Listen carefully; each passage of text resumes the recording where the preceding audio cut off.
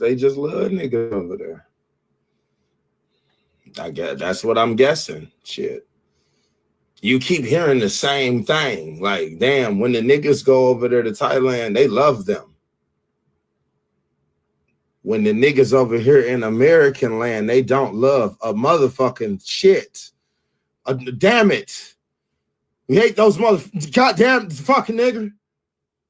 Fucking nigger, get out of here. Go back to your country. Okay, well, that must be it. That must be where the fuck we came from. They love us like they miss us like they had some of this. Am I tripping? Bitch, you can walk to Miami right now, pocket full of money. Ain't nobody gonna give you a hug, nigga. Not even the rental car, nigga. Fuck is you to know? Nobody. Nobody. Bandman Kevo down there right now. 15 pockets full. Ain't nobody hugging shit.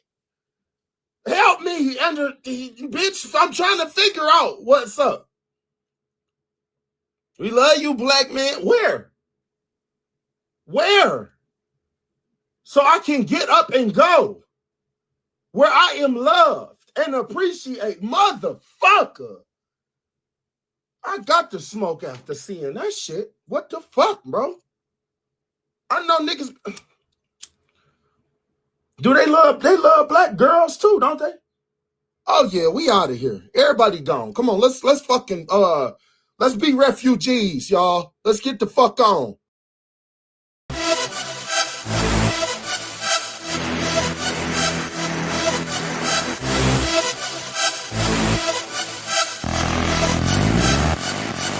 Yeah, I'm back and I'm better than ever. I am feeling myself and I should, cause in my mirror is the face of a young dog. Come on, go hard. And y'all don't want it with me.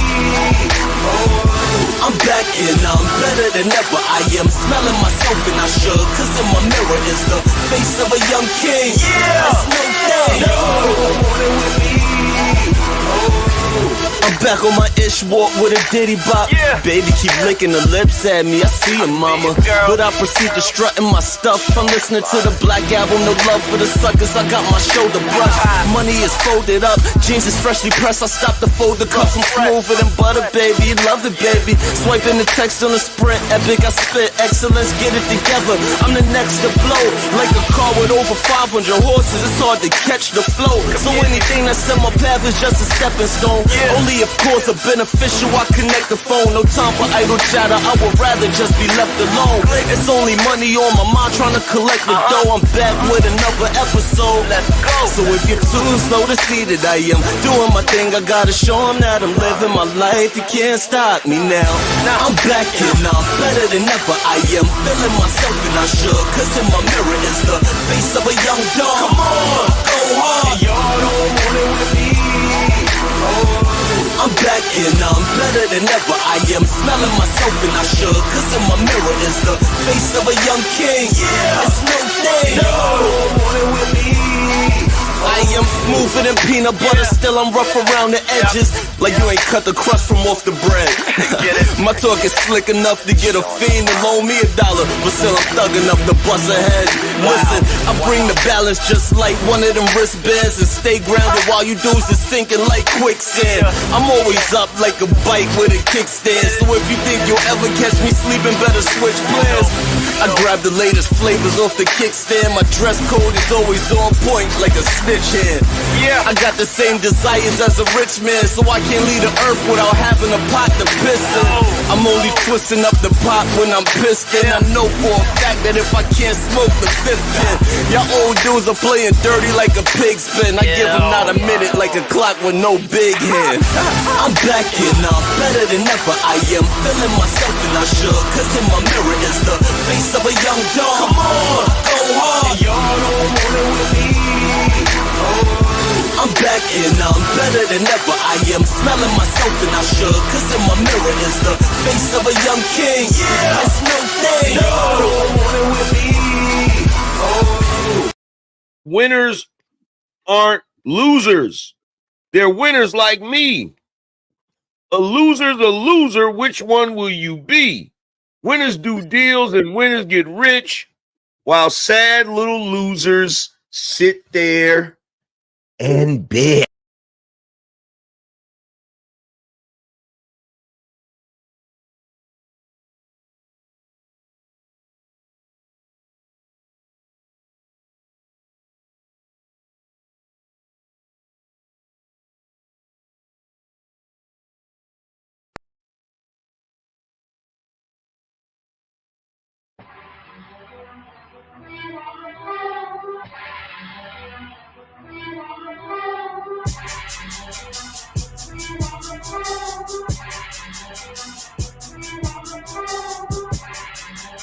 Got dinner on the table, and you don't even want it. I tried to talk to you, and you just wanna fuss. If you did what I wanted, I wouldn't be so bothered. I'll see you in the morning. I don't wanna argue. So what? What you fussing for? Tell me what you fussing for. I don't know what you fussing for. Tell me what you fussing for. Here we go. What you fussing for? Tell me what you fussing for. What you fussing for? Tell me what you forgot to pay my bill. Oh Lord. And the lights went out. They turned my lights out. You took me to your crib. You put me out. Tell me what I did. My mouth. It was my mouth. You know I did that big. And worked it out, yeah. So what you fussing for? Tell me what you fussing for. What you fussing for? Tell me what you fussing for. Lord, here we go. What you fussing for? Tell me what you fussing for. I don't wanna know. What you fussing for? Tell me what you fussing for. If you did what I wanted, I wouldn't be so bothered. With you. I'll see you in the morning. I don't wanna argue. I don't. What you fussing for? Tell me what you fussing for. I don't know. What you fussing for? Tell me what you fussing for. Here we go. What you fussing for? Tell me what you fussing for. I don't wanna know. What you fussing for? No. I can't argue with you no more.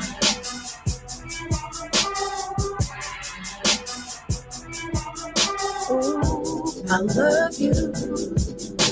I really, really love you. But I gotta move on.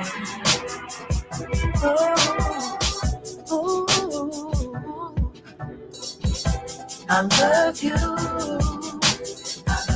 I really, really do, but I gotta move on. Let it go. Man, don't do it. I'm telling you, don't.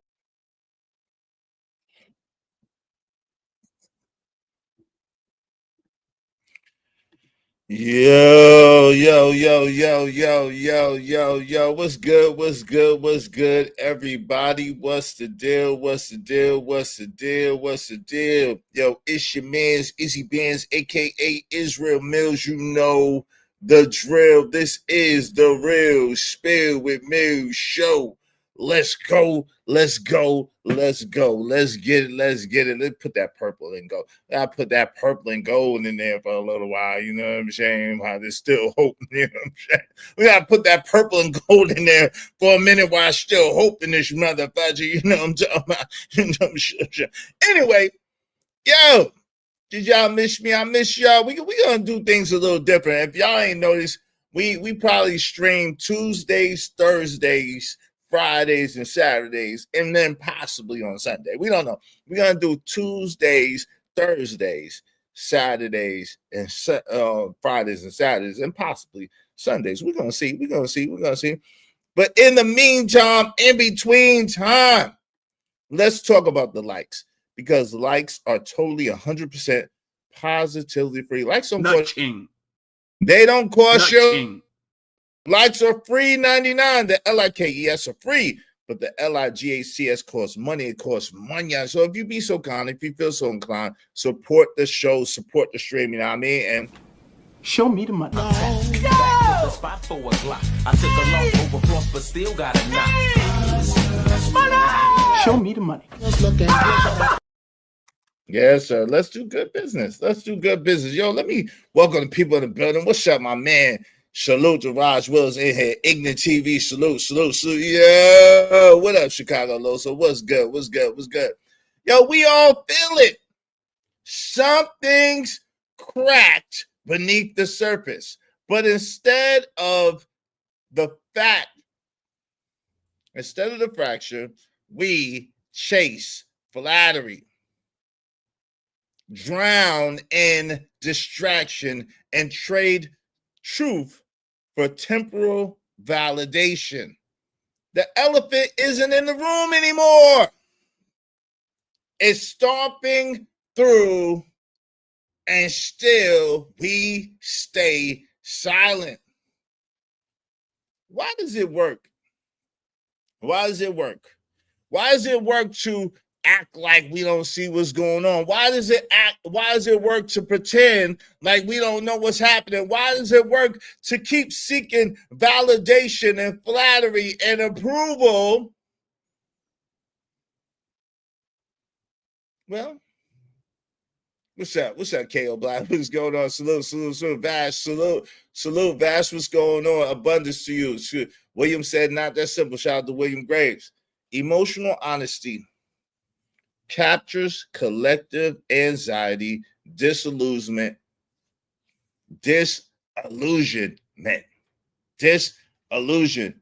right? Emotional honesty. And numbness. Cultural relevance. Critiques are addiction to approval. Like we talked about before, we got an addiction to approval. Everybody wants to be validated. Everybody wants to be approved. Performance and escapism. Poetic power. Vivid metaphors crack beneath the surface, stomping throughout our sanity resonates. This is the crazy thing, right? We sit here, excuse me. We sit here and we'll let something like this. Let's go back to the original video that I played. Let's go to the original video I played. And shout out to the homie that sent me the video. But this is not a dig on the homie. At the same time, yo, it's got to stop. Let's get to it. Let's go.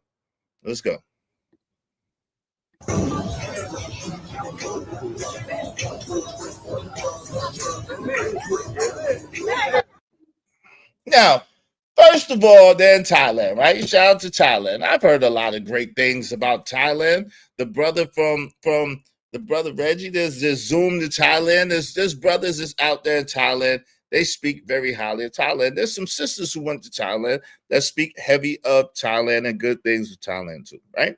Nothing against Thailand, right? With that being said, I want you to check this out. If you didn't get a chance to check this out, I want you to check this out. And let's talk about it, because there's something that has been bothering me, right? It's been bothering me. And you know, it's a few things been bothering me. And I don't know if it's been bothering you, but let's get to it. Let's go. Let's get to it.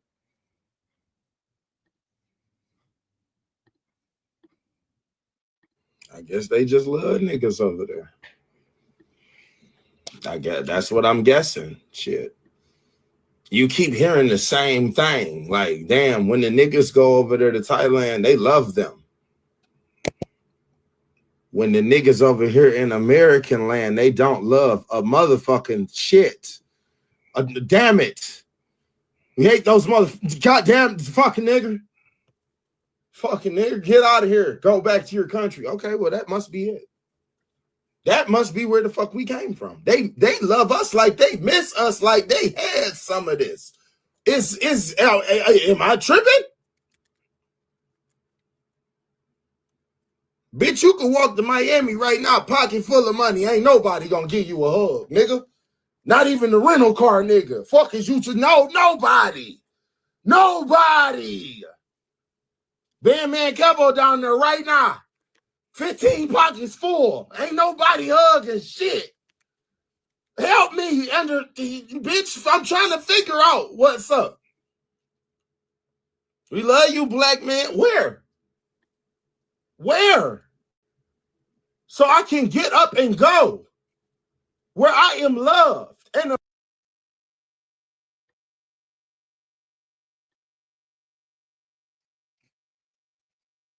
Yo, ski mask is laughing. It's not funny. Yo, you know what's crazy, right? Shout out to whoever travels abroad and does their thing. I have no qualms with any man that decides for themselves what's best for themselves, right? I have no qualms with any man that decides what's best for themselves. Yo, because this is going to be the main topic, and because it's so heavy, and because we got time today, we're going to get into it.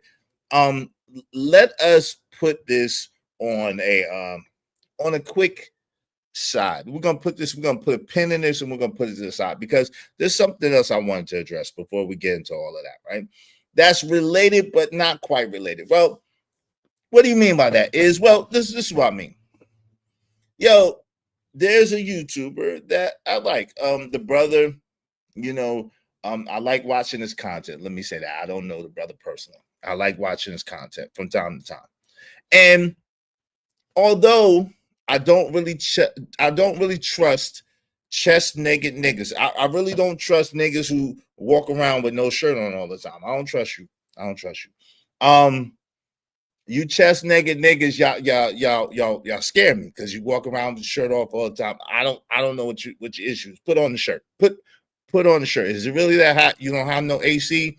You don't have a fan. You don't have any little person with ice to blow on you. I don't know what's going on, but generally speaking, I don't trust chest naked niggas, right?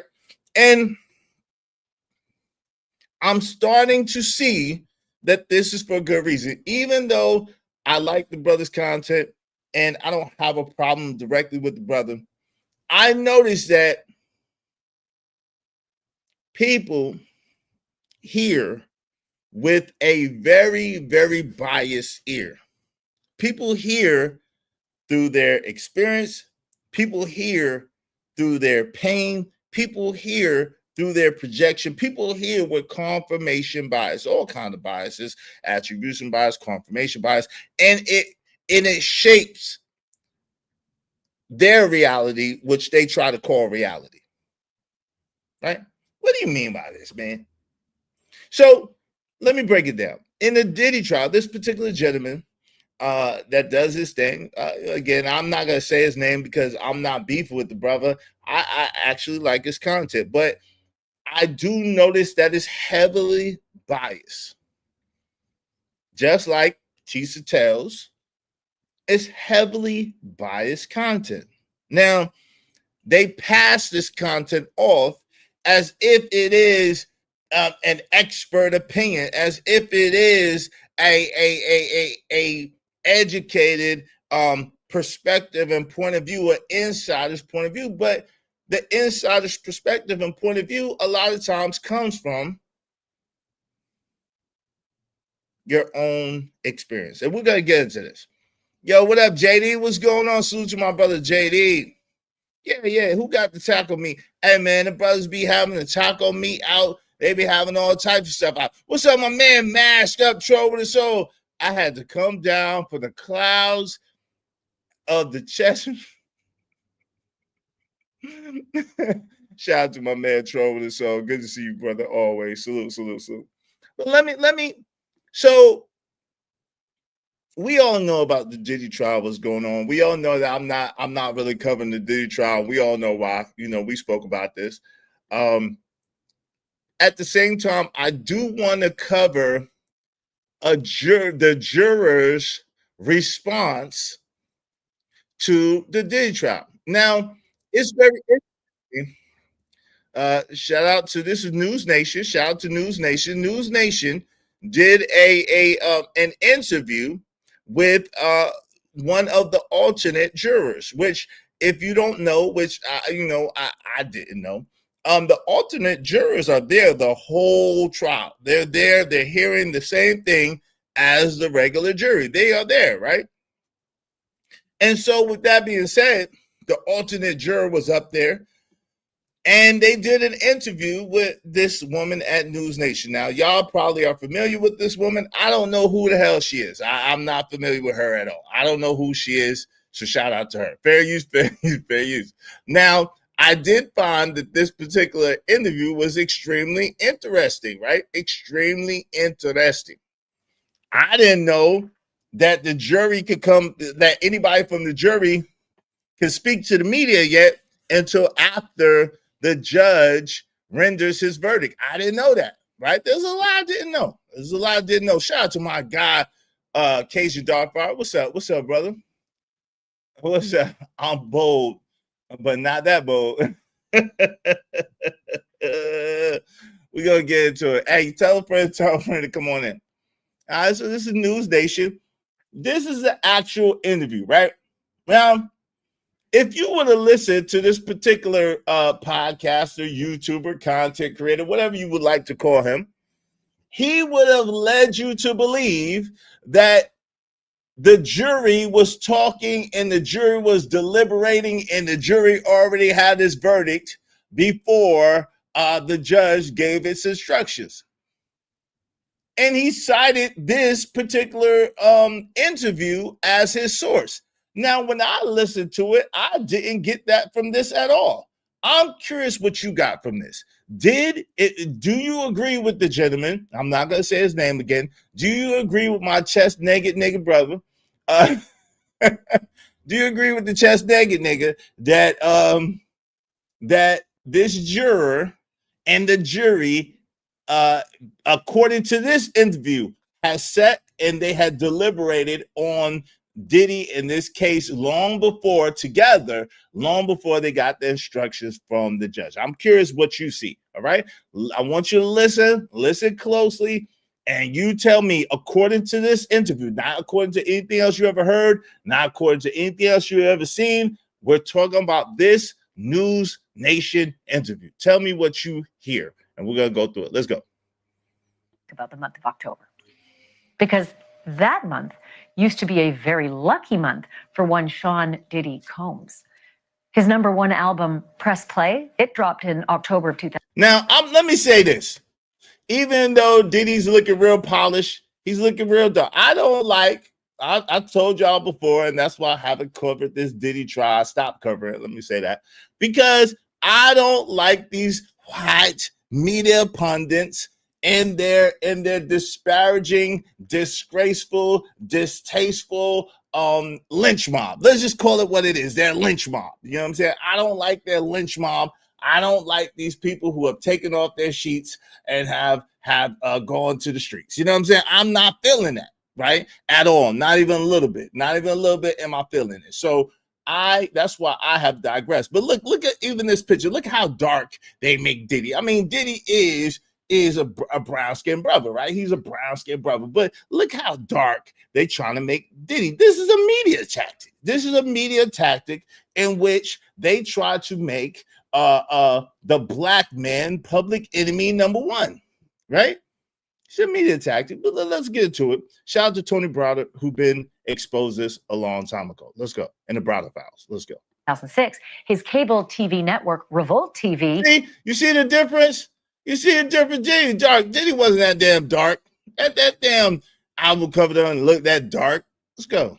That launched in October of 2013. And Chicago's mayor once declared Diddy Day in October. And that was to honor the rap mogul's charity work. And we now know that this October will be momentous as well. Maybe even Diddy's luckiest day. At a hearing today in federal court in Manhattan, 6 days after Diddy. Shout out to Diddy Day. Yeah, that was back in the days. That was before the Diddy allegations. That was before they thought Diddy did it. You know what I'm saying? He had Diddy Day. He had the key to the city. He had Diddy Day. He had a whole bunch of stuff that was going on in a positive way, but until they found out what he really was up to. But anyway, I digress. Yo, shout out to Ski Mask to say, hey, Is that Diddy from Last Train to Paris album? They did darken that shit up though. Yeah. I'm just saying. You know what I'm saying? You know what I'm saying? No, you know what I'm saying. Let's get to it. Let's go. He's acquittal on RICO and sex trafficking. And this courtroom. Who's this person? Elizabeth Williams needs to be flogged. Okay, they need to take Elizabeth Williams in the town square and they need to flog Elizabeth Williams. Her depictions of Diddy during this trial are downright disrespectful. I'm just gonna say her illustrations of Diddy during this trial, because we couldn't see it because they wouldn't let no cameras in there and they wouldn't let us videotape. But her depictions, descriptions, and illustrations of a Diddy is just, it's just egregious. I'm just not gonna lie to you. I'm like, bitch, can you draw at all? Like, what? Who is this that you are drawing? Who is this that you are drawing? He don't look nothing like Diddy. Like, what stick figure is this? But anyway, let's get to it. Let's go back. I want y'all to listen though. Again, listen, and I want the juror is about to come up. She's gonna interview the juror. I'm playing it from beginning to end because I want you to tell me, did you hear this juror say or infer that they deliberated or they were talking amongst each other and they came up with the verdict before the judge gave the instructions? I wonder, do y'all hear that? Let's go. The judge in his case set sentencing for Diddy's 2 prostitution-related convictions for, ready? Yep, October 3rd. How about that? Yo, who is this nigga? Yo, who is this, yo? Who is this that this person is drawing? This is hilarious, yo. October 3rd.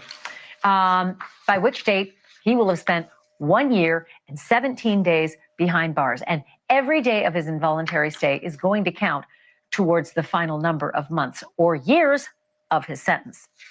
As for that sentence, that has been, how do I call it? Maybe the biggest parlor game in town. What's the judge going to do? Is he going to throw the book at him? Is he going to let him off easy? At the top end, Diddy could get 10 years on each count. So 2 terms of 10, and they could run one after the other. So you do the math. What does that mean? It means 20 years total. But the prosecutors are going a little conservative, and they're asking for at least 4 to 5 years in prison. For their part, Team Diddy is asking. Yo, did y'all know that? I didn't know that. So I guess all my brothers who run around talking about time served, I guess y'all are wrong. Shout out to crime. I guess y'all are wrong, right? All my brothers, Blanco and all them running around said Diddy just gonna get time served. Y'all probably mistaken, because with the prosecution trying to be conservative, the judge is going to favor that. Now, guess what the defense counter was? Listen to what the defense counter was. It wasn't time served. Listen. For 2 years, which with the time that he's already served would mean a little less than 1 year left in the federal lockup. So the defense, so the feds are saying, hey, we want 4 to 5 years, which is very, very conservative and very, very mild, right? They felt like if they would have pushed, the judge would have thought that they were trying to, do a witch trial, and he probably would have been lenient on Diddy. So they conspire and they said 4 to 5 years, right? Now, Diddy's defense came back and said 2 years, which would just make him have to serve 1 more year in the pen. So that's not time served. Now this is the ironic thing. This is after Diddy got the standing ovation in prison. So maybe he's like Lucius Lyon. Maybe he is the Lucius Lyon of the pen right now. So shout out to Diddy. Get his Lucius Lyon on, okay? He's getting his Lucius Lyon on, and he is running the empire from the penitentiary.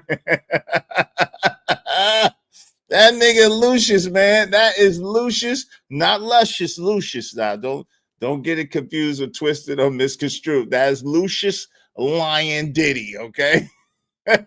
Let's go. Oh, Lord.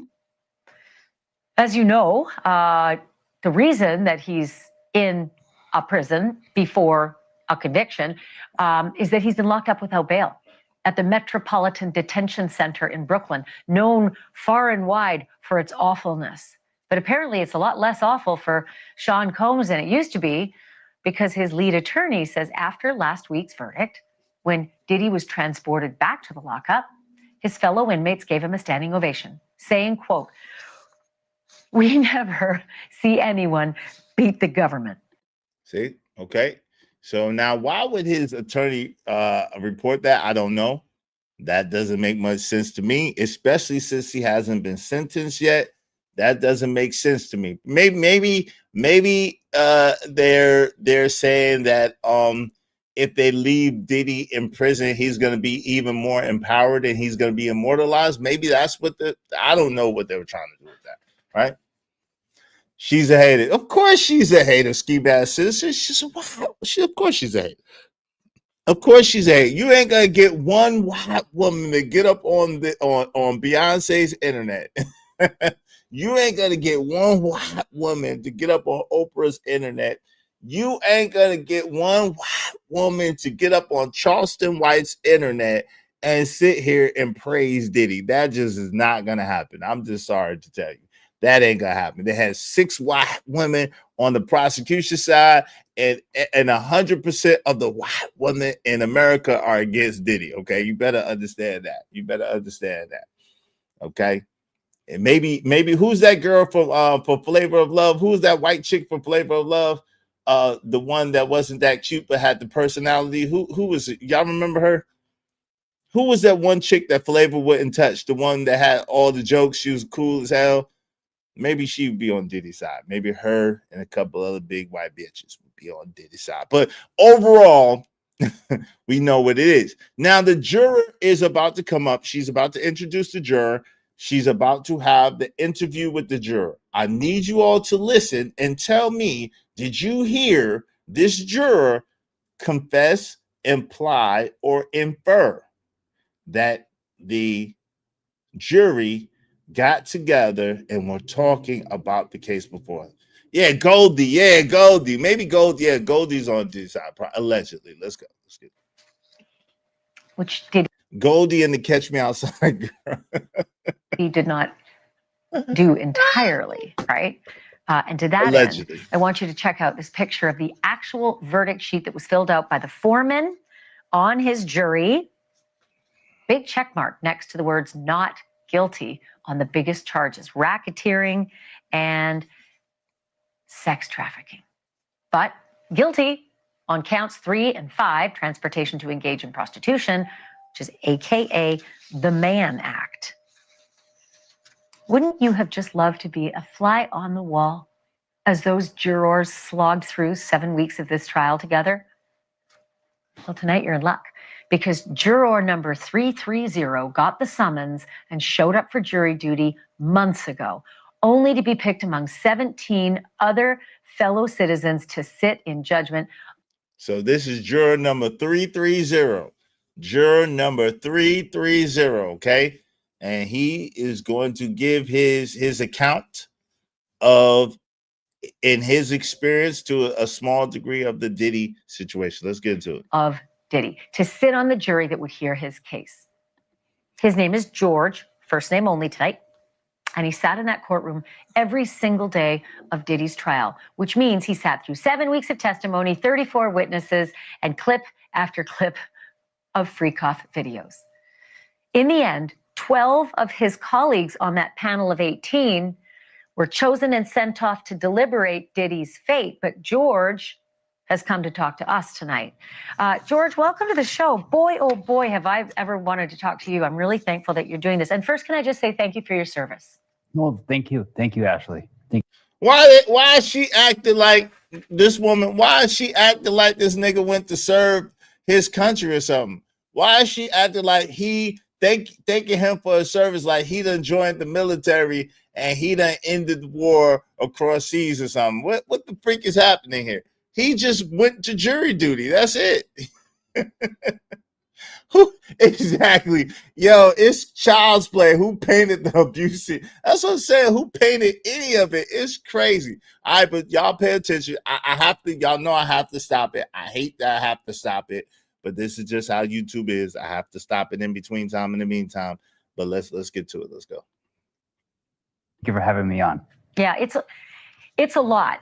You know, everybody thinks jury duty, how do I get out of it? But you're an example of a shining fellow American who didn't do that, and you did your civic duty. And I know you're smiling, but I'm really pious about this stuff. I think it's really important. So with that all said, did you agree with the verdict? I did. I did agree with the verdict. You know, through the whole thing, I took a lot of notes. I think about 350 pages worth of notes, about 3. Now, you know, I'm not gonna state the obvious, okay? I'm gonna leave the obvious alone. Y'all heard him. He took very copious notes. He took 350 pages of notes. Okay, shout out to the gentleman. He took very copious notes and 350 pages worth. But I'm not gonna state the obvious. I just want you all to listen and tell me if you heard what the YouTuber said that this man said, and I want to know. We're gonna do a poll, maybe. Let's go. Steno pads worth of notes. I wasn't actually the one that took the most notes. There was others that actually took more notes than I did. I think 4 steno pads. But I think if I was able to, given the chance to deliberate and review all my notes, review all the evidence, everything I needed to see, and also that illustrator needs her butt kicked. She needs to be fired. What the freak is this? What is this? What is this shit? I can't get jiggy. This is bullshit. Most importantly, review the judge's charges. Who is that? Who is that? Anyway, let's go. I would have eventually reached the same conclusion that the other the 12 jurors found. And of course, there you were. The 12 went off into the room, and you didn't get to be the fly on the wall in the room. But did you all have the same sense? I know you weren't allowed to talk about the facts of the case, but you were with these people for, 7 weeks straight. Did you all get the sense that everybody felt the same way all the way along, or was it poker face, you couldn't tell? You know, it was, I think, in a sense, we were just all hoping. We were just kind of waiting for it to end. You know, every day. I think it was just because there was so much evidence and so much testimony, and it was like, as you said, it was 7 weeks of. Yo, all right. So look, this woman asked the man specifically. This woman asked this man specifically, "Hey, I know y'all couldn't talk about it before the trial. Did you get the sense that everybody was on the same page?" His direct response was, nah, I got the sense that people were ready for the trial to be over. That was his response. I got the impression that people were just ready for it to be over. They're ready for it to be done. Yeah, that painting is super crazy. That painting looked like if Sammy Davis Jr. and my brother that passed, that guy, what's the brother name? George Floyd did the fusion dance, it'd be that painting. Yeah, that's crazy. That's crazy work. That is crazy work right there, man. That is just nasty work. Let's go. Witness after witness after witness after witness.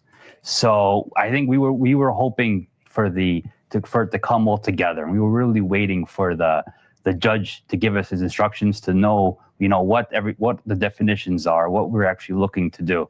So I think we had an open mind this entire time, and it really was like a show. And, you know, we were just, you know, the audience and just waiting to hear everything, whatever both sides present to us, and then make the ruling. With that, Yeah, with that, I want to go sort of granular down to each of these charges, because Sure. when you listen to the prosecution's closing argument, she said to you, you can agree to have a lot of sex, and then if you don't agree just one time, that's sex trafficking. And I felt like there was evidence where both Jane and Cassie said, I don't want to do this. And there was pressure. There was either force, fraud, or coercion. Did you not agree? Did you think that the women were not telling the truth? No. From the beginning, you could tell that. I mean, especially like Cassie, you know, when she came in, she was, you know, very visibly pregnant. I mean, she was extremely pregnant.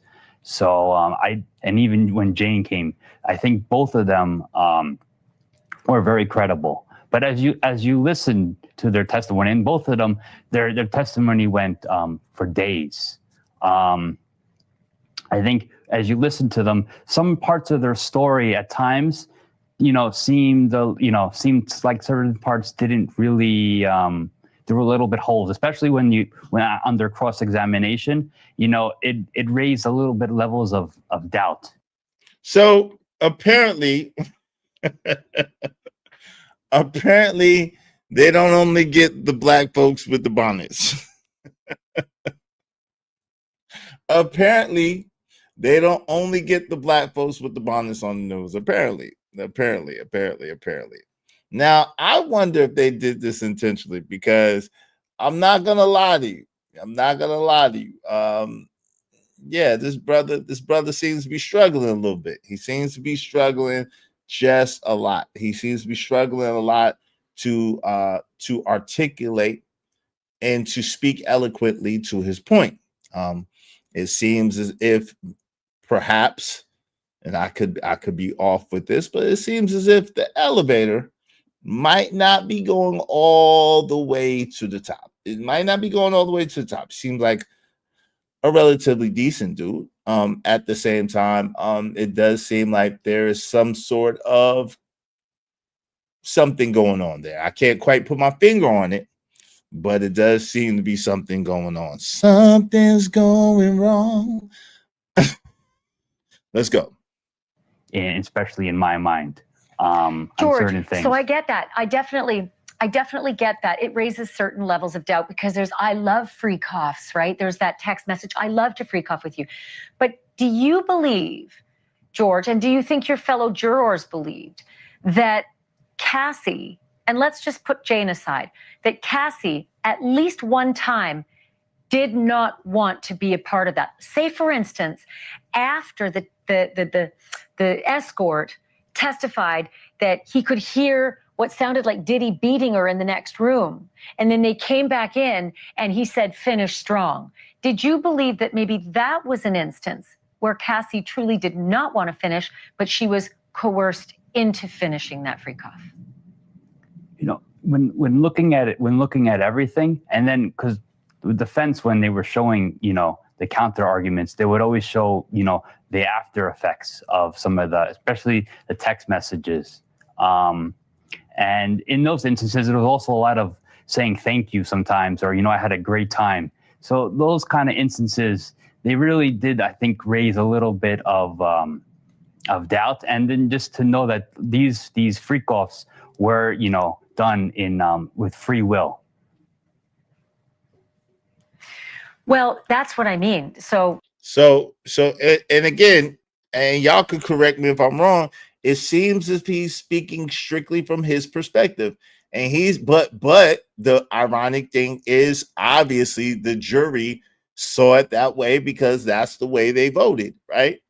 They voted that he wasn't guilty. And what they hinged their decision on is there is a reason of a doubt. There's a reason of a doubt that is in their mind that says, yeah, this is weird. She's saying this, but we have the text messages afterwards thanking him. We have the text messages afterwards, you know, saying what a good time she had. So it poses a reason of a doubt, and that makes sense, right? Scientists are training. What's up, family? Finish strong is crazy. Did they bring up the retainer in the trial? Ketamine. I mean, yeah, they brought it up. They brought it up, fam. What's going on, fam? Good to see you, man. They brought it up, but yeah, you know how that go. You know how that go. Yeah, finish strong is crazy. Let's go. I think many of them seemed to be, according to the evidence. She was into it. She was organizing and saying thank you and all the rest. But that one freak off, that's why I get down to the granular. The one freak off where the escort said I could hear her being, what sounded like her being beaten. She came out and Diddy said, finish strong. And is it possible, again, in a reasonable, not beyond all measure of doubt, just a reasonable doubt, is it possible that Cassie did finish that freak off under coercion because she had just been smacked around in the room next door? But that's the thing. If you can't have a reason of a doubt on the side of the prosecution has to remove all reason of doubt. So that's the job of the prosecution, to present an ironclad case to allow the jury to not have any question as to, is this accurate or is this not accurate? Now, I do believe that they did a decent job. I believe that they presented enough evidence for them to make that conclusion. However, I wasn't in the trial. I didn't see the faces of the jury. I didn't see how they presented the evidence. There's a lot of things that we are not aware of because we were relying on third-party information. So he's a first-party participant, and he's saying that he sees it the same way the other jurors did. So, hey. I don't like how she is saying freak out. Yeah, I don't like it either. She trying to get something started. No, it very well could be, but I think when you look at everything together, there was some doubt that the jury had to convict to say that those two counts were not guilty. And maybe, I don't know if you agree with this, George, maybe there was too much information. Maybe the prosecution just handed you way too much to be able to kind of sort through it all, again, on that granular. Ma'am, are you trying to call this gentleman slow? Are you trying to slickly call this gentleman slow? That's what I want to know. Is she slickly trying to call this man slow motion? That's what I need to know. I need to understand this. Level. Is that fair? I think it is fair. I mean, there was a lot of information, I have to say. I mean, every day when I would leave the court, it was just like, you really didn't know like where to even like begin. A lot of times I would just walk home from the court all the way up to Grand Central, just to kind of. Now that's crazy, right? He's up here. He said his name is George, and now we know the route that he takes. He goes to Grand Central Station. So I mean, yo. I don't know, George. You're not protecting yourself that good, buddy. Let's go. Clear my mind of all the things, because it's just, it's just a lot of information. There's a lot of exhibits that they kept presenting. So and every day was just, I always just came with an open mind, and I really didn't have my mind made up in either way. We know your mind is open, George. George, we know your mind is wide open, brother. We believe you. I don't know why, but I believe George. I believe that George didn't have anything on his mind at all, that George came as a blank.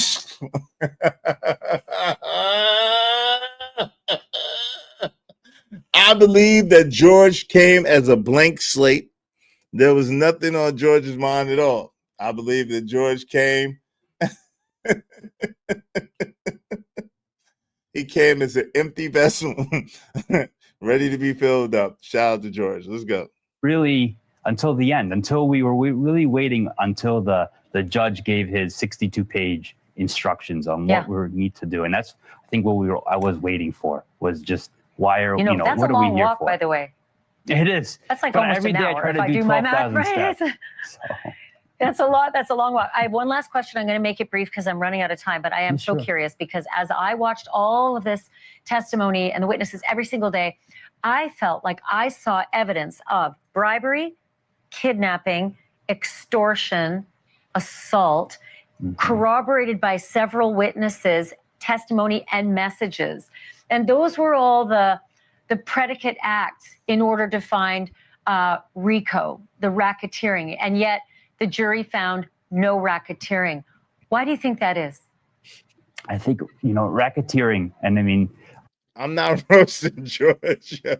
I'm not roasting George. Just keep that shit. Yo, trolling. So I'm not roasting George, man. I'm not roasting George.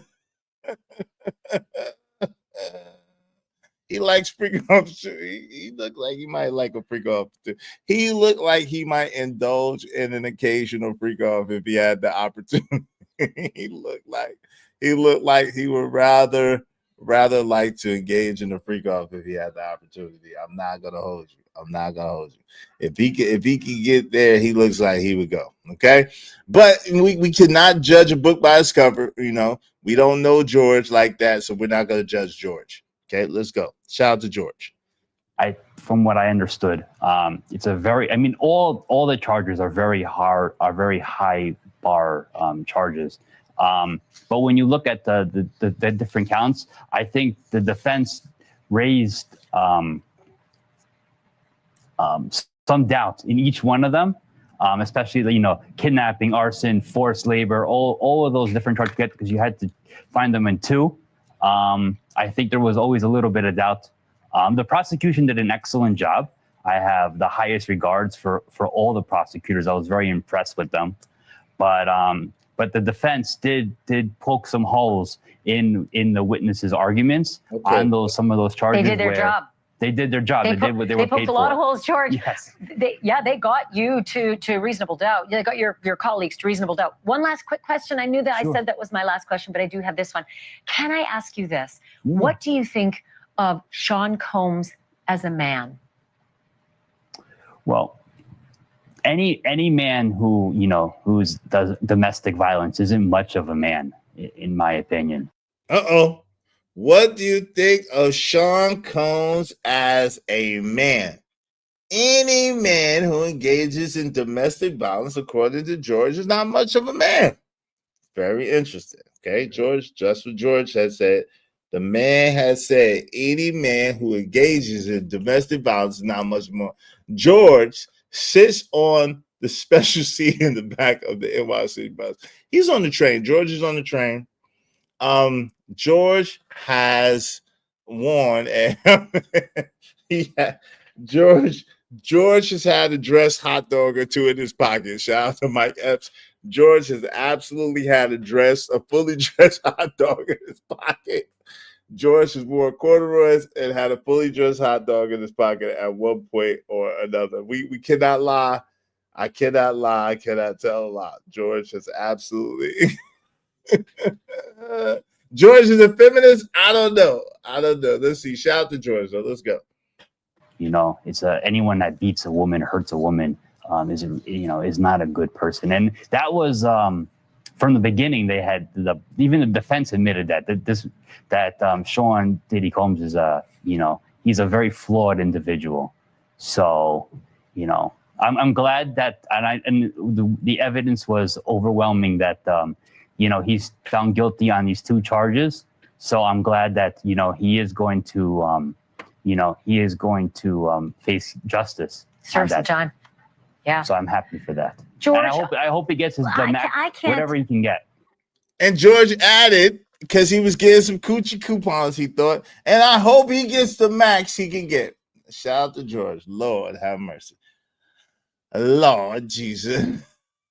George said, I hope Diddy gets the max he can absolutely get. You know what I'm saying? George is not having it. George is not happy, even though Diddy did not commit the crimes according to George and his colleagues that he was accused of. He wants Diddy to do some time for beating them bitches. Okay, he wants Diddy to do some time for beating them bitches. Lord Jesus, come on now, dog. Come on, man. Congratulations, you played yourself. I don't know, George. George, why'd you add that in there, brother? Why'd you add that? What's up, Jake? Jake Costa. Hey, what's good? I don't know, George. George did the drugs. The drugs were wild. They were extra wild, yo, fam. They're extra. Listen, Y'all support the show, man. Support the show. We have no contributors. I don't know what's going on. We've been up here an hour. That's crazy. Y'all support the show. Everybody throw $5 at us so that we can keep our show going. We can't, without contribution, we can't keep the show going. So support through the Cash App early and often. Everybody throw $5 at us so we have enough. We're about to get into the main topic today. But I just want you to see this again, how the seeking of approval and validation, how real the seeking of approval and validation is, even with someone like George. Now, while George did not implicate, in my opinion, George did not implicate nor infer nor say that he or the other jurors conspired together and had a verdict before the trial. Now, George did go out of his way several times to say that he came through with an open mind and he didn't have a conclusion until after the judge explained in his 62-page brief about what the rules were and how they were to deliberate, right? So let's go. Let's see. I'm happy for that. George, and I hope he gets his whatever he can get.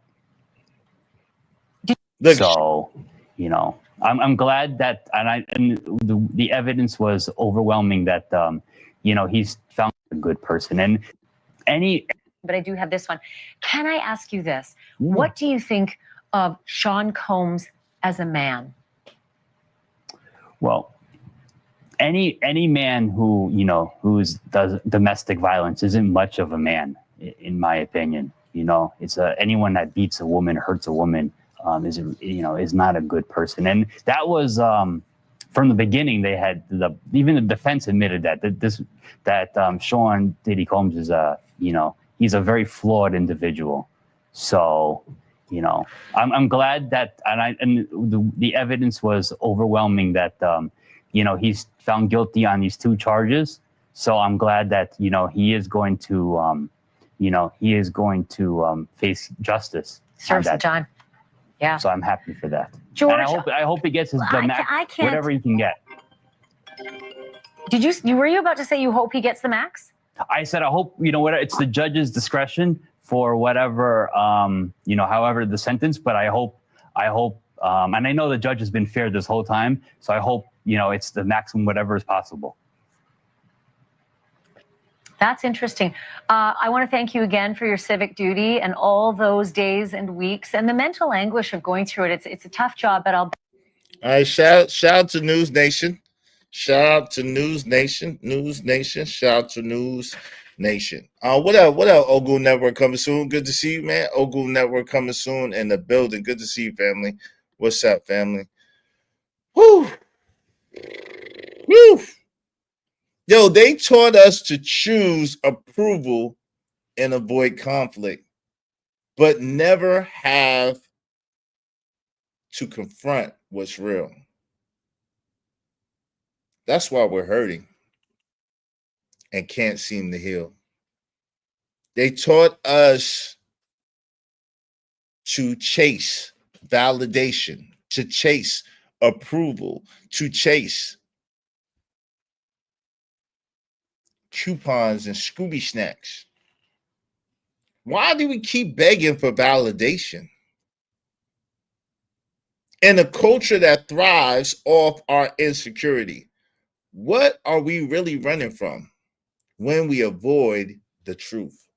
Let's get into it. We're gonna have a panel show. If y'all support the show, we need some support, right? If y'all support the show, we will definitely open up the panel because I want to hear what y'all have to say. At the same time, there's been something that has been bothering me for a long time. Now, granted, I've never been to Thailand. Originally in the original clip, the beginning of the stream, I played an Instagram feed where the women, so-called women, because there's a lot of lady boys in Thailand. There's a lot of lady boys in Thailand. But anywho, I digress. The alleged women were all over the black men in Thailand. And this is celebrated. This is propagated. This is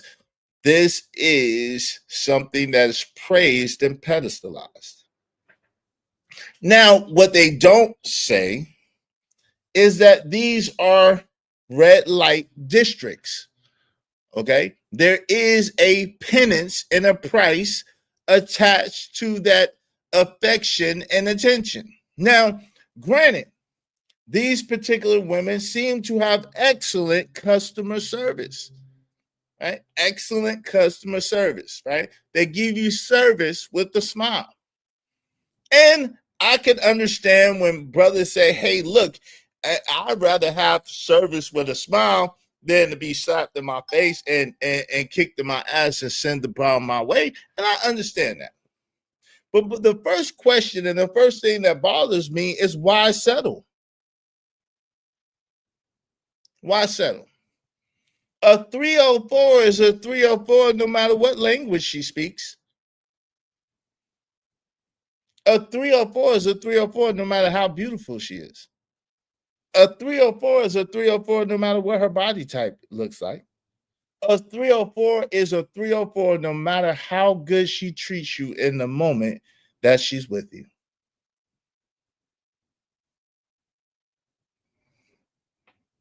Where am I wrong at? How am I mistaken? See, it's like this idea and this notion that since Lil Wayne said it ain't tricking if you got it, somehow that's an accurate statement when we know that the very definition of tricking is if you got it. If you got it and you spending it for attention, for validation, for approval, and you just getting some box or a little bit of coochie coupons back, you are in fact tricking. That's what a trick is, right? You get tricked and never treated. So I don't understand. Listen, again, this is not a dig at the Passport Bros. Bro, do what you want to do. Live how you want to live. Get it how you live. I'm not mad at you, bro, if that's what you want to do. At the same time, why are you trying to sell this shit to me? Why are you trying to sell this shit to these young men? Why are you trying to sell this shit like this shit is what?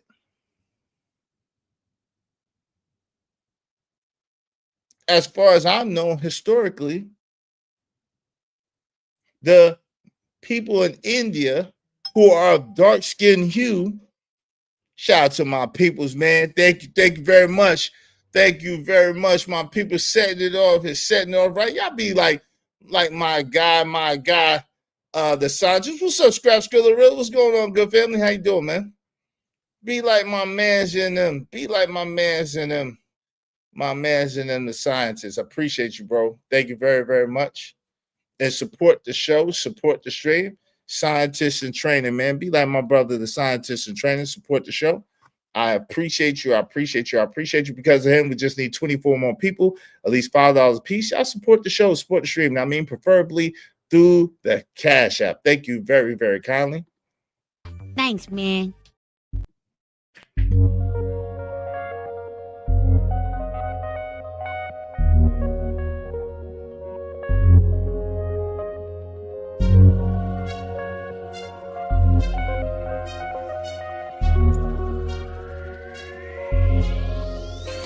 It don't matter what the situation, I'm just tryna climb any obstacle a nigga facing. See it through in due time. It's a marathon, you gotta pace it. You can't press rewind, you get left behind. Just grind and the rest be fine, fine, fine, fine. No matter what the situation.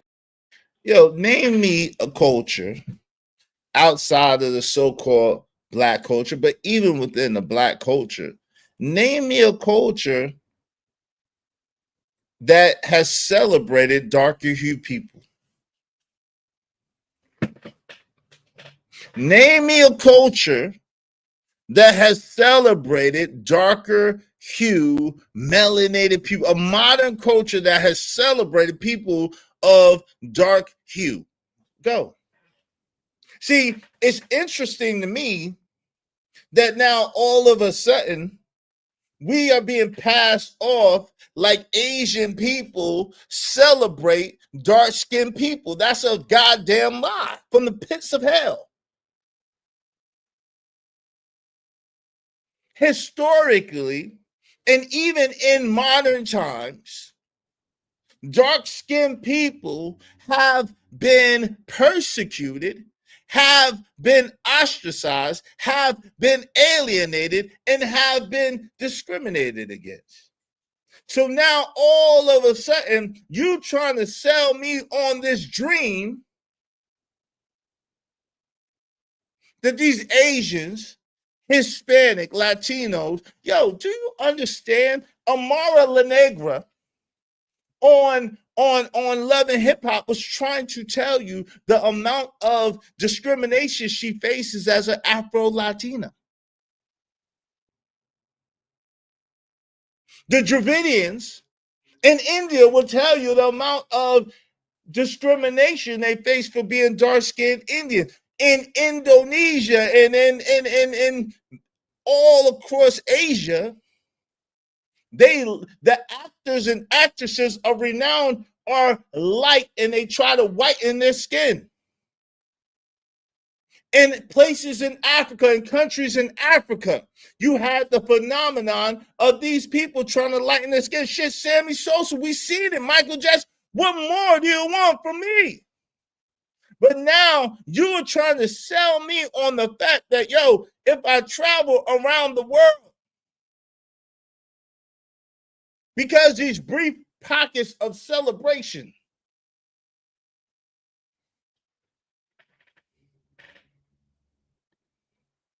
what's up, Bronny Ellis? She said fast. What's up, Winchon? They don't even like the dark-skinned version of their own people. They don't. And that is a fact. I don't care what nobody says. That's a fact. That's a fact. That's actual factual. Now, I've heard from multiple people in Germany, the black man is celebrated. I've heard that from multiple people. So at the same, I've heard from multiple people in Thailand, in different countries, right? The thing is if you have to pay, yeah, I ain't ready for this conversation. If you have to pay for the attention, the affection, and the validation of any person, is it ever really real? If you have to pay, come out of your pocket. But even if it's the girlfriend experience and she shows you the most amount of like while you're in her face, she shows you the most amount of reverence while you're around her, she shows you the most amount of submission for those 2 weeks that you're there. What does it mean when Tyrone, Willie, Nuck, G Baby, Charles and them? What does it mean when they all get the same treatment from the same one? Same girl. She was the apple of my eye and your potential wife. Same girl. It's the same girl.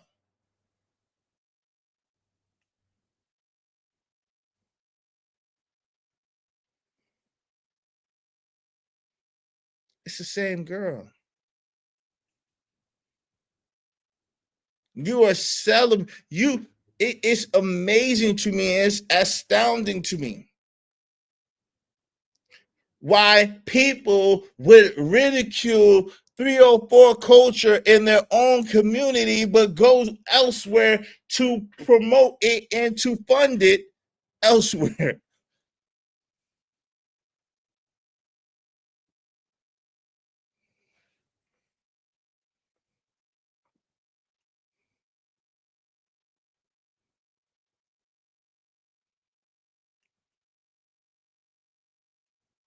What's up, Money Marco? From what I see, they have no problems with black people in Thailand, right? And it might be true. At the same time, they got a lot of lady boys in Thailand. They got a lot of men that's dressing up as women, cosplaying as women, transforming on niggas, and you can't tell the difference. Transformers, more than messiahs. Transformers in disguise. There are lots of lady boys. Everybody know that. He got a lot of lady boys. You seen Hangover 2. Don't be like Stu. You seen Hangover 2. Don't be like Stu. Don't be like Stu. You seen Hangover 2. You know what it is. They got a lot of lady boys. And people are pretending like, yo, fam, if I got to pay you, I got to pay, okay, so it's 10, 15, 20 alleged women. Maybe they're all women. Let's just say they're all women. And they're coming up to me and they all over me and I got to pay somebody to play. What are we really talking about? Yo, if I go over there and treat me like that, if you go over there and treat you like that, if my man go over there and treat him like that, if my other man go over there and treat him like that, they treating all of us like that. Ain't no love if the homie can't. Ain't no love if the homie can't have none. Ain't no love.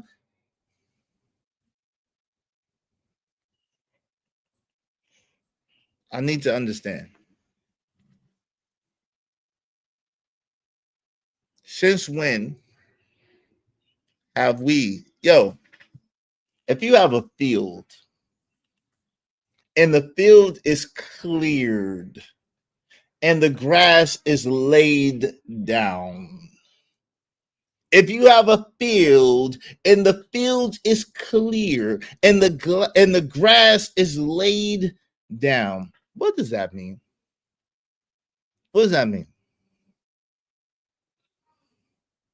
It means it's been traveled upon. It means it's been tread upon. It means it's been well traveled. Lots of feet have been there, or either a damn mower, right? Lots of feet have been there, or even a damn mower. It has been traveled upon, treaded upon, and the foundation has been laid, and the path has been.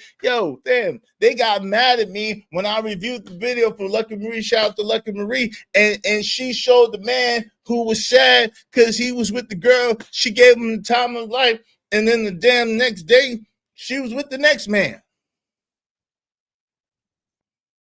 and he was sick. He seen it on the gram, giving the next man the girlfriend experience. And they was mad at me. They were mad at me because, how dare you call that out? What do you mean? The black woman in America, she don't, all of them? I'm trying to understand as a man, since when do you want the path of least resistance? How do you wife a woman up who would give it to anybody if the price is right? Oh shit. Starting some trouble today. I want to know. It bothers me. How do you wife up a woman, no matter where she's from, no matter what she looks like, no matter what language she speaks? How do you wife up a woman who would give it to anybody if the price is right? If you got $40, then I got $40. Any, mini, miny, Maria, nigga. Any, mini, miny, mingling. See, I talked about this before. There are a lot of beautiful Asian women. There are a lot of beautiful Latino women, Hispanic women. There are a lot of beautiful women in the world. There are a lot of beautiful black women all over the globe. A lot of beautiful women.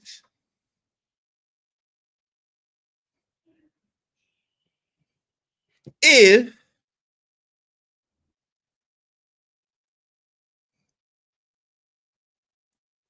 it is my money or material substance that would have you go with me, what is it worth? What's it really worth? You're gonna give me the time of my life for a week, and then give the next man the same time of his life the next week, and the next man the same time of his life the week after that.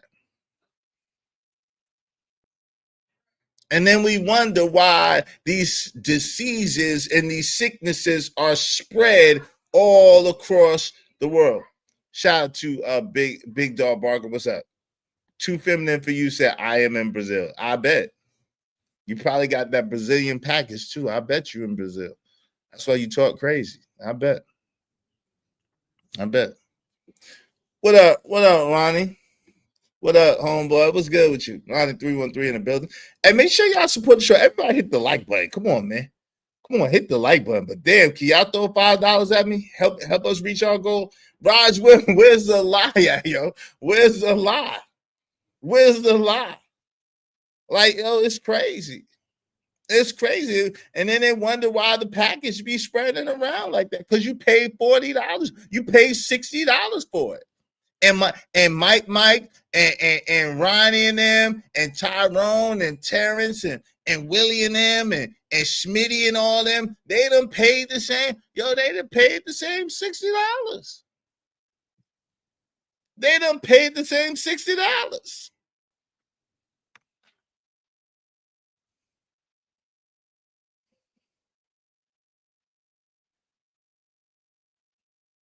I'm trying to find out why are we in a society that champions hoes and whores, and then they want to degrade and denigrate whores and hoes of their own culture. Nigga, it's the same hoe. A hoe is a hoe. A whore is a whore. No matter how much you pay for her, no matter what she looks like. It don't make it better because she's a prettier whore. It don't make it better because she's a whore with a better body. Like, what? That probably means she's been used up a little bit more. Oh, y'all ain't ready for the real. This is an elephant in the room. We act like it is glorified selling of flesh. Listen, if you want a different experience, a different scenery, you want to be around people who celebrate you, cool. But make sure they celebrate you for you, not for your pesos or for your denarii or for your god doggone whatever the hell they cook around or whatever the hell your pound. Well, you ain't get pound. Your American money don't add up. So, hey, just stick to where you been. Go to Tanzania or some shit. Stick to where you've been going. Don't stop messing around in England because your dollar ain't worth the pound. That's why they ain't the same story. Your dollar ain't worth the pound. The pound is worth more than your dollar right now. Yeah, they like gambling on Strag's Palace. They like putting a meat on the dice table. Yo, whoo, nigga. Whew, I just got out of there, boy. Woo. Man, I almost got me something. Like, what?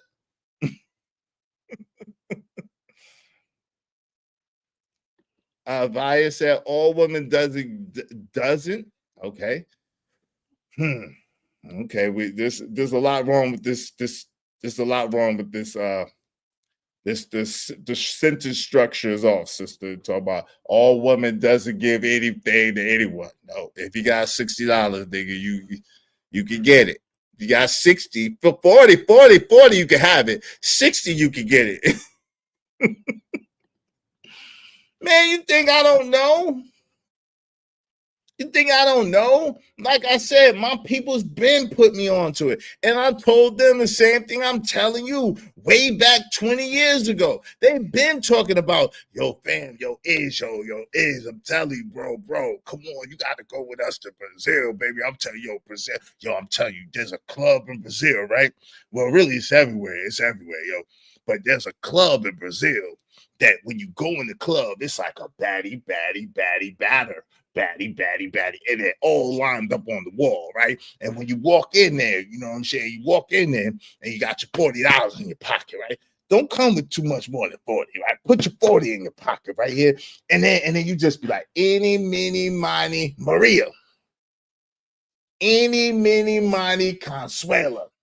Any, mini, miny, Guadalupe. And then you go and you take them with you, all three of them, for the 40, maybe 60, 80, you know what I'm saying? Because you got three. And then y'all do a little thing, piece of change, a little piece of change, and you do it all over again. You know what I'm saying? They treat you.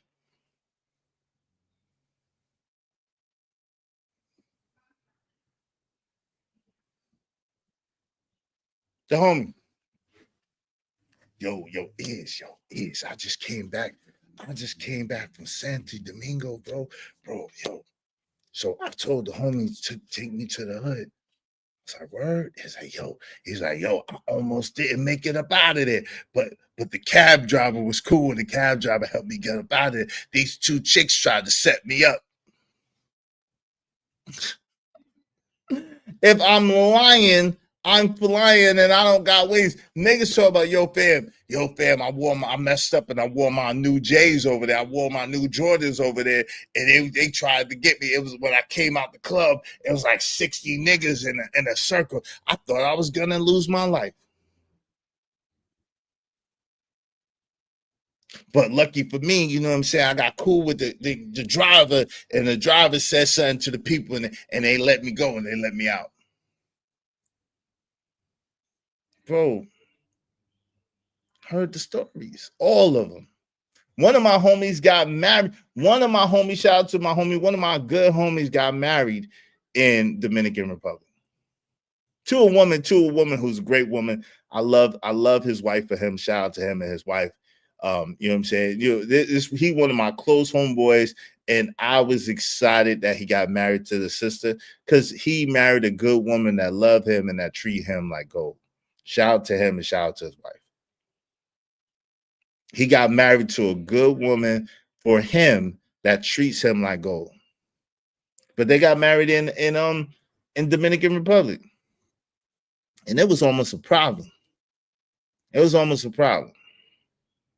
So, like, listen, at the end of the day, these places are beautiful. There's beautiful people. There's a lot to be seen. There's a lot to do, whatever the case may be. But, like, let's call it what it is. Let's stop pretending and stop faking.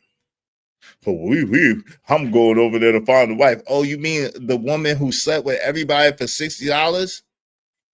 You mean the woman who just had like 100, 300 niggas, all the tourists? That woman, the baddie with the fatty. You mean the baddie with the fatty that was giving it to everybody for $600? I mean, shit, 600 shit. You $600, nigga. You for $60.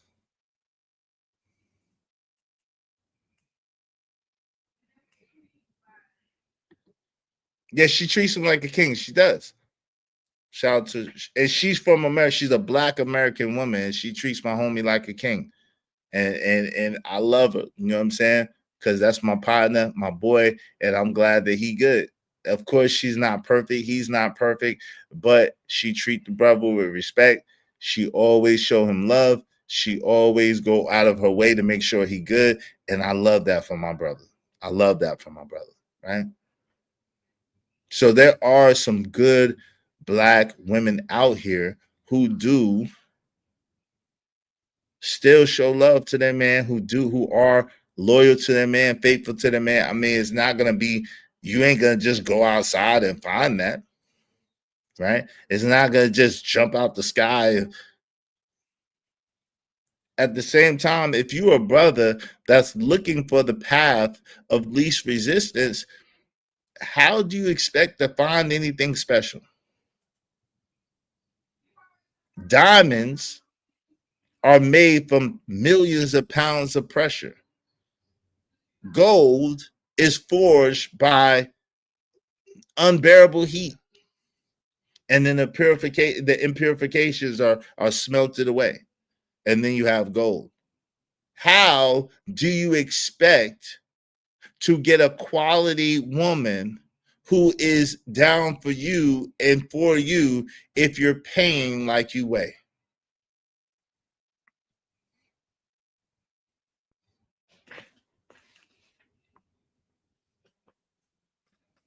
Huh? What'd you say? What'd you say? I'm listening. How do you expect to get a quality woman when you paying like you weigh, and you paying on the discount? You getting it for cheap. You getting it on the cheap.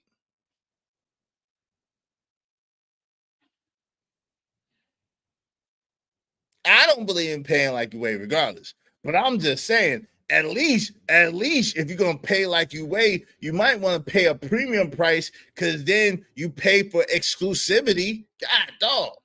I don't believe in it at all. But yo, $60, everybody got $60, $40, everybody got $40. Now, everybody don't necessarily have a passport, but a lot of brothers do. And a lot of brothers been going. It's just y'all niggas telling everybody. It's just some of y'all niggas telling everybody. Brothers been going for years. My partner's been going since the early 90s.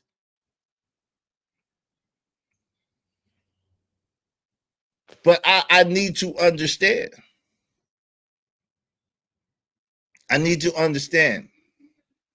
I was always taught, and y'all could correct me if I was wrong, I was always taught you get what you pay for. And the best things in life are free. Money can't buy you love, can't buy you happiness. True love can bring. Oh, money can't buy you love.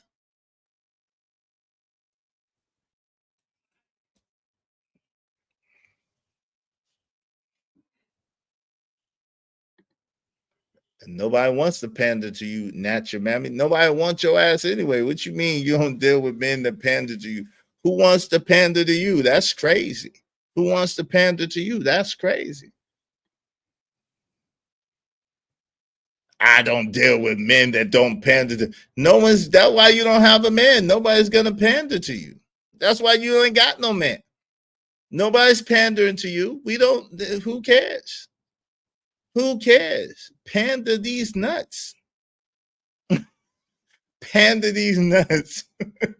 I wouldn't pander to a guy. I ain't met a bitch I pander to. I ain't met one. I ain't met a bitch I pander to. Not one. Ask about me. You better ask about me. I'm a pimp in every sense of the word, mama. You better trust and believe them. I don't pander to no woman. That's against my religion. For what? You bleed every month. You fucking I'm pandering to you for it. If your substance is all out here, you ain't dealing with much. I'm good. I'm good. Men love pandering. That's a damn shame, Brownie. That's a damn shame. That's part of the reason. Let's talk about it. That's part of the reason that's part of the reason that things are in the place that they're in. Niggas be kissing y'all ass for no good reason. What have you done to have your ass kissed? What have you done for someone to pander to you? Nothing. Absolutely. Because you're here? Stop it. And I love y'all all with the love of the Lord, my sisters. But like, let's be for real. Let's be for real. Let's be for real. Nothing. They done nudging. What? Why? Like, because you got a vagina? Because you got a vagina, I'm supposed to be impressed?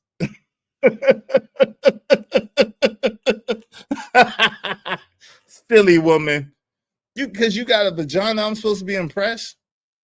I'm supposed to be pressed because you got a vagina? Last time I checked, dick supersedes vagina. My penis is better than your vagina. You confused? Why are you confused? Yeah, I want people here. I don't have to pay. Listen, if I gotta not your mammy, if I gotta kiss your ass and I gotta pander to you for you to stay here, then that means that you ain't here for shit. You could go. It don't matter to me. Like what? I'm gonna kiss your ass for you to stay, and you ain't gave me $1, a penny, or what? Nah, you got. Listen. I listen. No, I'm not gonna sit here and tell you what you want to hear for you to stay. No. I'm gonna tell you the truth. I'm gonna give you what you need, not what you want.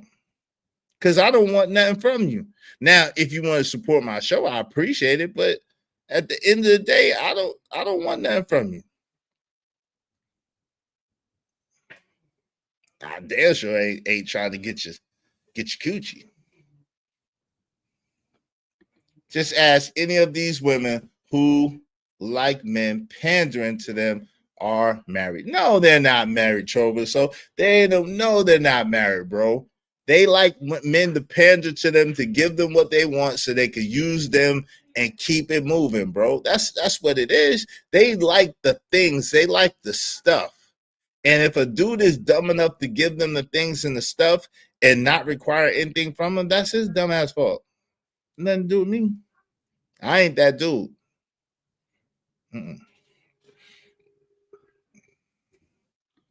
Men start off saying what they're not going to do. Then you use the feminine energy to make them fold slowly. See? Are y'all listening? Shout out to Brownie. Feminine energy is a hell of a thing. If you lose that feminine energy, that is a hell of a thing. But you giving a lot, Brownie. Don't even try it. You giving. Now, listen, if a woman gives to me, of course I'm going to reciprocate, right? If a woman gives to me and she's kind to me and she's good to me and she's generous with me and she's loving with me, of course I'm going to reciprocate that. Of course.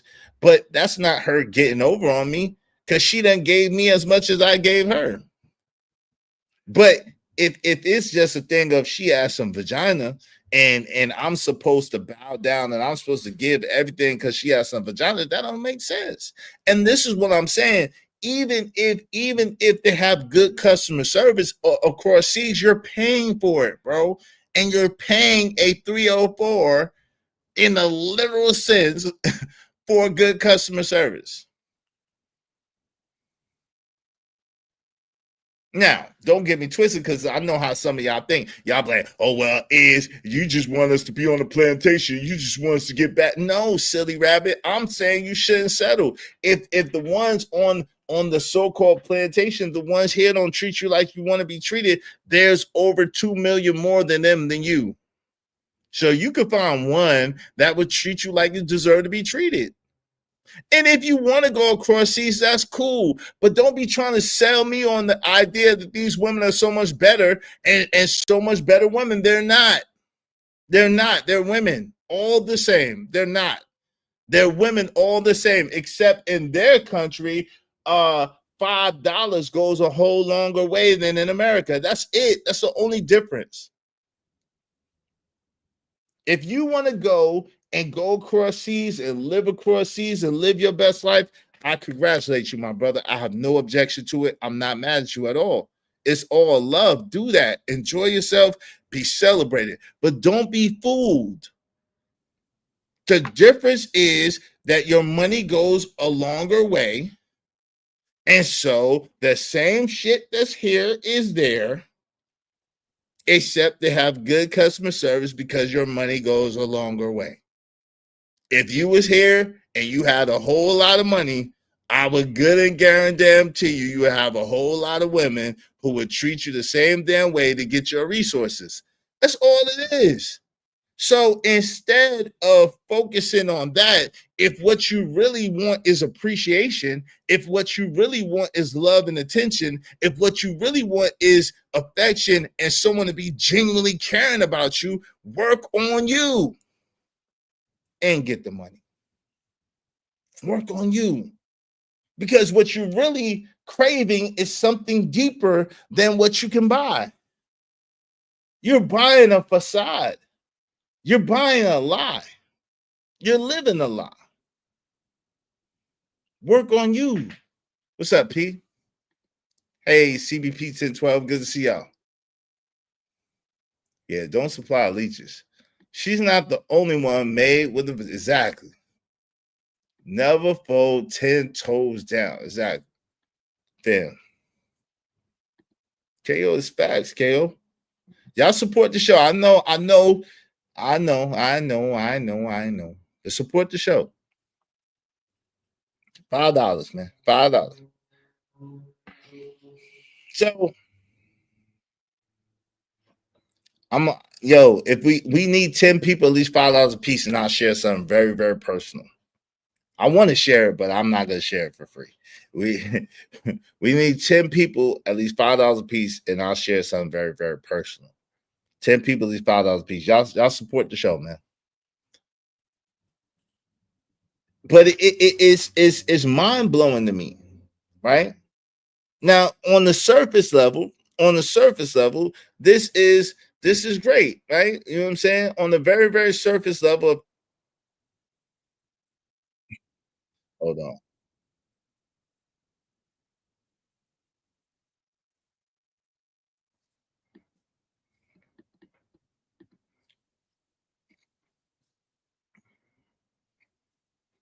Gone. Come on, let's fucking let's be refugees, y'all. Let's get the fuck on. So on the surface level, right? On the surface level, this is really really great. Check this out, right? Let's listen to what's going on. So he sees this. Now, they on the strip, whatever the case may be. Look. There's one over there hugging on a white man. Do you see that? Right in the distance. Do you see that? There's one over there hugging on a white man. But that's how they do. Look, this is a whole strip.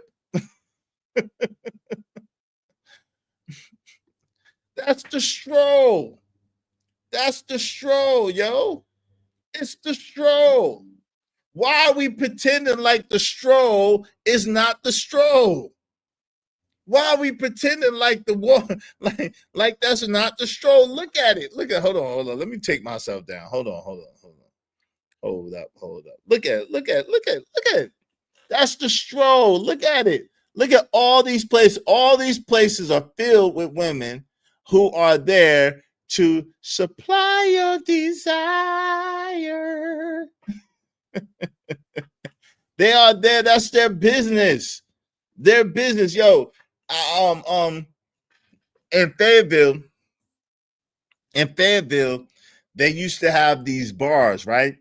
And they was like the massage parlor, right? And there'll be these Asian women in the massage parlor. And one day, you know, I had just moved to Cameron, Silver Springs. If y'all know, right? I had just moved to Cameron, which is on the outskirts of Fayetteville, right? And we had opened up a new office in that area. And so I was coochie deficient. Because I had just moved there. I didn't know anybody. And one of my partners was like, yo, fam, I'm telling you, you go to the yo, I'm gonna take you to the thing, and yo, they gonna love you a long time, nigga. They gonna love you a long time. And I'm like, nah, but I was coochie deficient at the time. So I went. I'm young. This is a long time ago. This is about 30 years. This is before I had any children. So this is about almost 30 years ago before I had any children, right? So at that time, I was coochie deficient. So I went. So we go in the spot. And the women there in Fayetteville, North Carolina, the women there, oh, you're so handsome. Oh, you're so handsome. And so she rubbing my arm, and then she see the ring and she see the watch. Oh, this so nice. That's so nice. You got money. You so handsome. You got money. And she rubbing me, and she rubbing my arm and shit, and you know, massaging my arms. And she said, "Oh, you so handsome. You got money. Oh, what kind of watch? Oh, that's nice watch. You want some sake? So I'm like, yo, sake. I'm like, yo, what's sake? So the homie looking at me like, yo, go get the sake, fam. You go get the. I'm like, yo, what's sake? So sake is a drink. But yo, I'm not a drinker, number one. But then number two, I understand the game, how the game go. Maybe she gonna give me some, maybe she not. But I'm paying for it, number one. But number two, she already sizing me up. So what's to say that she won't give me the drink, have me knocked out like damn Cardi B, and then rummage my pockets and take my shit? I'm good. I'm out the door. No, I was coochie deficient, but I could. Once I went back to Raleigh, I was okay. Raleigh was only an hour and a half away. I was good. Once I went back to Raleigh, I was good again. So it's like, yo, the point that I'm trying to make is you can't compromise your safety, your health, or yourself for a temporary good time. Because the truth of the matter is you might not even have a good time. It might be the worst time of your life. They can stick you up and get you. Like my man with this island. I'm going to be honest with you. The dude came up here and the island sound great, right? But the whole time in my mind, and maybe there's something wrong with me, the whole time in my mind is like, yo, you alienate the so-called black people on the island. You got them. You can run experiments on them. I'm trying to figure out, ain't that the way the Tuskegee experiments started and went? Ain't that how that boat voyage done worked out the niggas? They always make it seem like something is for your benefit and for your greatest good. How is they gonna get your dumb ass? How else are they gonna get you? But you so damn thirsty, you so damn deprived, you so damn thirsty for validation and coochie coupons and god doggone approval that you'll put your damn life at risk for something that might be nothing but a goddamn setup.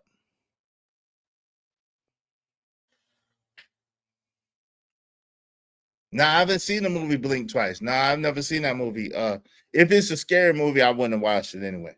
Shout out to Money Market said, have you ever seen Blink Twice? Nah, I never seen that. What is it about? You have said no. I don't have no. Yo, she could smell the money on me. I had a pocket full of money. She could smell it on me. I was blinging like I blinged. She could smell it on me. You handsome. Ooh, you got money. Ooh. What kind of watch? Ooh, what kind of diamonds? Ooh, you handsome. Ooh. I'm like, see, unlike Shannon Sharp crazy ass, when a woman tell me she want me to put a big black baby on, that's the last time I talk to her, much less ever see her again. You want a big black who? You want me to not be able to get rid of you for the rest of your life? Nah, I'm out. But the thing is, what I'm saying is, it's cool, travel, have fun. Yo, it's cool, explore. It's cool, but keep it in perspective. Don't make it more than what it is. Don't tell yourself a lie. And damn sure don't be selling other people's dreams. Yo, like I know Negroes that have girlfriends that live 3,000 miles away. How do you have a girlfriend that you've never been around that lives 3,000 miles away? How do you get catfish, niggas? I don't understand this phenomenon. But you're so thirsty for attention, for validation and approval that you will put yourself in a compromising position just for a temporary pleasure. What's up, Lord ADS Facts? They pen pal. Nigga, I know a nigga who is mad. Yo, I swear I can't make this up. I like to smack this nigga. I was like, yo, fam, do you want me to smack you? Are you stupid? Are you dumb? Yo, you sit here crying over a chick that lives 3,000 miles. You haven't smelled her breath. You haven't smelled her butt. You don't know you don't even know if she a real woman. And you sitting here crying because she went back to her ex. She lived 3,000 miles away. What you thought she was going to do? How are you this thirsty for attention? How are you this thirsty for approval? How are you this thirsty for validation? Who raised you? Who raised you? Excuse me. Who raised you? Y'all got it for cheap. Y'all got it for cheap. And y'all cheap ninjas that get it for cheap think that you got you something because you got it for cheap and you feel like they treating you good. How do you think niggas get sent up? How do you think niggas get set up? I'm trying to understand. Where are you from? What you think that they come up to you like, nigga, I got you. Like, come here. No. Yo, I was watching Instagram the other day, and Desi, right? Desi Desi Banks had a skit. I don't know how old it was, but he had a pretty brown skin friend, best friend, whatever the case may be, right? And so she decides to see if he would smash. And of course, we know what it is. So she batting her eyes, talking soft. Oh, I'm drunk, best friend. And oh man, best friend. Oh, you looking handsome, and I want to do this and I want to do that. Oh, did you get a haircut, best friend? He's like, yeah, I just got a haircut. Oh, best friend, did you such and such? Oh, yeah. She feeling on him. Like, yeah, best friend. And so she come in like she about to give him a kiss. And then he falling for it. And then she snap on him. I ain't drunk. I just wanted to see what you do. We're supposed to be friends. I ain't never gonna be nothing more than a friend with you. It's whose job, P? It's whose job, P? But this is the thing. She said, I ain't never gonna be more than a friend with you. But this is the thing. How do you think that you get set up? I understand, brother. Some of these sisters are rough. Some of your mothers have treated you rough, brothers. I know what it's like. Y'all want to support the show. I'm telling you. We need 10 people, at least $5 a piece, and I'll share something extremely personal. That is the realest shit I've ever spoke. Y'all make sure y'all support the show because I understand, right? At the same time, the thing is that we can't be so thirsty for approval, for validation, for attention that we lose sight of our reality. We lose sight of what the deal is. Like, people, a trap is not a trap unless you want what's in the trap, right? You can't trap somebody off. If they don't eat meat, you can't trap them off with steak. A big juicy steak to somebody is everything, right? But to a person that don't eat meat, that shit is disgusting, right? $1 million to some person is everything, but to a person who don't care about money, who's just living off the earth, they don't care nothing about that. You can't trap them with that. To a person that doesn't do drugs or doesn't know nothing about drugs, you can't trap them with 3 keys of coke. It's not a trap unless it's something that you want. So y'all got to be conscious and aware. Like, people be telling y'all what y'all want to hear sometimes. People be sending you up and setting you up. They watching. They see how people treat you. They see your experiences. They see your reactions. And then they're sitting there and they're behaving accordingly in order to take your shit. You said, Kasim, what's going on, good brother?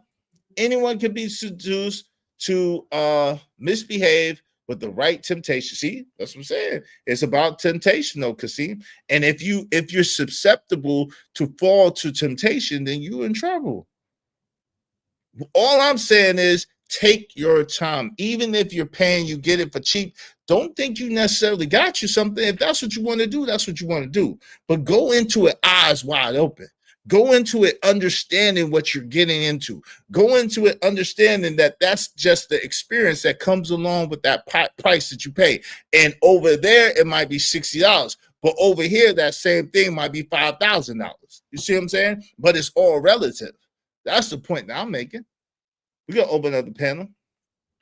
The cutest thing just happened. A white cashier just said she was hoping she got to ring me up so she could tell me how beautiful I was. Oh, and it's my comfy and plain day. LOL.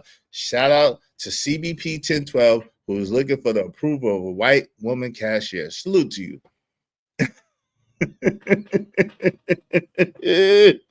Shout out to you. See, everybody want to feel special. There's nothing wrong with that in and of itself. Everybody want to feel special. What's up, King Papa Rose? Going on?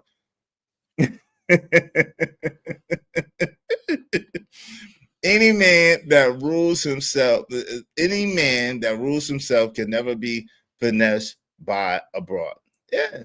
Well, I mean, but this is the thing. You got to be careful. That's why you got to vet. That's why you got to vet. That's why you got to take your time. That's why you got to really understand what you're getting into. It shouldn't be a thing of you're rushing out to pay any amount of money, whether it's cheap, whether it's a lot of money, for attention and affection and validation. That don't make sense. You bought it, you paid for it. It's not authentic. It's not real. And why y'all think it is, I don't know. It's not real. It's not authentic. Somebody tell me I'm wrong. Here we go. I'm gonna open up the panel. Let's chop it up. Let's talk about it. Let's chop it up. Let's talk about it. And like I said, I could identify with a lot of people. If y'all want to hear the experience, we need a little bit more, a little less lip and a lot more grip. We need 10 people, at least $5 a piece, and we could talk about that. But I'm gonna open up the panel. I want to hear what y'all guys say. Just no F-bombs. I didn't say no F-bombs, so you could get away with not saying no F-bombs. No F-bombs, no doxing. And we could agree to disagree. We don't have to see this eye to eye. We don't have to look at it the same way. But I want to hear what you guys say. I want to hear what you guys say. What you have to say is important, all right? Even if I don't agree. So here's the link. I'm going to pin it to the top of the chat. Pin the link to the top of the chat. Let's chop it up. Let's talk about it. Let's chop it up. Let's talk about it. Let's get back to this, though. I want y'all to see this. Let's go.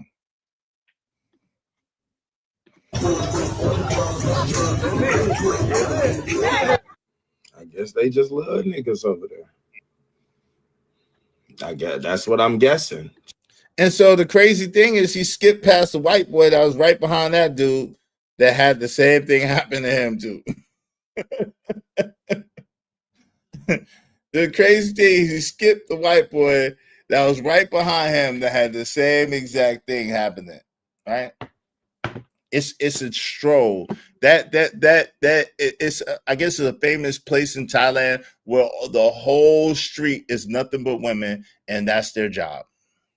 Shit. You keep hearing the same thing. Like, damn, when the niggas go over there to Thailand, they love them. When the niggas over here in American land, they don't love a motherfucking shit. Damn it.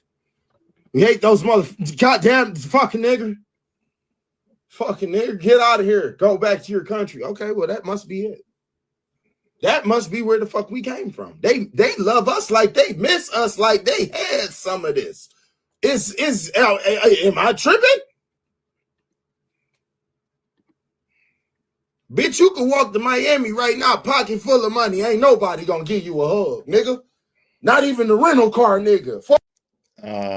Sir, if someone know that you got a pocket full of money, someone give you a hug.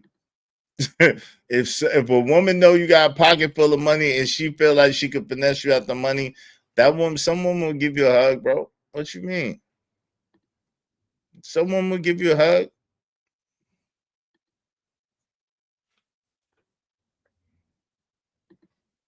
Fuck is you to know? Nobody. Nobody. Bandman Kevo down there right now. 15 pockets full. Ain't nobody hugging shit. Help me bitch. I'm trying to figure out what's up. We love you, black man. Where? So I can get up and go where I am loved and appreciate. Motherfucker. I got to smoke after seeing that shit. What the fuck, bro? So let me ask y'all a question. Is it general appreciation? Because this is the thing, right? Like, I know even in Raleigh, right? There was like 3 or 4 Asian girls. I might have said this before, I don't remember. But there was like 3 or 4 Asian girls in Raleigh who were very nice looking women, right? They're very cute girls, whatever, right? They had nice bodies, they had nice faces, they were nice looking women, right? But these 4 women were for all the brothers. Pretty much all the baller brothers, all the brothers who got bread, all the brothers who was doing their thing, all the brothers who was popular and had it like that, they could get any one of these 4 Asian women. And these 4 Asian women was passed around, right? And those who Raleigh know, right? Shout out to Brandon 86. I don't want a woman to hug me because I got money. I'm not an ATM. Bars, right? Bars. So is it just blanketed? Oh, we love black men. Black man, we love you, black man. Black man, we love you, black man.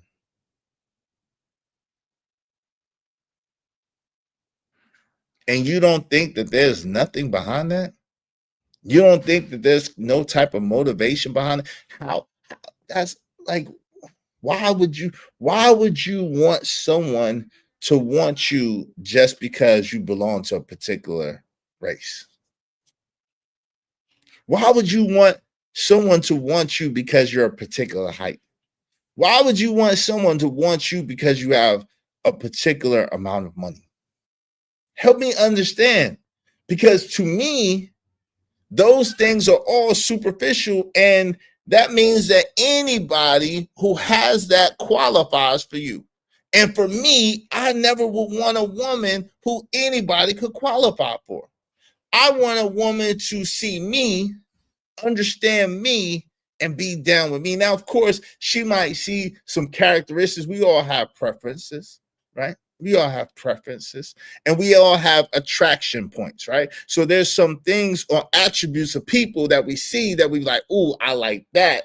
And then that will make you interested to talk to that person, and then you get to know them, right? And we know how that goes. Sometimes you rock with them, sometimes you absolutely don't, right? But I'm talking about beyond the surface. I'm talking about after a while. She seen me, she said, ooh, I like your glasses, right? I like your glasses.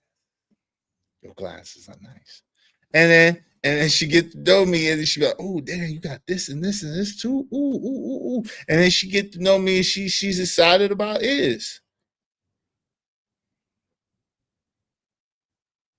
Not because I bought her, not because I paid for her, not because I tricked off, not because, no, but because she got to know me and she's excited about me. Because they want the clout. What's that worth? Dwight Howard got the clout right now. And you see what trouble Dwight Howard has the clout right now. You see what trouble he's in. Diddy got the clout right now. You see what trouble Diddy's in. What good is the clout? Yo, the pail's open. Let's chop it up. They was still funny style. That's Carolina woman. Anyway, though, you know. Right? Tell me you need a hug without telling me you need a hug. Yo, hey, listen, I'm gonna be real with you. I don't know about you, but shit, listen, that used to be a pickup line for some dudes I know. Yo, I just need a hug, shorty. And a girl give him a hug. Man, you look, oh girl, you look like you smell and feel so good. I just need a hug. And go up and hug her. I know niggas that go up to girls, well, that's a whole nother thing, but I know niggas who go up to girls and kiss them. Just don't know them for nowhere, just go up and kiss them. Go up and hug them. Go up and do whatever. This kind of niggas I grew up around. Shout out to Fierce Soul, what's up? Shout out to y'all if y'all watch it. But it's like,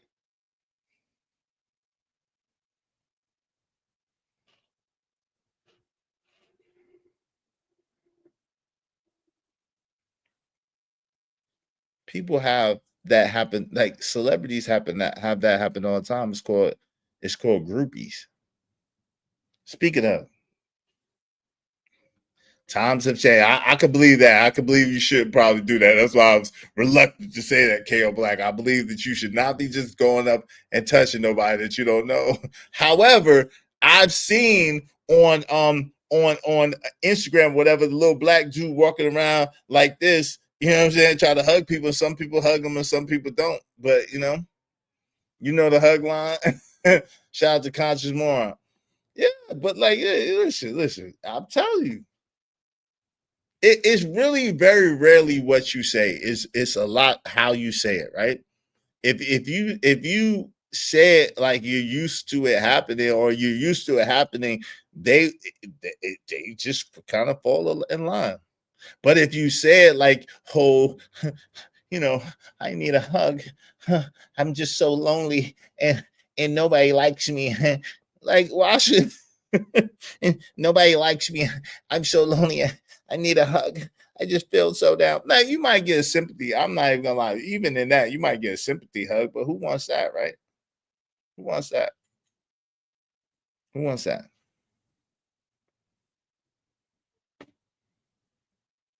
I just don't understand, family. Listen, you got to understand that you're worth more. You're worth more than to pay $40 or $60 or $80. You're worth more than someone to be flattering you and to be sucking up to you to extrapolate your resources, no matter how much or how little those resources are.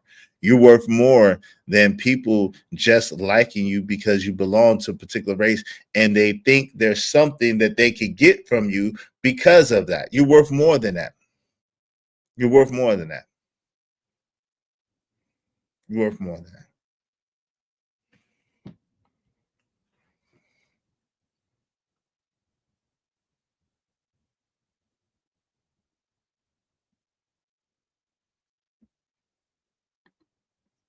Yo, I appreciate y'all, man. If y'all don't want to come up or if y'all don't want to support the show, you know what I'm saying? I appreciate y'all for today. Maybe I have to come up with a better topic. You know what I'm saying? I thought that it was a dope topic. It's something that's been on my heart and on my mind. Because I don't understand. I don't understand the pedestalization of these people, and they are not giving you what you deserve. I don't understand the pedestalization of people, and they're not worthy of what they're getting from you. I don't get it. I don't get it. I don't understand how you can talk against, degrade, or demean 304s in your culture, but you run to 304s of other cultures. It does not make sense to me, right? Flavor Flav got money. He didn't ask for a hug, but they gave more than hugs. Well, he did. He said, "Yeah, boy."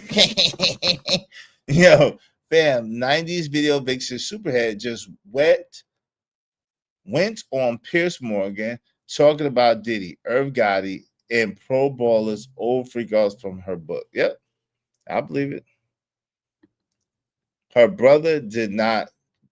Hey, brother, did you check out the information? I didn't have an opportunity yet, good brother. I gotta work extra hard because support is kind of. I gotta work extra hard, brother, because support is kind of. So I don't have a lot of time to check on anything but what I'm talking about. But like I said, I will check as soon as I can. Like I told you, it'll probably be a little minute before I could get to it, though. I'll be honest with you. Now, if you ever want to sponsor a show, and have me to talk about the topic, if you send a yard, I got it. Shout out to Jay Lewis. Thank you so much, Jay Lewis. She said, I got 5 on it. Thank you so much, Jay Lewis. I appreciate you. Thank you so much, Jay Lewis. Y'all be like Jay Lewis and support the show, support the stream. If everybody gave 5, we got enough to make it happen. Hope you don't mind if I say this out loud. How wonderful life is, 'cause you're in the world. I love you. I love you. I love you. I love you. I love you. Yo, can we review Piers Morgan? I think if you review Piers Morgan, I don't know. I don't think we could review. Let me see.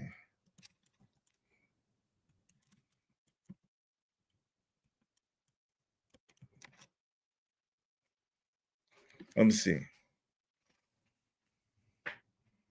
Let's see. Okay. She's up there. Let me see.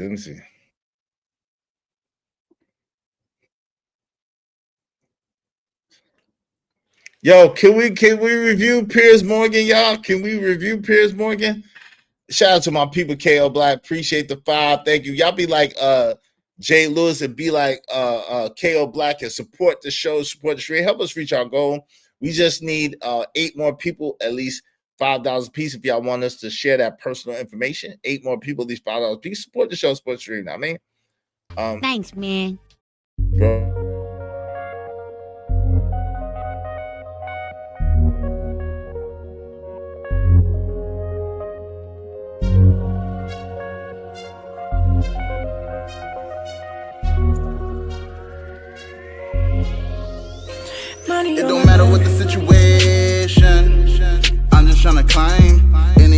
a nigga facing. See it through in due time. It's a marathon, you gotta pace it. You can't press rewind, you get left behind. Just grind and the rest be fine, fine, fine, fine. No matter what the situation, I'm just tryna climb. Got to kill a nigga face. Appreciate you, bro. Yo, let's do this. Let's try to see. We're gonna try to see what we could do with this Piers Morgan situation. Let's see if we can. Oh no. Let me see. Here we go. Nope. Here we go. Nope. I need to make myself big. Okay. So let's see. I'm not gonna play the video. I'm gonna play the audio for right now. See what we can do. I think you good. Because Pascal reviews Piers Morgan. It was okay. Okay. Let me just see. Let me see. All right. So we're gonna fair use. We're gonna review a piece of this because I wanted to see this. I heard about this and I wanted to see this anyway. So y'all gonna get my live reaction. I haven't I've been wanting to review it, and like I was telling my man Deshaun, I haven't been able to. But this is along the lines of what we've been talking about. So I want to hear what actually she had to say about this Diddy situation. Let's get into it. Make sure y'all support the show in the meantime. Between time, let's get it. The hip-hop world be reshaped by Case that gripped the world. Just a moment, we're here from DJ Vlad, Tony Busby, and Efta Kraken. But first, I'm joined by Elizabeth Overson, known to many by her pseudonym of Karen Steffens, author of Video Vixens, who claimed she was gifted to Diddy in 2001 by a music executive. Well, welcome. She was gifted to Diddy in 2001 by music executive. But let me show you something. She is still an attractive looking woman. She is not an ugly woman. She's not an ugly woman. Tony Busby is on this one too. Ooh, she is still an attractive looking woman. She's not an ugly woman, right? Corinne Steffens. Let's get back to it. Let me put myself big. Hold on. What's going on? Why is it looping? All right. Let's see. She's not an ugly woman. Lord have mercy. Censored, Elizabeth. Thank you very much indeed for joining me. Thank you for having me. A lot of people are kind of aware of your history with Diddy, but for those who know nothing about it, how would you categorize your time with him? Tiana Trump is a decent looking woman. Brittany Renner, decent looking woman. Even though she looked like Gadget from Rescue Rangers, she's a cute Gadget from Rescue Rangers. What's the name? Drea Michelle, decent looking woman. Listen, if you go according to the looks and what a body looks like and what a face looks like, you're in trouble. Cardi B, not an ugly woman. Oh, Lord. My time with Sean was honestly pleasant in the beginning. Okay. Her time with Sean was honestly pleasant in the beginning. Corinne Steffens talking. Piers Morgan. This is Superhead. If y'all, in case y'all don't know who Corinne Steffens is, Corinne Steffens, aka Superhead. Let's get to it. We sped it up a little bit so that we don't have no trouble. Let's go. To my recollection, the first time we met, we spent the night together. But he was a consummate gentleman with me in that evening. Again, to my recollection. And every other time I saw him after that was in a group setting, so it was fine. The last time I saw him, however, things had taken a bit of a turn.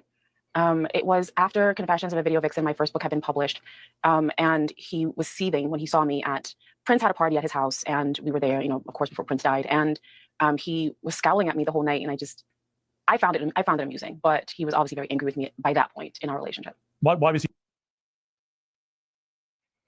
So Diddy was upset. Look at her face. Again, not an ugly woman. Rumor has that Cardi B got that K Michelle scent. Allegedly, I've heard this multiple times. That's alleged, but fair so, I've heard it multiple times. K.O. Black said her name is Superhead for a reason. That's what they say. I would not find out. I don't care. Can we talk about that for a second? Because this is part of the reason why this has everything to do with what I was talking about earlier. How can men know her reputation, know all the men she's been with, and know that a lot of these dudes is nasty niggas, and still go behind them and go and mess with her? How does that happen? I don't care what she looks like. She's a cute woman. She's not ugly by any stretch of the imagination. She's a cute looking woman. But how? How, Sway? How? How, Sway? How? How do you knowingly know? You know she's a 304. You know she's for the streets. You know she's for everybody. You know.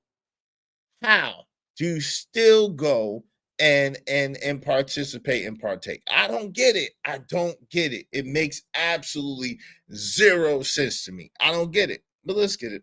Let's go. He's so angry with you. Well, 4 months before Confessions was published in 2005, we got a call from Sean's attorney, my attorney did, and Sean's attorney wanted to see the book before the book came out. Confessions of a Video Vixen was an embargoed book, so no one could see it. No one would even get it until the publication date, which is June 5th of that year. And so my attorney told his attorney that he could not get the book and that they would have to wait until the book came out like everyone else. And if they saw a problem in the book, that they were free to reach back out to us, sue us, whatever they felt was necessary. We knew that wouldn't happen because HarperCollins is the publisher of that book, as you know, is a News Corp entity, and those attorneys made sure it was vetted to the fullest so Sean could never sue, he could never raise any objection to it. And I think he always hated me after that because I left enough.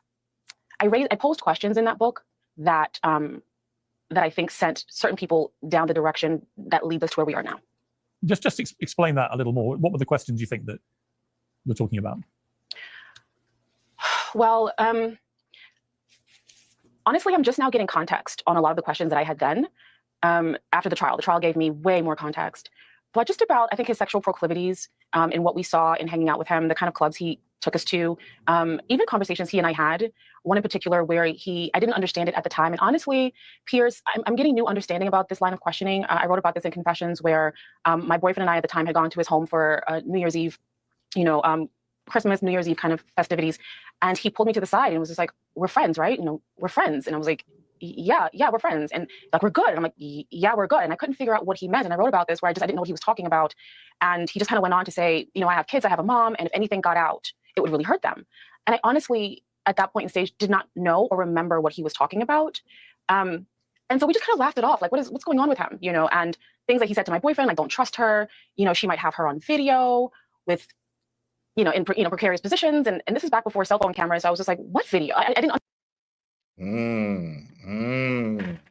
Interesting. I don't get it either. Well, he was trying to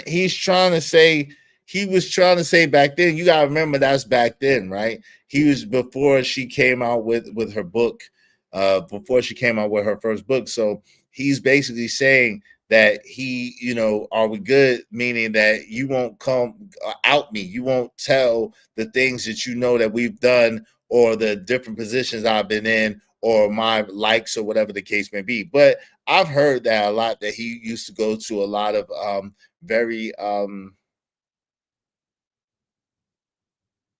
male-friendly clubs, allegedly. And then she told the story about Exhibit, anyway, let's get to it. Understand any of it. Now after the trial and the things that have come out from the trial, this gives these conversations a lot more context. But at the time when Confessions came out, it did make us all wonder, what was he so afraid of? I didn't even know what I had seen or didn't see, or if there's something happened that I didn't remember from our time together. But he was very afraid that I would say something in the book. And honestly, I think he never contacted us back because what he thought I was going to say, I did not say. Possibly because I didn't remember it. She was high. Hey, Random Chat Ninja, what's up? Who would have thunk it would be a dignified 304 in 2025? Is it so? Is it so? Is not so? But shout out to you. Hey, make sure y'all support the show, man. We just need 22 more people, at least $5 a piece, to support the show, support the stream. Help us reach our goal. Everybody throw $5 at us. Help us reach our goal. Appreciate y'all. Let's get to it. You think he was fearful of you saying? I have to be honest, Piers. In booking this time with you today, and your producer asked me to kind of send over some pages from the book, I hadn't read Confessions since I wrote it, and I read it for the audio version, and that was 2005. It's been 20 years since I read this book. And in reading what I sent over, which is what I just described to you right now, I wonder a lot of things. He was so afraid that I knew something. And I was confused because the only time that we had together prior to this conversation was alone time at his home, wherein I felt we had a good time. I didn't know, he didn't come on to me. It was very platonic, I thought. So I was confused as to what was it? And so I have to admit, my mind kind of races now that I have more context of his proclivities and what he's capable of what he was so afraid of, what he thought I knew or what he thought I remembered. I mean, in the book, you talk about the first time you met Diddy in a nightclub at 3 a.m. You said, right there in front of me, Diddy and Gotti, who was the Murder Inc. Records boss of Gotti, made arrangements to send me to Diddy's house in 1 hour. It was 4 a.m. I turned up to Diddy's home in my SUV. There were security guards in the driveway, all dressed in dark suits with their hands in front of them. They had been expecting me. The things that went on when Gotti and I were together are almost unimaginable to me now. But in the haze of drugs and liquor, it all seemed all right. I was being used over and over again, man after man, all friends and acquaintances of Gotti's. I quickly became Gotti's showpiece. He would turn other people in the industry onto me. I was his party favor. Whenever there was anyone Gotti wanted to impress, he'd send them to me and I'd take care of them. I mean, could it be that what Sean Combs was worried about was that he facilitated this very transactional relationship that you had with Irv Gotti? Is that part of this? I don't think that was it. And honestly, I think it was more insidious than that. The fear, the fright that he had during that conversation at his Miami home, back in whatever year that was, he seemed terrified that I had known something. And I just don't know what he thought I knew or remembered. The transactional nature of how we met, and which is why, I said in various interviews before that I was gifted to him, it was because no one asked me if I wanted to go. No one asked me. They talked about me as if I wasn't there. I was property to cart around. And that's what they did. If they would have asked me, I still would have gone. So I didn't hold any objection at the time because I would have still done it. Being 21 and it's Diddy and we're having fun and it's just a Saturday night out in LA. Now, everybody knows how much I enjoy my tea. I'm very happy to say that today's show. Let me see. At all, then? I'm sorry, what was that? Did you actually have any kind of sexual relationship with Diddy at all? Of course. No, Diddy and I did not. Well, yeah, not to my knowledge. So, what do you mean by that? She was drugged up a lot. So she said not to her knowledge. Wow. So she's saying that she's implicating that it's possible that she did something with Diddy and didn't know about. Oh, Lord. She isn't saying anything. Joseph Moore said, don't believe Tia Trump. Yo, y'all support the show. This is crazy. Let's get to it. Let's go. Not to my knowledge. I don't. Honestly, I'm questioning a lot of things right now.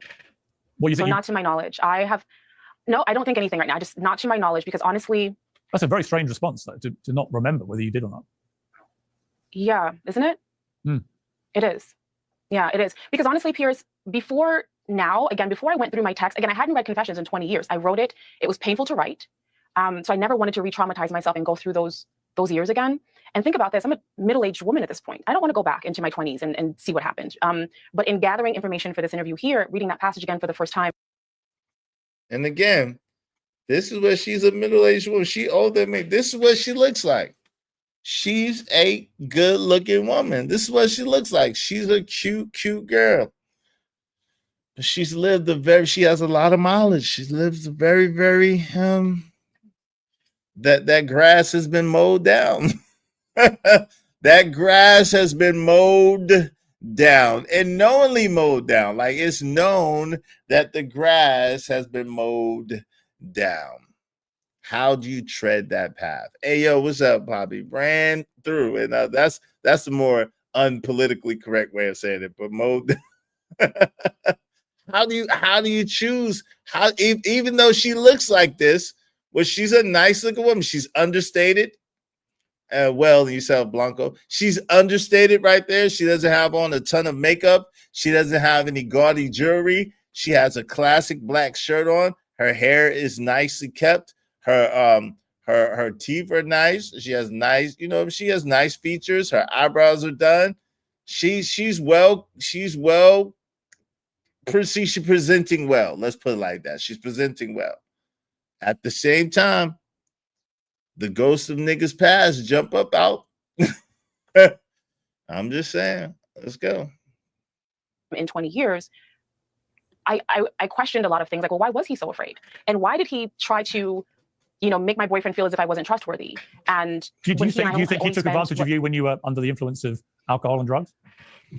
I don't know. Honestly, I don't know. And But you I fear, never do you thought fear that that's the case before. now from everything you've read?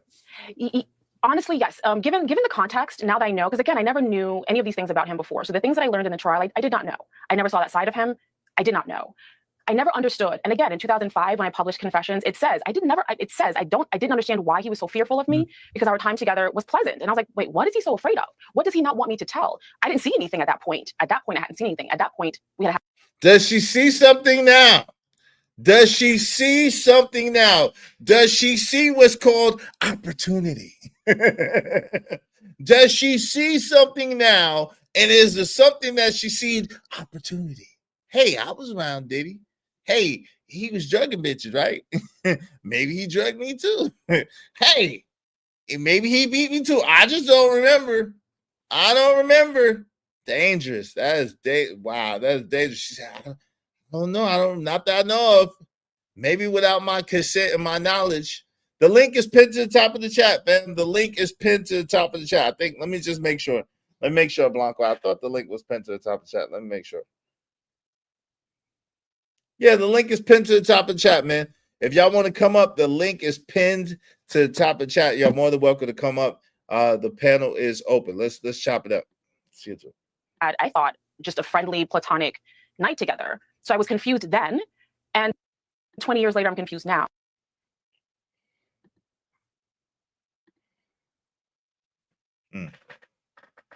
Interesting. It don't even look like her mouth could open up that wide. Shout out to Treese. Yeah, the link is pinned to the top of the chat.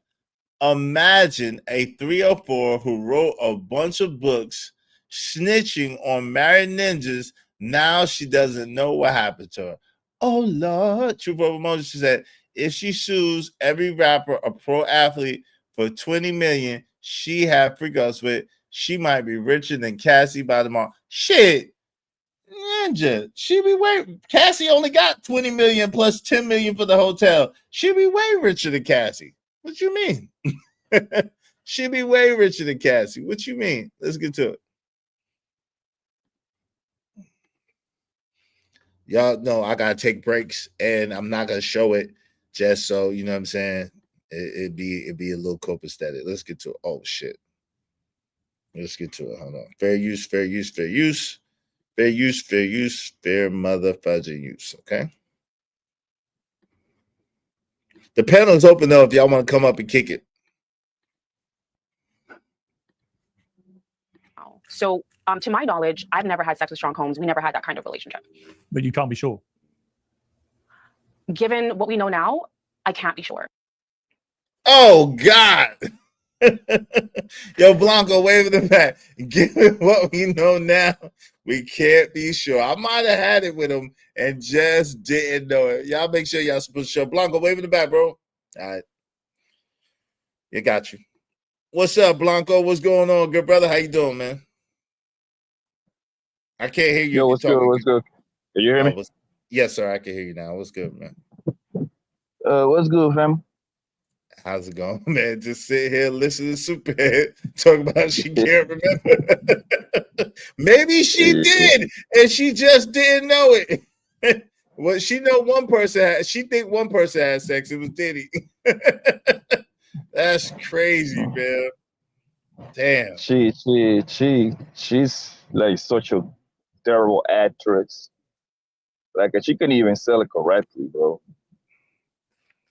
The thing is, like, she pretty much, if you're talking about somebody having everything on a record, it would be her. She wrote it on the book. I never wrote them book. I never read them books, but I'm pretty sure she didn't imply somebody took anything from her. I'm willing to bet that, because that would have been news, man. She was already doing her 3 or 4 things, man. When I was in school, she was already out there thugging it, man. Why do you think she got that Superhead name? She was proud too. She was out there thugging it for a long time. Yeah, man. So now she implied she when they ask her, like, hold on, how the hell you don't remember if this man took it from you? I just can't recall. Like, I went to sleep and wake up. I'm like, that's what people do. You go to sleep and wake up, right?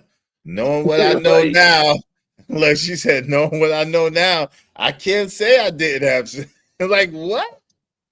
Yeah, you know, she implying that this nigga Diddy put drugs on his stuff, knock her out with the horse thing, and now she don't know what happens. Yep.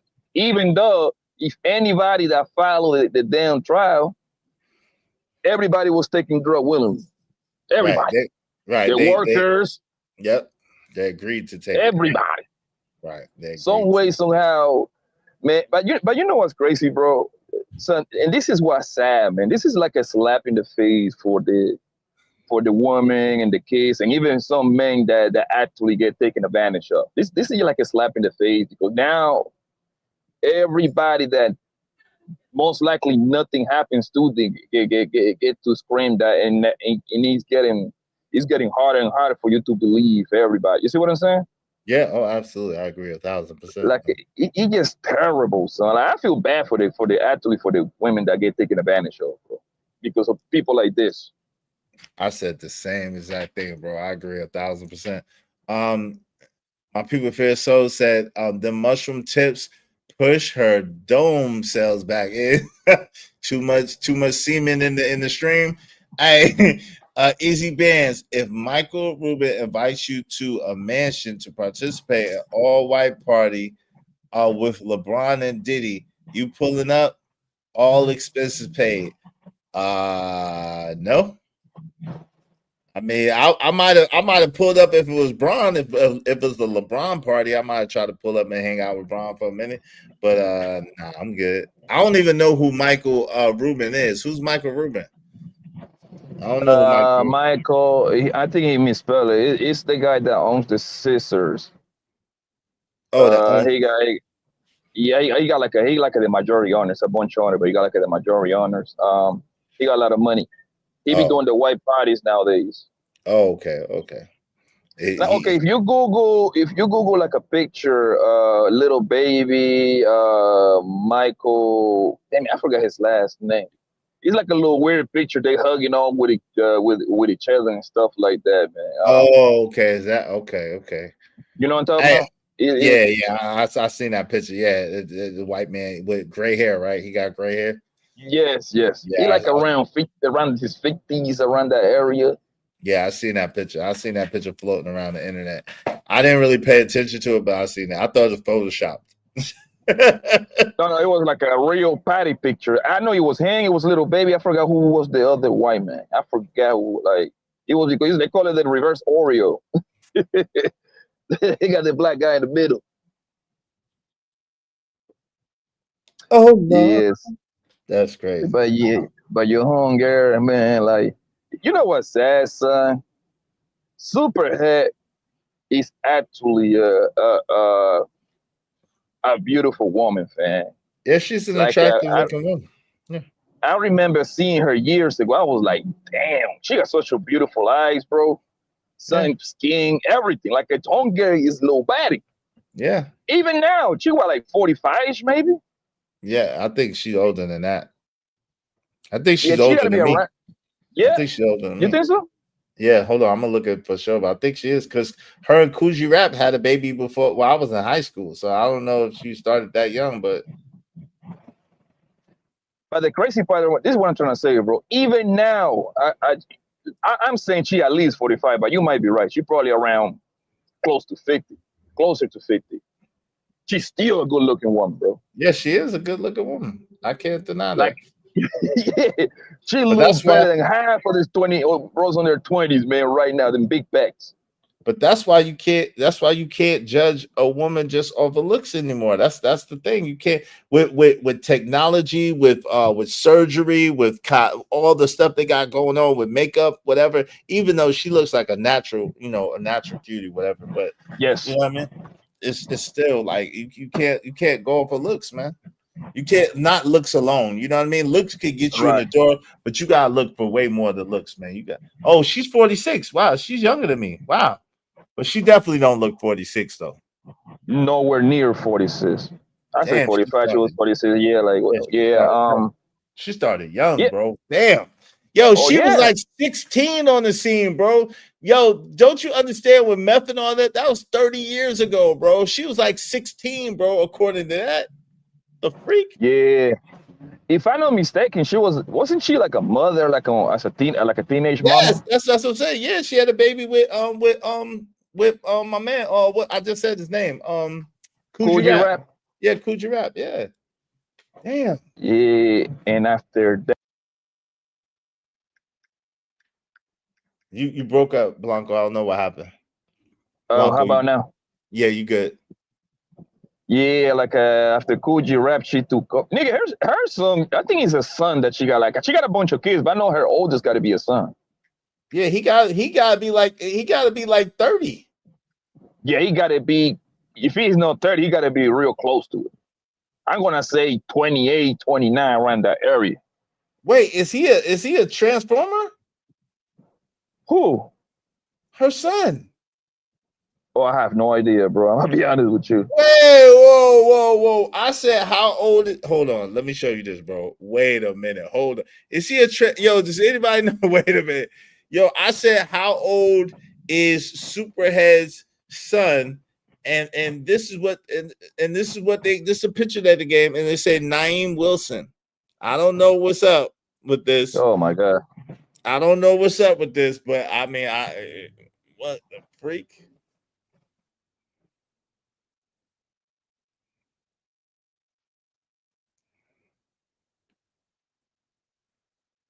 Oh my god, is he a transformer? How old? They give you like an age? Huh? He They give you an 27. age? 27. Yeah, 27. Oh shoot, that might be him. Or her. Oh, I know man. her kid. I know her first kid got it. You know what? It's gonna match real well is because her first kid got to be, like I say, 27, 28, 29. Because she started early. She's 46. She started like around 18, 19. That put her first kid around 28. Yeah. So you sure I'm pretty sure she got a Wikipedia somewhere. I just said all I did look, it said how old is Superhead's son? And then this is Naeem. Naeem is a boy's name, just by the way. Naeem Jesus is a Christ. boy's name. If it was Naima, that's the woman version. But Naeem is a man's name. That's crazy. Damn. Oh shit! Look, wait. Yep, it says Naeem. Damn, this is him. I guess this is him. It says Naeem. It says Superhead's son. Look, it said because it's covered up. It says Superhead's son, whose legal name is Julian Overseen, is 27 years old. And then this is it, Naeem Wilson. Oh my God! Damn. Well, is that the case? I'm pretty sure she's done with all of that. Yeah, look. Because this is the baby, so it's possible. Look how skinny she was. This is him as a baby, though. So it's possible. Look, forehead looking like to me. Damn. Well. Shit. She got like at least 2 more. Oh, does she? I don't know. Oh, does she have a baby by Darius? Does she have a baby by? Wait, let me see. Man, bro. See, whatever I tell you, I'll be lying. I don't keep up with Superhead family life. She kind of like she just write them books and just stay out the way, pretty much. Like you don't really hear from her for like over it. She's a old hoe. Like it's age for the new hoes, man. Yeah, she was married to Columbus Short. I don't know. Oh no, she only has one child, and it's this dude. Damn. Every time it shows, yes, she only has one child, fam. For real? Yes, and it always shows him. It always shows this person right here. I don't know what the freak is going on, but yeah. Jesus. Yeah, I was wrong then. I was wrong. I could have swore she have at least 2. What's up, Daily Rundown? She messed that boy up. Yeah, I mean, think about it. If that was your mom's and your mom's was a known 304 and your mom's was getting schmutted out. What's up, what's up, Jerome Wilson? What's going on? What's up? Think about it, bro. Think about this. Oh, my bad. Go ahead. Nah, it wasn't Aaron Hall. It was whatchamacallit. It wasn't Aaron Hall. It was my man. I keep saying his name, Coogee Rap. Lord Eddie S. waving the back. Yeah, she had a baby before Coogee Rap. Yeah, well, I think somebody getting confused with Aaron Hall because he was messing with the Boricua joint. Beautiful woman. Velez. Gloria Velez. Yeah. I mean, I know what this bro is doing, bro. It's too late, fam. It's too late. You cannot come up with those kind of things. And some of them might have valid points, my nigga. But you talk about the 90s now, bro. Come on, son. No more changing, rearranging, and making man shit. Hey, I see stranger things, bro. Stranger things. I see stranger things. You know no, the thing is with those kind of accusations, bro. From what I learned is he got time limits, time expiration dates, and all of that, bro. He just, I mean, I'm not a lawyer, but like that's what I have learned recently. It depends on the state. What's up, Donnell McCarter? Yeah. What's going on? It depends on the state, but yeah, you're right. It's certain states have statute of limitations, other states don't. I think New York is one of the states. I think New York is one of the states that don't, though, Blanco. No, what New York did? What New York did, they extended the time. So they you still got time for the next certain amount of months to go put your little civil lawsuit case, man, on one of these rich guys that allegedly took advantage of you, which is crazy. To me, man, that's a big old red flag, family. I'm sorry, man. Like, if somebody took the humanity out of you, why aren't you trying to go first? Why aren't you trying to get some street justice? Okay, cool. No, most people ain't gonna be down with street justice, which that would be my route. Number two, why aren't you trying to put that man under the jail? I never understood that, bro. That really rubs me the wrong way. Somebody took the humanity out of you, and the best thing you can come up with, let me go get some money. Those two things don't go together. Yo, ADS, what's up, man? What say you? How you doing? I want to ask both of y'all a question in a second after ADS go, but just get your opinion on it. What say you, ADS? How you doing, man? What up, brother Izzy Bands? What's up, brother Blanco? How y'all doing today? Well, and yourself, how are you, boss? Yeah, Kareem, her money low. So yeah, you'll see a couple lawsuits, some other shit happen, right? Maybe a movie, maybe a whole flick. You know how Kareem get down, she'll put a movie out, you know what I'm saying? Especially if she make a little money off of it, right? But ultimately though, yeah, it is what it is, man. This is just, a video. Remember they went from groupies to video vixens to now they're celebrities, right? So household names, some of them. So it is what it is, it is what it is. So let me ask y'all a question, right? Earlier I went on this tangent, this tirade, basically about 304 is a 304 no matter what language she speaks, no matter what country she's in, and why people expect like long-term, like if they're paying for it, whether they're getting it for the cheap because it's less expensive in other countries, or they're paying top dollar here.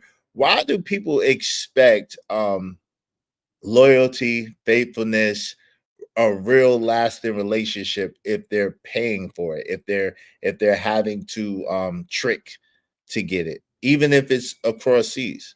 What do y'all think about that? Because that's something that really bothers me. I was under the impression that when a man engaged in the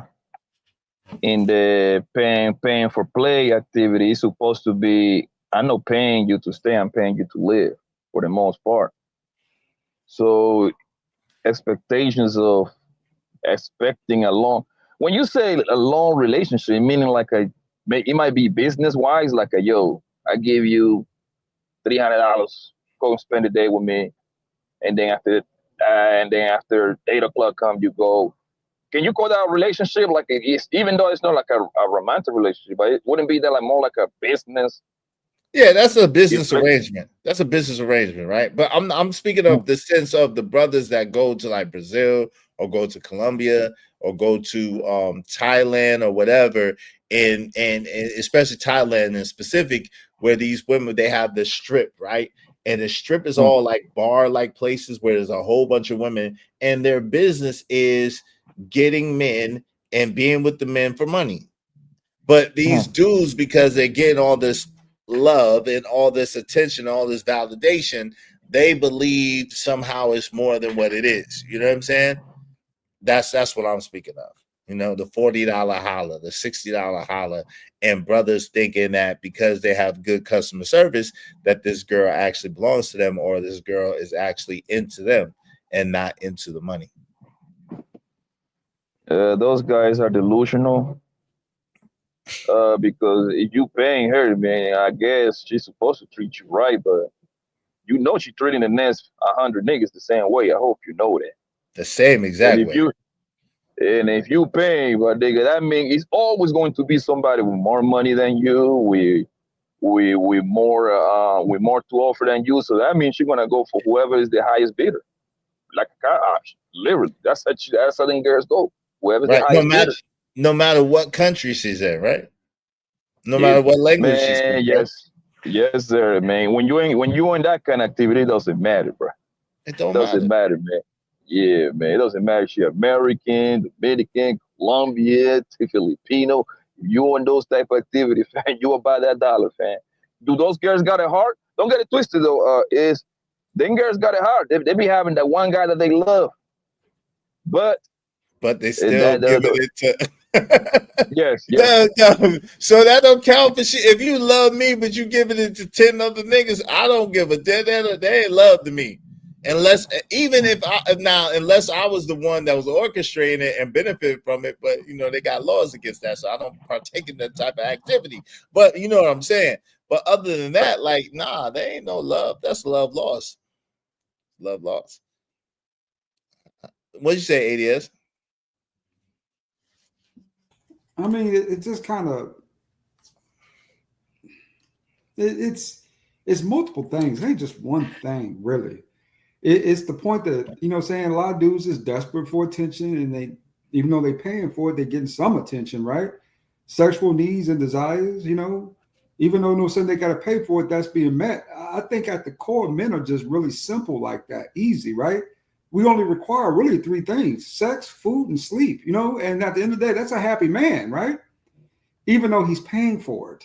No, but I don't agree though. I think men require attention, like you said. Like men want to be appreciated. Men want to be men want to feel needed. Men want to feel like men want companionship on our terms, of course, but we want companionship, most of us, you know what I'm saying? But of course it's on our terms, but it's not just that we just need sex, sleeping, and food. Like that's not really, I don't think that's accurate. Well, that man can have all those things and then some. He just has to pay a stipend for it. You know, maybe $60 or maybe 10, 15, 20, 30, 40, 50, $60,000 in some cases, right? Those guys feel as if they can buy that type of stuff, and especially like you said, on their terms, to get, you know, to get the result they're looking to have in that circumstance and situation. I personally find it disingenuous, you know, right? That I have to pay someone to be nice to me. Right. But some guys out there are just so desperate to the point where, you know, that's a thing for them, right? They've made peace with it. So I'm not mad. Real quick, Blanco, I'm not mad at anybody that decides what they want to do. Any man, we have a choice as men to decide whatever you think is best for you. I don't have no qualms on that. I guess my thing is when they be trying to sit and tell other men, yo, you should do this or you should be doing that. And it's like, but bro, like, yo, fam, you sitting there and you are getting in your feelings behind a trick, behind a 304. Like you really like getting caught up. And the next day, if someone else got the money and booked her for that day, that's not your girlfriend that day. That's their girlfriend that day. Like I don't get it. Go ahead, Blanco. What say you, man? For the most part, man, guys, go get and buy some by some loving. They usually it's a clear cut. You know what I mean? Trying to say, damn, I cannot talk like I want to talk. I got my kids with me, man. Nah, I got that. But like you know what I mean, right? Like there is already a clear cut situation that they're gonna engage to, right? But like yo, in my channel, I reacted. It would go perfect with what you're saying right now. It's a TV show named 90 Day something. Yeah, 90 Day Island. Is it the 90 Day Island or the 90 Day Wedding? Oh, no, 90 Day Fiance. 90 Day 90 Fiance. Day Fiance. Yeah, 90 Day Fiance. It was this white guy. This man had paper. This man was doing well in his life, right? He lived in Nevada. Retired man, around his 50s.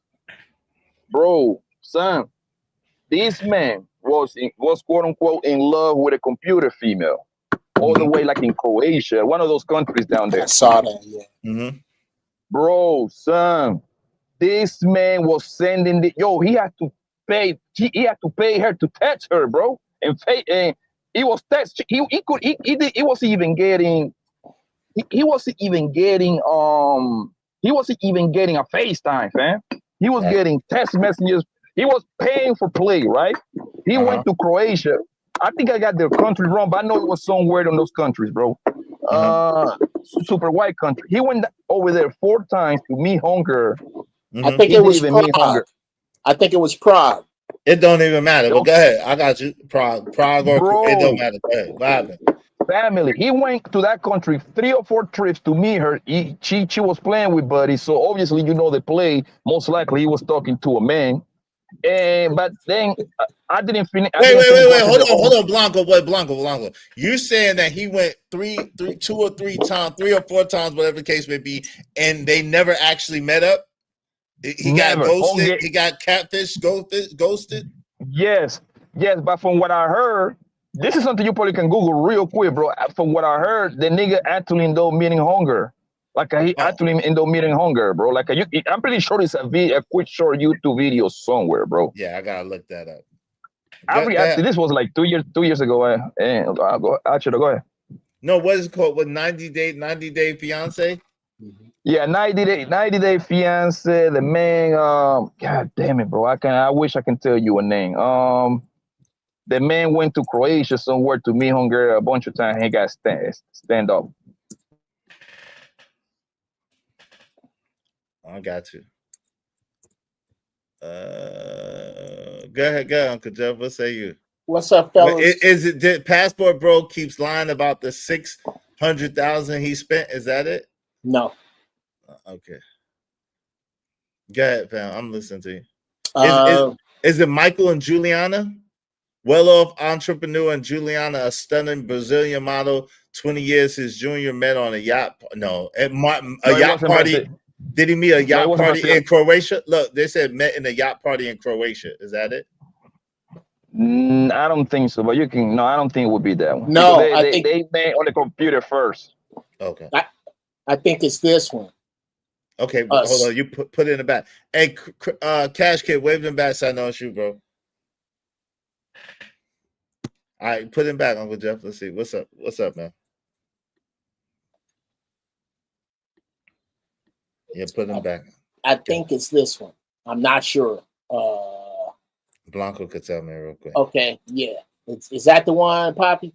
And shout out to all the brothers on the panel. Number one, I really just came up here to tell you that it might be this, but when I die, that's what it looks like on my way to see the Most High, what you got playing behind us. Wait. He said, well, hold on real quick. He said that, this is a black dude. He said he spent $40K to a woman he has never met. But that's what I don't understand. But go ahead, Uncle Jeff. We could get okay. Here's what it sounds like, and are we discussing the simp nature of paying for sex? No. Okay. What are we? I'm really discussing the confusion of pay to play on a foreign level, right? That gets mistaken for a real relationship or a better quality woman. Oh, okay. Because it's cheap, because it's cheaper, because they have better customer service. So insert here, right? That's my thing is the lack of cognizance to say, yo, this is a 304. This is just a 304 with good customer service. And why they pedestalize and edify these women as if they're not 304s. They're not running independent cat houses. Exactly. I'm gonna ask you: have you seen the movie A Rage in Harlem? Yes. Okay, you remember? Shout out to Forrest Whitaker. Remember his character? He was the simp for Robin Gibbons, right? Yes. Let's take that same man, put him in a time machine, bring him up to speed. My bad, Poppy. Bring him up to speed on technology. I put my money on him being the exact same dude in the exact same position, which tells me the only difference in simping now is that simping is digital. That's it. That dude would be a simp in his town. The very reason he's simping abroad is because he thinks that's more effective than simping at home. Simping is simping. The reason you can't understand them dudes is because you trying to explain a rooster to a goddamn lion. That's just lunch, nigga. That I don't give a damn about his cock-a-doodle-doo. Right, but it's not really about, I guess, but it's the fact that people go and they propagate that lifestyle and that philosophy to younger brothers and to brothers, period.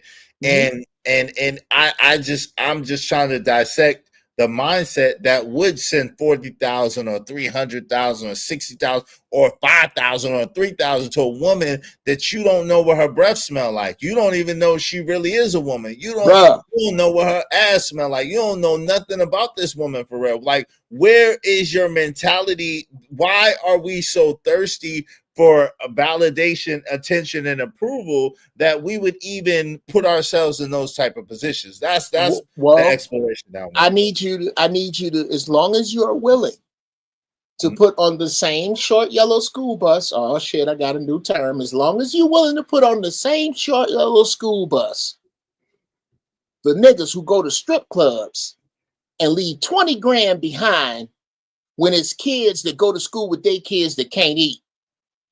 You got to put them in the same short yellow school bus, bro. I'm willing to do that. That's no problem. Because I told the story the other day about how my friends that both went to strip club and they used to put me, because I was the only sober one, they used to put me in charge of the money. I used to tell them, yo, fam, I'm pocketing half that shit, more than half. Right. Yeah, Trixie got it. Shit. Go, Trixie got it. I ain't doing shit.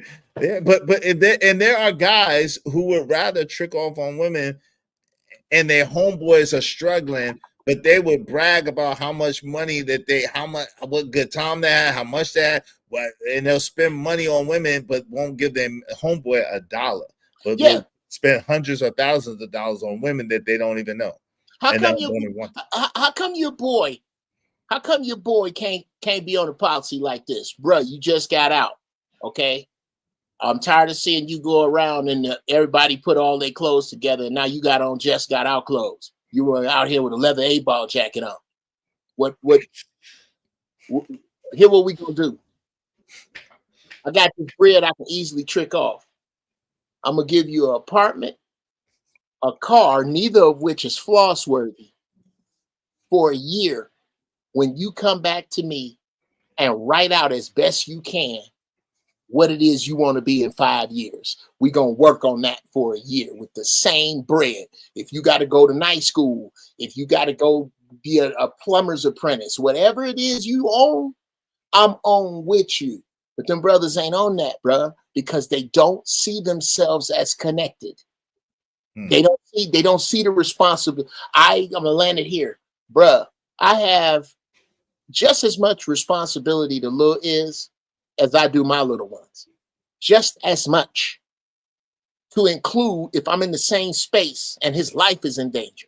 I have to put my life in front of his. Until we're all on that page, that's why that dude don't do that for the dude that came home. What's up, Cash Kid? What's going on? What's that you? How you doing, man? Cash What's up, Kid. J000? Why you got a members only coat on in the middle of July? Wait, hold What on. the hell is going on over there? Hey, his AC might be blowing really good today, and it might just blow too cool. Shout out to Tato. Are you interviewing them today? No, I'm not interviewing nobody. What's He's up, a member ADS. Y'all knock leave it off. Hold on, Yeah. y'all let Cash Kid live today. He didn't even say that. Y'all gotta at least give him something to say egregious first, and then we can get on him. Just know, as soon as you say something funky, I'm gonna be on your funky ass. Now go ahead. Go ahead. What's up? Go ahead. He has at least let him say something crazy first. Yeah. At least let him say something crazy first. Just know I'm on the line of scrimmage. Blue 38. He ain't saying nothing crazy. I'm waiting on the snap. It's coming side. though. I get it, man. I get it. It's on site. I get it. But hey, man, I get it. Some of these people got cash kid derangement syndrome, so it ain't nothing new. But onto the topic, man, is I would say this, right? You said like, well, I think that you made like a straw man or very specific kind of scenario, but I think like just most of these passport bros, because I think that's what essentially what we're talking about, right? I think that what is a world where feminism hasn't run amok, hasn't taken over, right? So they're going to places where feminism hasn't infected the women there. So it's not just like, no, they're just looking for 3 or 4s and, you know, there it's cheaper. Of course, there's that. But really, I think it's all about the feminism aspect. They're going to the countries where it's not like that. And yeah, I'll just say that. Feminism, well, okay, but okay, that's fine. So if you're going to a place where feminism doesn't exist, but you're still paying to play, I mean, that's what I'm saying. If you're going to a country where it doesn't exist, and your status as an American, your status as a handsome man, your status as an intelligent man, your status as a worldly man, your status as you exhibit attribute here doesn't get you the attention, affection, and adoration of those women, and you have to come out your pocket and pay the $60 or $40 holla, what good is it? No, I don't think it's like that. I think, you know, just like in the US, right? You got fresh clothes, you got chains on, you got a nice watch, you know, you stay flashy to attract the women, to attract the ladies. So it's the same thing. Like you said, $5 goes far here or somewhere in the Philippines or whatever. So even the experience of like a date, you know, a date costs nothing. You know, in the US now it's all 50-50 and whatnot, because half of it is because of the price of everything. But he goes to a country where he doesn't even have to feel it. So it's like a date, yeah. You can live a certain lifestyle that you just can't in the US. And that, you know, everybody is fun when they got money in the pocket, you know. You can do a little something, you can show a girl a nice time and this and that. So they go to a place where they get the most bang for their buck. I don't think, but I get what you're saying. If they're just paying to play, of course, that's you're messing up the game. But I'm just saying that's a straw man argument. How is it a straw man argument that you just learned? Obviously, you just learned that phrase. So how is it a straw man argument? Yeah, man, because you're saying they're paying to play, but I'm saying just the normal guy going to dating in the West, in America. Just take the same guy, you know, what is he paying to play when he goes on dates and pays for food or whatever? But it's not the same thing though. That's the problem. That's why it's not a straw man argument. Because the problem is the same guy that we're talking about will be a guy that will talk about the women over here in America as if they are loose 304s, inject insult here, right? However, they'll go to another country and pedestalize women who do the same thing, but with better customer service, but they are the same 304. It's just cheaper. That's it. So you can't, and what I'm saying is if you're going to do that, hold on real quick. If you're going to do it, do it. But number one, don't sit there and pedestalize this woman and downgrade this woman because it's the same woman, right? Number two, don't try to make it seem as if she's a wifey or she's somehow some benevolent woman that she's not. And number three, don't go over here trying to advertise like everybody should be living like you. Those are my own things. So it's absolutely not a straw man argument. Okay, now maybe the straw man is triggering you, bro. I think so. Let me take out the word, okay? What I'm saying is, you're making the claim that there's the same, but that's the point. They're not the same. Okay, even if let's take 3 or 4s in both cases. There are 3 or 4s in both cases. I'm saying the 3 or 4 in the Western, the feminist 3 or 4 is different. The feminist 3 or 4 is the one who tries to jam you up in court and get this and get that. You go to the Filipino or the third world 3 or 4, and she knows her place. You give her money. Even the Russians, they have that stereotype of the Russian girlfriend. You have this old man, but he's got this nice little Russian thing, and she stays quiet. She knows her place. So that's what I'm saying. Okay, even if we're talking about the 3 or 4, there's two things. Until you bring her to the West, number one, right? Until you bring her to the West, which she'll behave like any other woman in the West. And number two, because they don't have the same laws. So that's the only reason why it is more beneficial for her to get your money and go, and then get money from the next dude and get money from the next dude and get money from the next dude and go. So I don't understand the mentality of, this woman is that much better. No, she's still a woman. Now, does she have great customer service? Absolutely. And some people are willing to pay for customer service, no matter if it's on a truck, a damn trash can lid or not. You know what I'm saying? If the customer service is good, there's some people that will pay for a steak on a trash can lid, and that's fine. You know what I'm saying? But understand that your steak is being served on a trash can lid, period. No matter how grandeur the customer service is. I think that's a bad example. And okay, wow. And I'll tell you what, we're in a very odd place where I got to say that I agree with Cash Kid from this place. Okay. And don't screw this up, Cash Kid, because I got 2 bombs to just drop that I'm just itching to drop. So be nice. But I agree with you. Number one, the simp, the woman out of America, you know what she is over the woman here for him? Nice. She's nice, bro. We're not going to get around these. We talking about simps and heifers, hyenas around the world. What you are saying is that pay to play over there, because they have a lower bar or a different bar for cool, is somehow equal to pay or play here, and it isn't. It also, in my opinion, gives a. Hold on, you gotta substantiate that, because what I'm saying is, okay, I'm saying like this, right? If you have, if you're a 100,000aire, right?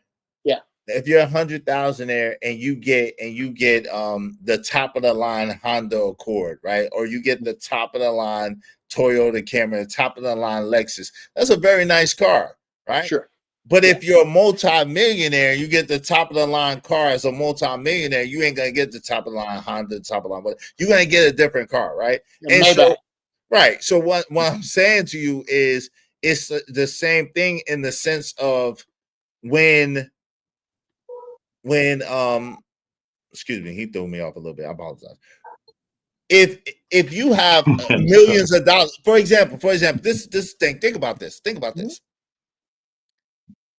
Diddy had women who are gorgeous, who are sought after, who are well-desired women, getting peed in their mouth by 2 men at the same time.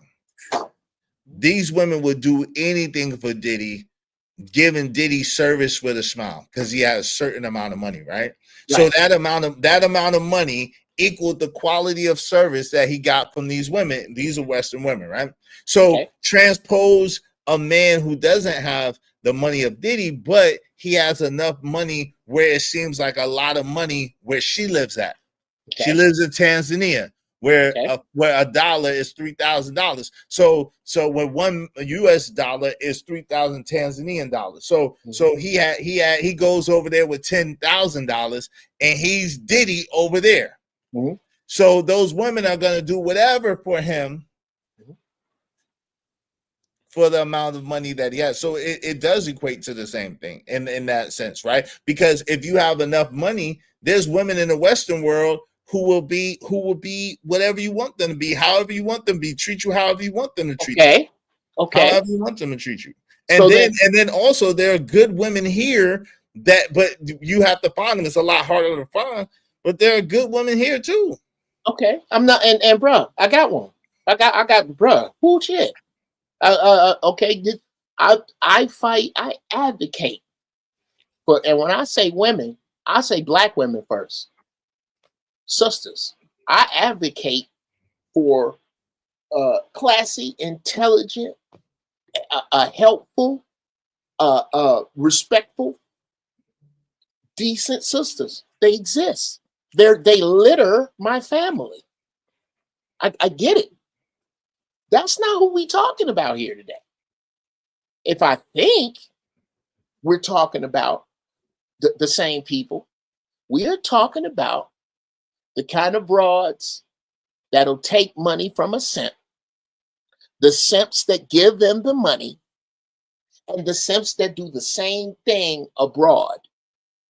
When they go abroad, they get a different treatment for more money. Now, unless I'm going to just say... for less money. Yes, for less money. Their money goes way further over there. They're just getting better service. And I agree with that part. The part where I don't agree with is how the women are the same, because they're not. And nature of women don't change. It don't matter. That's fine. The disposition of the women is right, different. but it's proportionate. It's proportionate to. So, for example, right, we all say that celebrity is the great equator, right? Right, celebrity, like celebrity and riches for a man is the equation. It's the grand equalizer, of a beautiful woman, right? So what my premise is, and what I'm saying is, so if you're a rich, quote unquote, handsome man, there are women that will do whatever for you in America. There are women who would treat you like, you know what I'm saying, gold or platinum, or treat you like gold, long as you got gold. Right.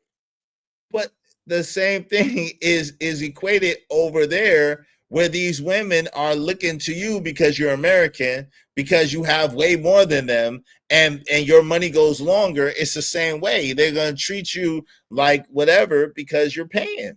And when you paint, here's the problem with that. Is that, and I think it's unfair. Why do you think it's unfair? I think it supports this horrible black woman narrative that all that's in Brazil is hoes and transvestites. Like it paints it is the paint bucket of that narrative. Well, and I hear it's really not though, but the problem is it's no balance, right?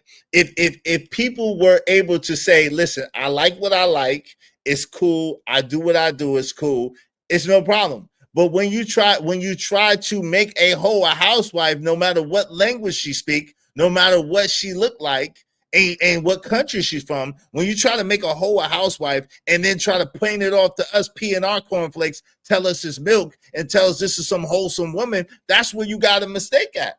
Because these dudes are having transactional relationships and then trying to pass these off as if these are some wholesome, wonderful women that are so much different than the women over here. That's not the case, and that's a lot from the percent. I absolutely wish that I was disagreeing with you right now, so that passion would equal this. I'm not. That's the only point I was making, though. No, but it's odd that you would make that point with the term imbalance. Why is that odd? Because it is imbalanced to make that point and not say, and which I never hear, that there are some educated, hardworking, honest, drop-dead gorgeous women in other countries who make piles more money than their men that are nice to them. I always hear about, and I get it, and you're right, but the imbalance is here. That everybody acts like, and they paint all the passport bros with these simps. When I know personally dudes, one of my homies, cat used to cut my hair. He still does. I'm gonna put his business out there because it's on social media. His name is DL, and not Hughley, Darren Lyons. This brother is a multimillionaire as a barber and a real estate investor. He's a very good friend of mine. That brother lives in Thailand now. And when I tell you the dimes that brother had, when I tell you that it's not about his money or the people he knows, DL is surrounded by gorgeous, nice women that aren't from this country. And nobody, and every time I hear this conversation, it is led with, it is drugged with, it is heavy with the hoes that just want your money, the sex workers, the lady dudes, the he she's. It's like there's not. I'll say this and I'll land the plane. It's as if the contingency of happy black men who ain't simps that retire over there that had a good job over here. It's as if somehow them player ass dudes wasn't smart enough to go there and good women over there because they don't exist. That's what I'm talking about. Well, okay. So I'm not speaking of, again, I've said it multiple times, and I don't understand why when we have this conversation, I haven't talked about Passport Bro yet. The only time I mention Passport Bro is to exclude them from the conversation that I'm having, to say, yo, look, this is not an attack on Passport Bros. Whatever a Passport Bro wants, whatever a brother wants to do with his time and his money is his business. I have no problem with it. I have no issue with it. So the fact that people keep trying to make it into a indictment on them, from my standpoint, is not the case, right? What I'm saying is this. I understand that happens, but as a brother who have a lot of friends who have money, who've been traveling since the 90s, whatever, like I'm sure you are too, we know the stories that they come back with. We know what they lead off with. I know, with what they've been saying. So my thing is, it hasn't been, let me just speak for my group of friends and people. It hasn't been the one person that I know that got married, you know what I'm saying, to somebody. The main thing that they said was, I should have left her over there. I should have never brought her over here. And the other people that he knows that have done the same thing, they all say the same thing. They should have left them over there and they shouldn't have brought them over here. So from my experience with foreign women, I know women that are foreign that have been brought over here. They're good, were good women, whatever, brought over here. And then it's a total different story than when they was over there. And then I know brothers who've been traveling and doing their thing, and mostly all they talk about is the inexpensive access, right?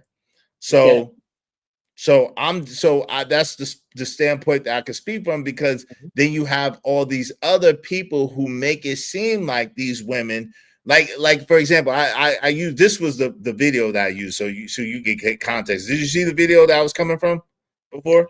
No, but yeah, refresh the topic, sir. Absolutely, I'd love to watch it. Hold on real quick, I got you. Let me see.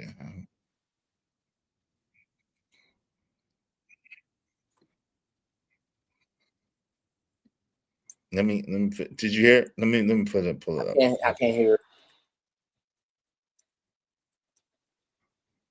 All right. This is the video. So now this is Thailand, right? Mm-hmm. And I'm sure there's some great people in Thailand. And I'm sure there's some, because I mentioned Zoom to Thailand, and he seems to have a good woman. I don't know, you know what I'm saying? He seems to have a good woman. He seems to be a good dude, all that. I don't know him personally, but you know what I'm saying? He's doing his thing, right? And I'll congratulate him. But this is a stroll right here, Jeff. This is the stroll. And I've seen this before where there's these women at these bars and their job is to get men. Now listen to this.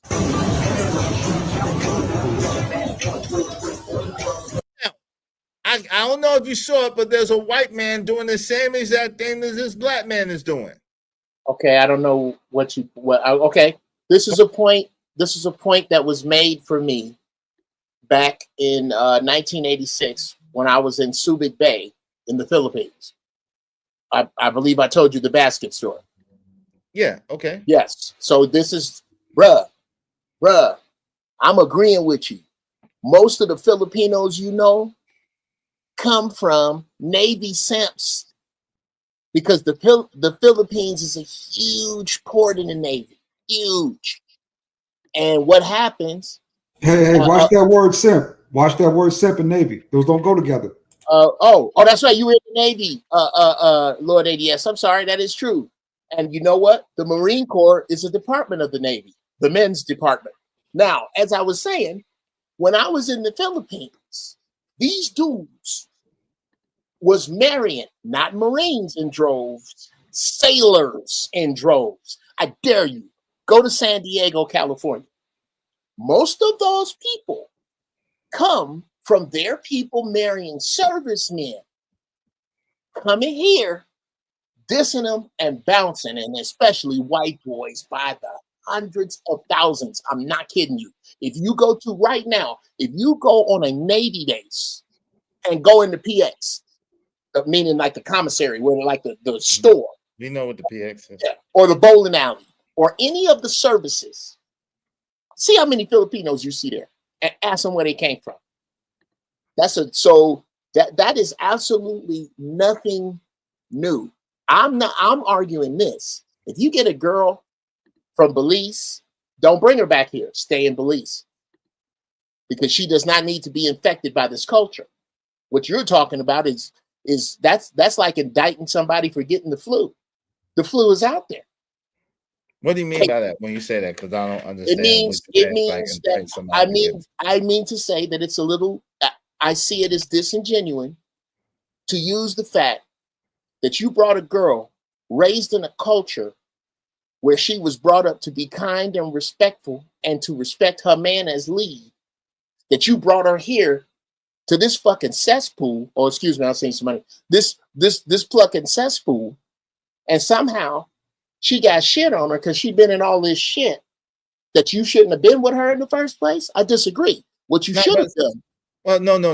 That's not. I didn't say you shouldn't be. I said they said that they should have never brought her here. They should have never brought her here, which is the point. But this is what I'm saying. When I showed you this video, this is brothers over there, but making it seem like because these women who are working women are giving these dudes attention because they have American money, that this is the land for the black man. And that may or may not necessarily be true. This is what I'm saying. They're basing it on things that it should not be based on. And this is what I'm trying to get people to think and people to see. It's no indictment on a brother that decides to do whatever a brother decides to do. That's his business. But when you go over it, because later in the video, he's going to say, man, this must be the place for all black men. We got to go back to Thailand. We must be from Thailand and la, la, la, la, la. That may be good for you. It may be good for another man. It may not be good for another man. And that's what I'm saying, to think about, yo, you basing it off a fantasy where you're paying to play. You're paying for that experience. Sure. It's not that I don't agree with you. It's just that I don't, and I think this goes along with being the Patriots saying of lost niggas. I don't think you're journalistic enough about this. I think I understand your passion, but I think this is more what you're illuminating is a simp trap. It's a simp trap. Hey, you guys. Hey, fellow simps. Those of you who believe that you can walk in a bar and have the first girl you meet, because she got a big ass, use the word love, and now y'all should be married. Yes, you. Come on over here. It's cheaper here. It's a simp magnet. And I think if we were looking at it like that, as opposed to something wrong, I don't see a damn thing wrong with it. I know 4 dudes. What do you mean? I know 4 dudes you ain't gonna get that with. My sons. What do you mean something? But this is what I'm saying. What do you mean something wrong? The thing is, Uncle Jeff, right? So again, my thing is the passion that you're hearing is that people try to pass. It's like, how do you think that we got in certain positions that we're in as people? Well, in order to be tempted, it has to be something that you want or something that's presented to you that seems in your benefit or seems too good to be true, and then the rug gets snatched from under you, basically. And then you find yourself in a worse position, right? What I'm trying to do and tempted to do is to point out to people, things like this that look one way, but may not necessarily be that way in order to not fall into the traps, period. It's not necessarily simp or no simp. It's not about that. It's about, a lot of times, even if you're not a simp, you could fall into things that may seem one way, but they're really not. And unless you get your mind right and your heart right and your manhood right, you're gonna be in these type of positions no matter what. Okay. I absolutely cannot disagree with anything you just said. Matter of fact, I think if anything I could critique it, you should say it backwards. Where the part about getting your manhood straight, that is. Yeah, I tell you what. I tell you what. 5 dudes. I know 5 dudes. Poppy got girls. I don't know if Lord ADS you got any boys, ADS? Yeah, Never. Got son. A son, yep. A son, that's 6. Boy and a girl. Okay, that's 7. I give you 7 men that will never fall for this shit right here. My foe and each one of y'all's. I bet you little ears ain't gonna fall for this shit. I bet you won't. How? How? What did he not learn? And who not from? Right. But right, I got you.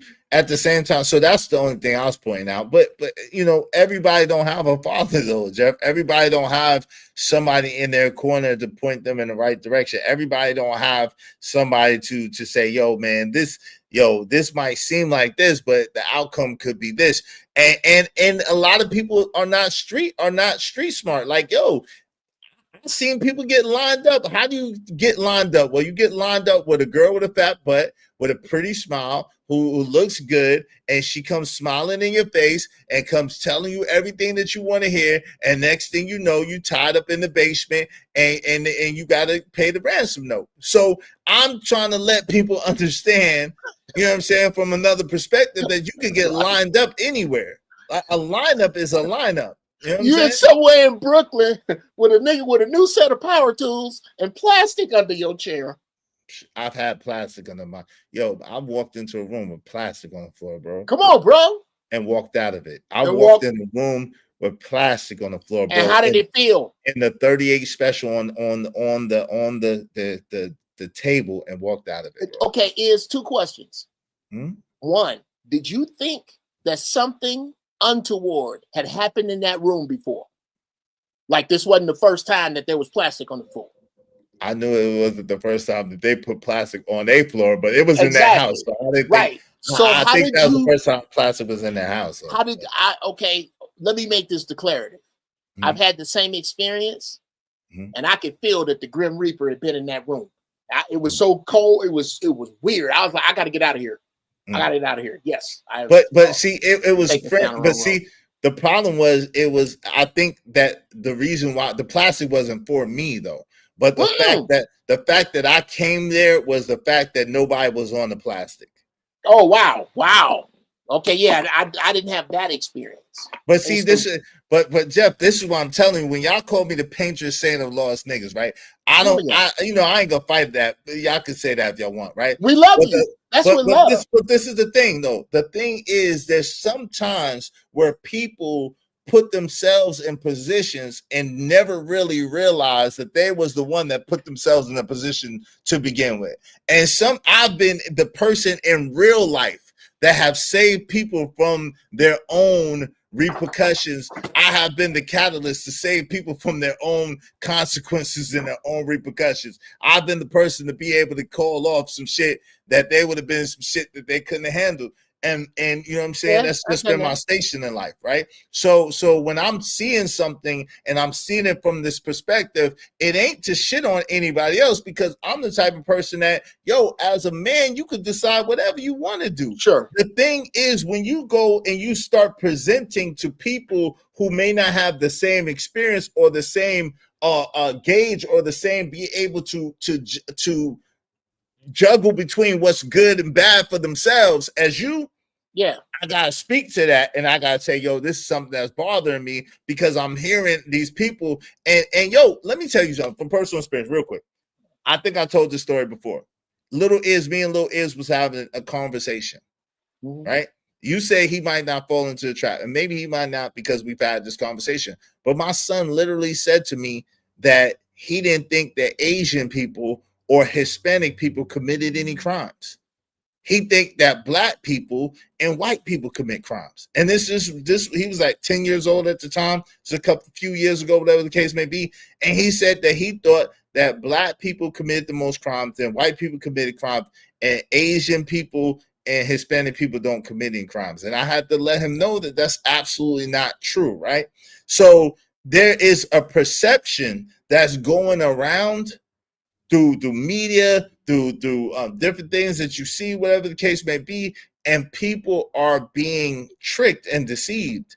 And so don't let the smooth taste fool you. People make it seem like these Asian girls and these Hispanic girls is just this and just that, and they are the most submissive, and they're the most, and some of them can be, but some of them is daggone Daphne's. Some of them is daggone Gina's. Some of them is daggone insert here.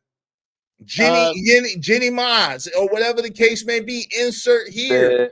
The thing is that it's all about it's the presentation, right?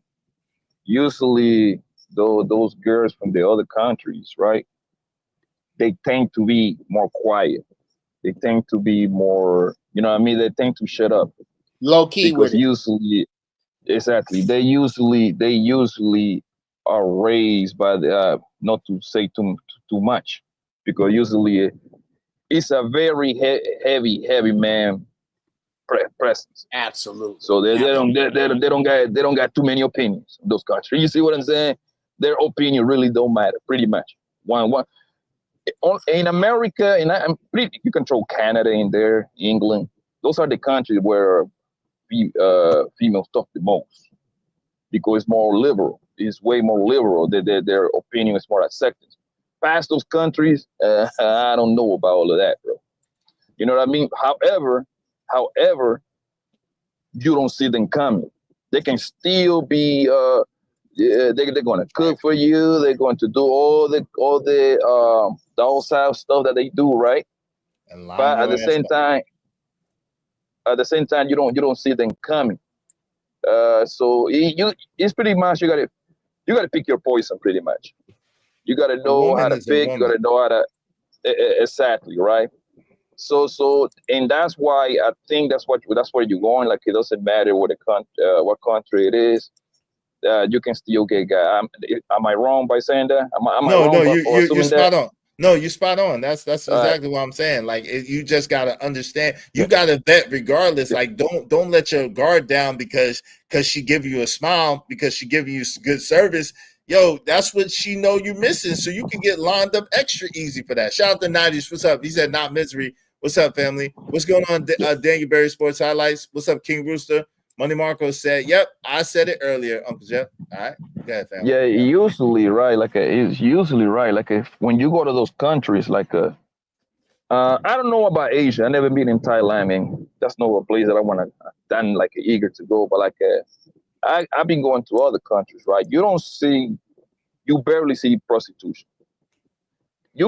I see way more prostitution going on in Las Vegas, California, Arizona, Miami, than those countries, bro. Come you know on, what I mean? bro. Because in those countries, like it's just if it is, no. Let me say this: They it got is them prostitution, spots but it's for it. They got them there spots you go. for it.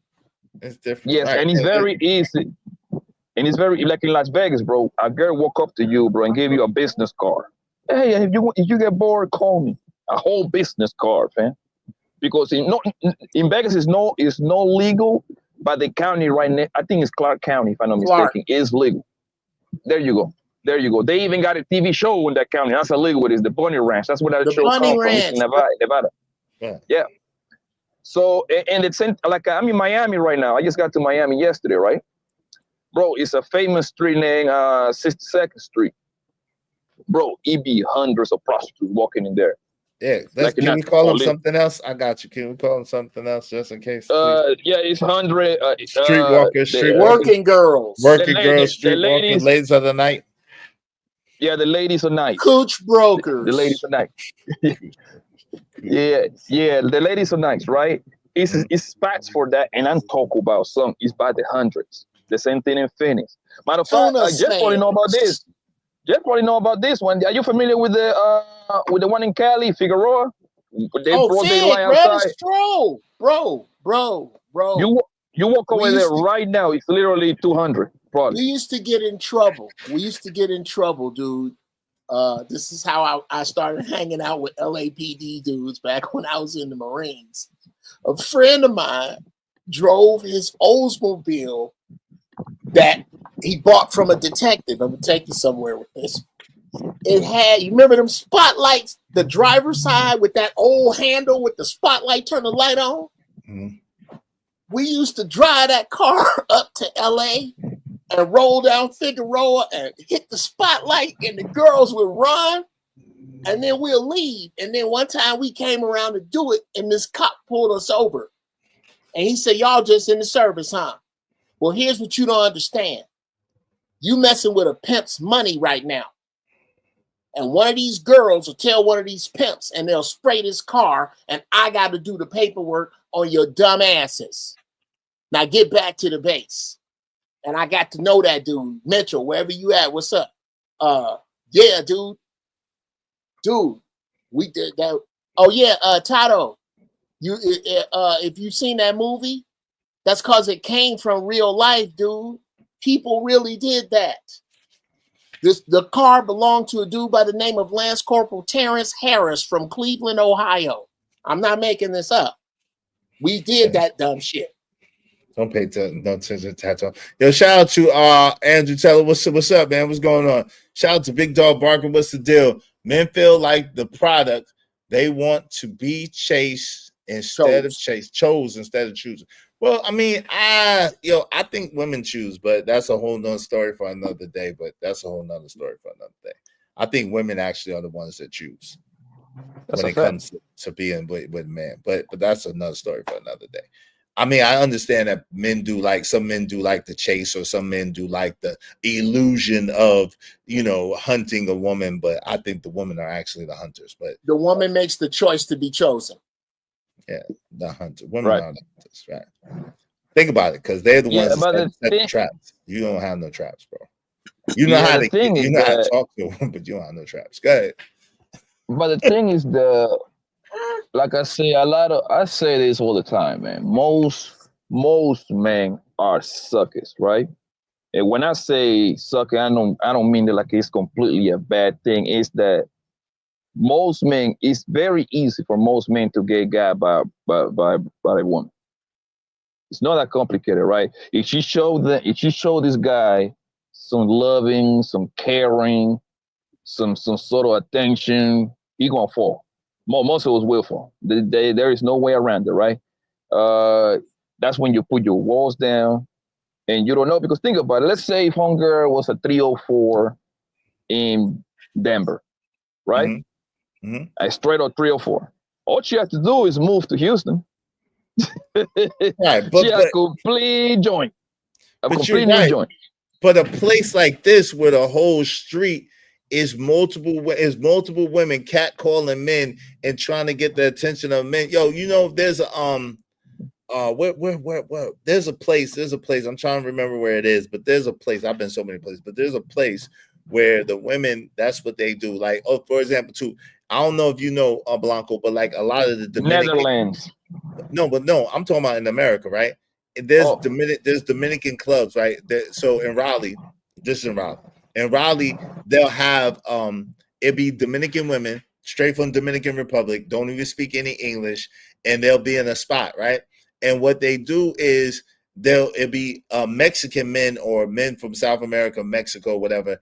And these, you know how Mexican men are, you know what I'm saying? When it comes to the paper, they trick off their paper a lot of times. And so these beautiful Dominican women. And so what they'll do is they'll get the man to buy them a drink for a dance, or they'll get the man. It's basically like the same thing as like a strip club, except they're not exactly stripping. And then, you know, other things go down. But it's the same shit. She'll come up to you. She'll sit on your lap. She'll go talk to you, whatever the case may be. Trying to, you know what I'm saying? To get money from you. She'll treat you. And then once you give her the money, once you get the dance, then she'll go on to the next nigga. Same thing like a strip club. It's the same shit. It's just good customer service. That's it. And it's like, yo, if you don't understand that, if you don't realize that you're that much closer, like you said, that much easier to get lined up. Period. Yeah, but at that point, I wouldn't blame. I cannot blame that woman at all. No, that's that man's fault. Right, exactly. It's not the woman's fault at all. She's working. She's earning a living. It's on your dumb ass. She's earning a living. She's doing what she got to do to get what she need to get. So, you trying to buy a taxi cab. Exactly. Yeah, so you're saying they're trying to recreate. Remember that movie, that Pretty Woman movie? When Homeboy was a rich, successful man and Hunger was just on the block. They trying to make a housewife, in other words, but in another country. And it's like, it don't matter. It's the same. That's what I mean by Jeff. It's the same shit. And I think that people need to understand it's the same shit, bro. Now, can you find a good quality, wonderful woman over there? Probably so. But you can find a good quality, wonderful woman over here too. Now, would it be a lot more likely to find one over there than over here? Yes, I can agree with that. Okay. There's a lot more likely. I can agree with that. I could smoke a pound of that, as you say. I didn't know. Didn't know where we was about to go. No, I could smoke. I don't got nothing. Yeah, I don't got nothing against the Passport Bros. You do whatever you want to do, but to me, that's like a crazy strategy to leave America. No, it is. I'm gonna tell you why. Because the time is not on your. It's not your best friend, Jeff. That's why, and I'll tell you why. Right? Usually people that engage, let's say they tack themselves into the whole Passport Bro movement, right? You get your passport and go to, let's say, Dominican Republic, right? For the most part, this is people that are working men, most likely middle of the road, middle class people, right? That means they have to answer to somebody. That means these people got jobs, rank, all kind of stuff, right? Right. Which means that you're going to be gone at best 2 weeks, right? So you get your vacation home. I'm going to Dominican Republic to find a wife, right? Look at the mentality that you're living with. You putting pressure on yourself. Boom, you get to Santo Domingo. You probably might come across some good women, right? Make no mistake about it. You're gonna come up, but bro, can you honestly bet these women in 2 weeks, bro? No, that sounds to me like a lot of pressure. So right, which Sasua. means You're going to Sasua, it ain't or whatever, like you said. Yeah, and then Punta Cana, Santo Domingo, and everything. Yeah. Yeah. Right. And So at this point, you pretty much working against time. So now I say I'm about to look for this woman. Can you really get to know somebody in 2 weeks, bro? no, and especially you don't speak fluent Spanish. Yo, Blanco, and these dudes don't even speak fluent Spanish. And that's what I was going, right? Fluent Spanish. Let me know if I can. Yeah, hold on. I'm about to be done. And that's what I was going, right? The good woman is not going to be hanging out in tourist place for the most part because she's busy working and she don't know no damn English. Exactly. Because they don't speak English in those countries. So you pretty much, I think I don't think, can it work? Anything is possible. But I think it got like a low probability of working properly. Yo, that's a fact. Auntie, I give you that. Shout out to home of the YouTube Purge. He said, I'd rather marry a Dominican chick than go to Dominican Republic to find a wife. Let that sink in. That's a bar right there. That's basically the sentiment I'm saying. Go ahead, Uncle Jeff. What say you? That's a good point, though, Blanco. I agree with that particular point 1,000%. And again, I have absolutely zero against Passport Bros. Do your thing. I'm not speaking against y'all. I don't have nothing against y'all. If y'all like it, I love it. If you're happy, I'm happy for you. That's really the truth.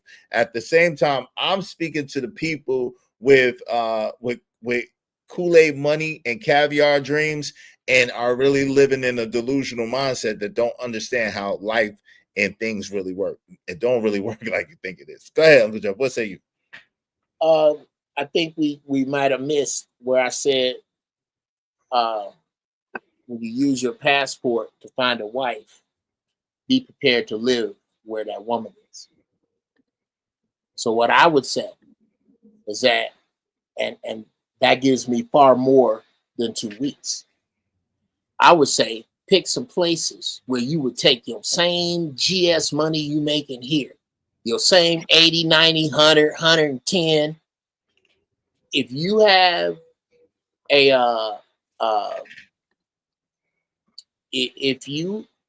Easy, I suggest you look at the #1 demographic for the HIV virus on the earth. Anyway, that's bananas. That's so silly. I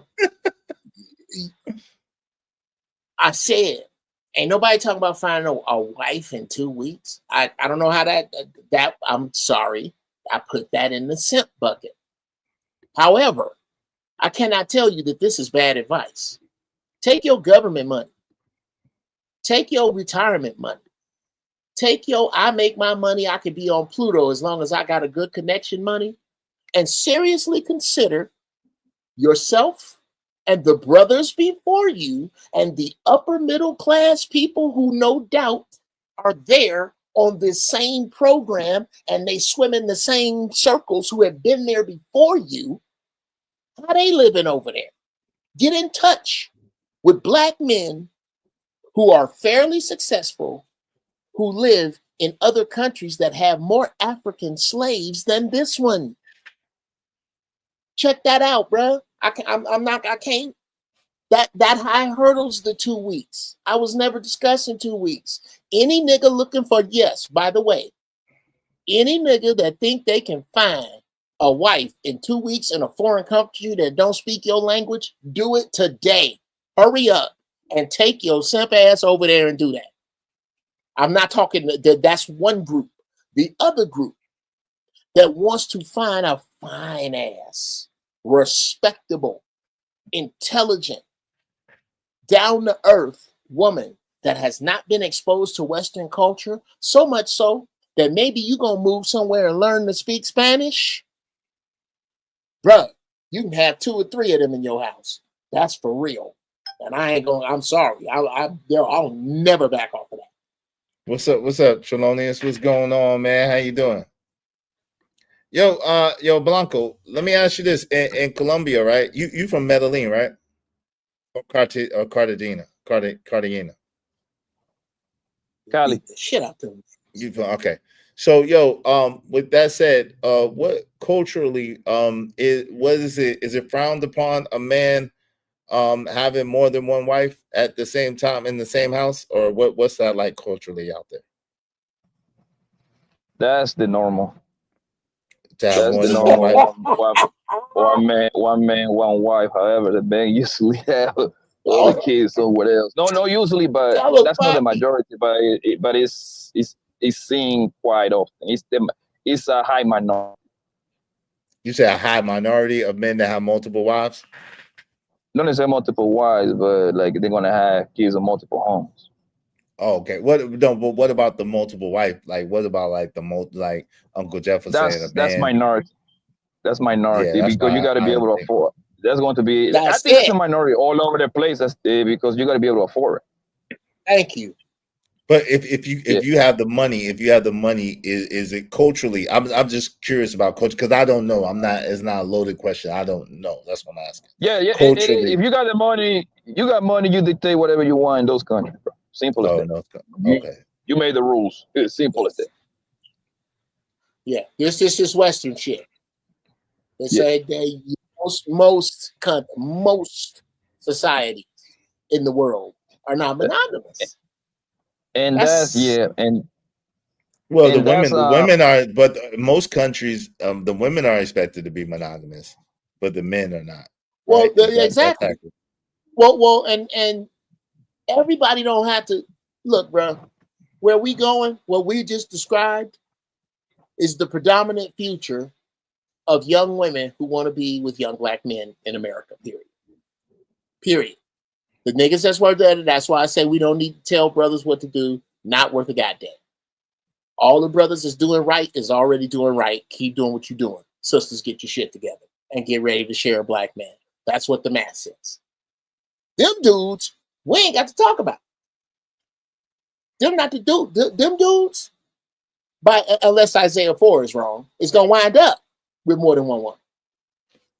That's the real shit. But where we about to go, you think it ain't enough niggas to go around now? Wait till you gotta fix a flat. Wait till you gotta grow your food. Wait till you gotta turn the power back on. You think them niggas ain't gonna have women and children following them? The hell they ain't.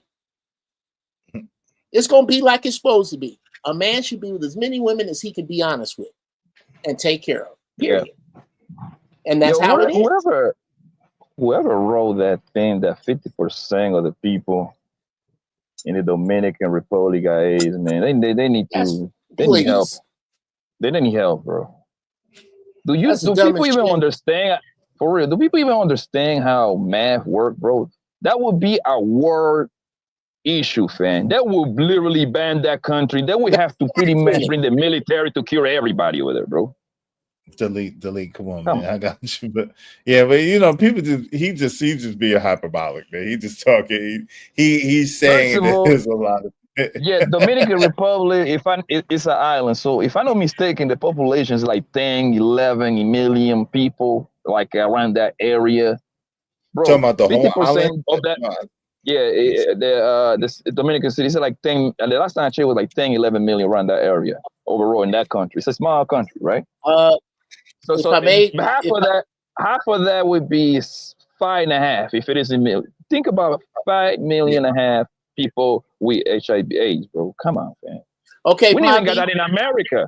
Poppy, is it all right if I go ahead and co-sign and stomp that ignorant bullshit in the mind it came out of? Wait, no, boss. With a simple, I know he's being hyperbolic, but here's the problem with it. Here's why it's not funny.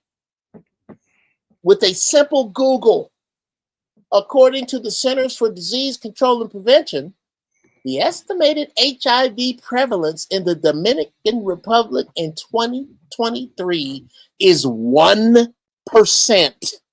Jesus Christ. Among adults aged 15 to 49. Nigga, that's a Google. Right. Google your joke first. Now let's hit Sahel Ray, Jeff. Let's hit Sahel Ray for 1 minute. Let's increase that 1%. Let's get that 1%, 300% increase because people don't go to the doctor, blah, blah, blah. 3%. 4%. That means we go all the way to 3%. Still nowhere to fit. People I hate them. No, I tell you what. Hold on. Time out. He's just being hyper. I get it. He's being hyperbolic. And how does it make sense? Hold on, y'all. Come on, man. Come on. Let's don't get hyper focused on that particular statement that he made. It was silly. We know. That's why I laughed when I read it. I didn't even read it. And I didn't read it out loud. I read it and laughed out loud. Okay. Because it's hyperbolic. It's a hyperbolic statement. Of He's course. being funny. And it would be, you know, where it'd be really funny is if he said it about Brazil. Hey, but I mean, Or it's a here's the problem with that is, I'm telling you, and then this is my whole axe to grind, is this pervasive energy, no matter how much we excuse it, that has been piped into our community and into society, basically, to keep this society running. It runs on marriage and divorce. We need that. It has been put into this society. That's why that's even close to a joke. That places where kind, beautiful, intelligent, earthy women with big old asses that have some of the most beautiful skin you have ever seen could possibly be nice to you and treat you like a man. That them places there, oh, those places are for simps. I don't ever. I'm going to start doing that. That's my fault. There's a hole. I'm going to start doing shows that I can start with cats I know, if they willing to speak on it, that live like kings on 100, 110, 115, straight up. And they wives didn't walk the street, and they wives didn't take the money back and use them with the family. Those are great narratives that get run predominantly by the bitter mamas that raise these niggas. No, it's not, Jeff. I can't let you do that. Hold on, stop.